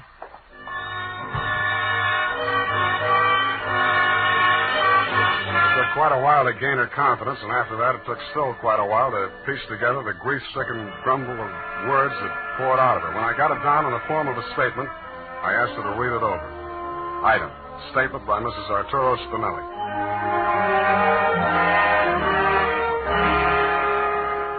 All the time he played those numbers. I told him they're just a bunch of gangsters. They don't let you win. Then he met this man McCulley, a writer for the newspaper. My husband says this man shows him how to win. He wins and wins. Then he goes to the bank and takes out all our savings. I begged for him not to do it. But no, he was greedy. And this McCulley poisoned his mind. Sure, he won. He brought the money home in his hand.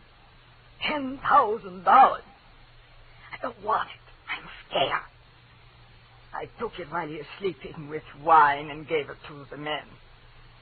I tell him all I want is the 500. He tried to tell me we do good. We help catch the big gangsters. I say we don't want to do so good we get murdered in our bed. So he says, okay. But if I change mine, here is address. I don't change my mind. Because already my husband, he is dead. At home. Sad. No, I don't change my mind.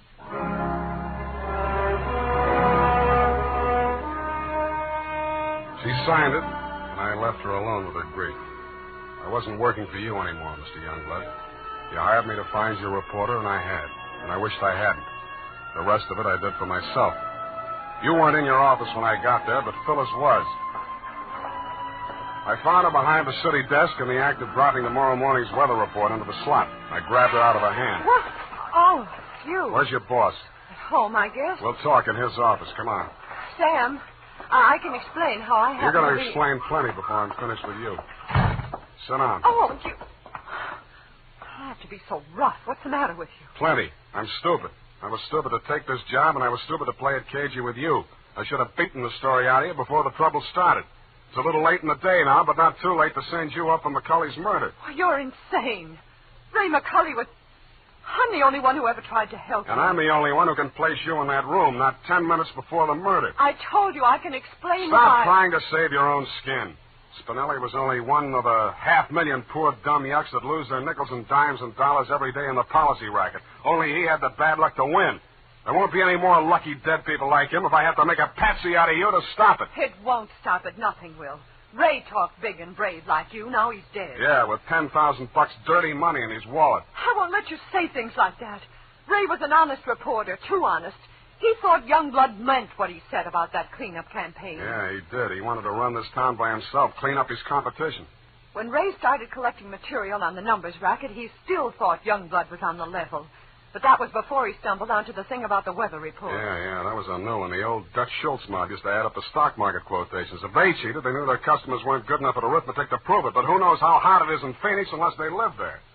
I don't know what you're talking about. Listen, that's how the number game works, sweetheart. The suckers pick a number from 1 to 10, see? The operators tally up the slips, and the least popular for that day has to win. The weather report doesn't have to pass through the copy desk, and with Youngblood pasting it up with a few strategic corrections, it was easy to make their winners look as if they were on the level. But, of course, you had no way of knowing that. You only watched them do it day after day. You know, I couldn't understand why he did those things.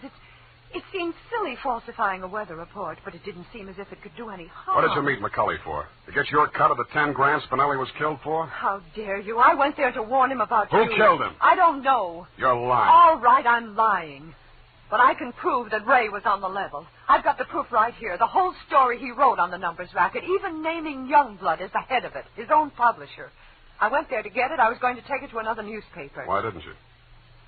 I can't tell you that. You don't have to. Mrs. Spinelli was confused, grief-crazed. She had to put the blame on somebody, and when she did, she got her revenge the only way she thought she could.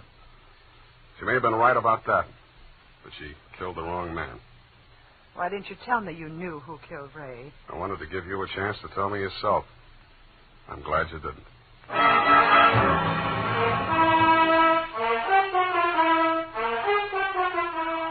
And that, Mr. Youngblood, is the crop. I'm sure you appreciate the fact that I gave the double scoop to your paper. Like Mrs. Spinelli, I have my own ideas of vengeance. Besides, it may up your circulation a little, and you can certainly use a little extra money for your defense. By the way, who's Leo? Period, end of report. But, Sam. Yes, Evie. I thought Mrs. Spinelli killed Ray McCulley. The vacation helped. You were absolutely correct. Mrs. Spinelli killed Mr. McCulley, if you'll pardon the expression. But why did she kill her husband? I was wrong. The vacation didn't help. You mean she didn't? She killed McCulley to avenge the murder of her husband. You mean Mr. McCulley killed Mr. Spinelli? Effie, stop. I'll go mad. Oh, you need a vacation, Sam. Look, type that up. The clatter of the keys may stimulate you to further cerebral activity. I beg your pardon, Sam? Brain work. Now, shoot. Oh, brain work. Oh, well, you know best. Tonight, men, or first thing tomorrow, get Wild Root Cream Oil and see what wonders it does for your hair. Notice how easy it is to apply. Notice what a neat, natural job it does of grooming your hair. Notice, too, how effectively Wild Root Cream Oil relieves annoying dryness and removes loose, ugly dandruff. No getting around it. Once you try it, you'll never be without it. So tonight, or first thing tomorrow, call at your drug or toilet goods counter for Wild Root Cream Oil. Get the big economy bottle and the handy new tube that's easy to pack when you travel. Also, ask your barber for a professional application of Wild Root Cream Oil Hair Tonic. Again and again, the choice of men who put good grooming first. Well, here it is, Sam. And you were absolutely right. The typing cleared my mind. It's all clear now except for one thing. Well, let's clear that up right away. Why did Mrs. Spinelli kill her husband? She did not kill her husband. Oh, I'm sorry. I mean, why did Mr. McCulley kill Mr. Spinelli? Kelly did not kill Spinelli. Who's Kelly? McCulley.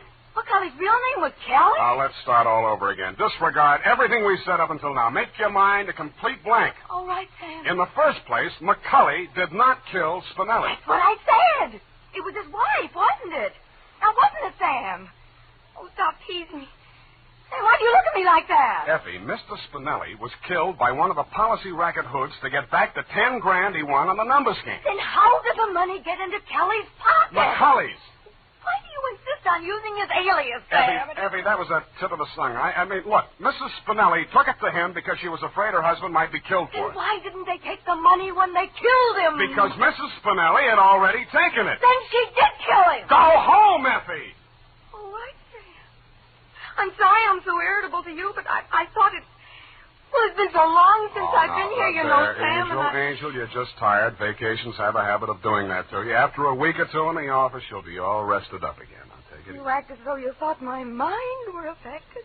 Come here. Sam, now don't. My sunburn. Yeah. Oh, it hurts.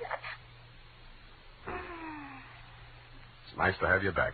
You look good, too. All tanned and healthy. Your roof. It's great. I think my nose is peeling. Well, don't pick at it. Good night, Sam. Good night, sweetheart.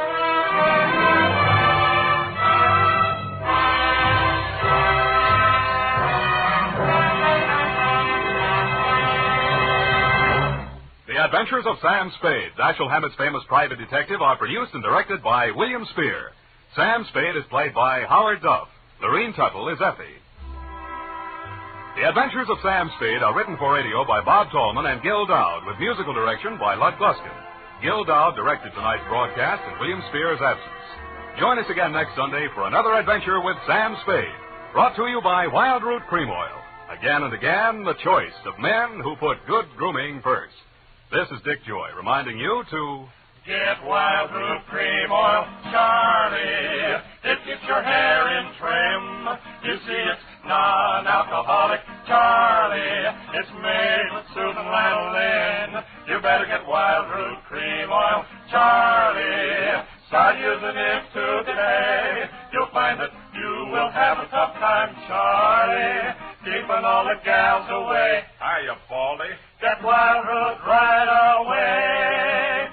This is CBS, the Columbia Broadcasting System.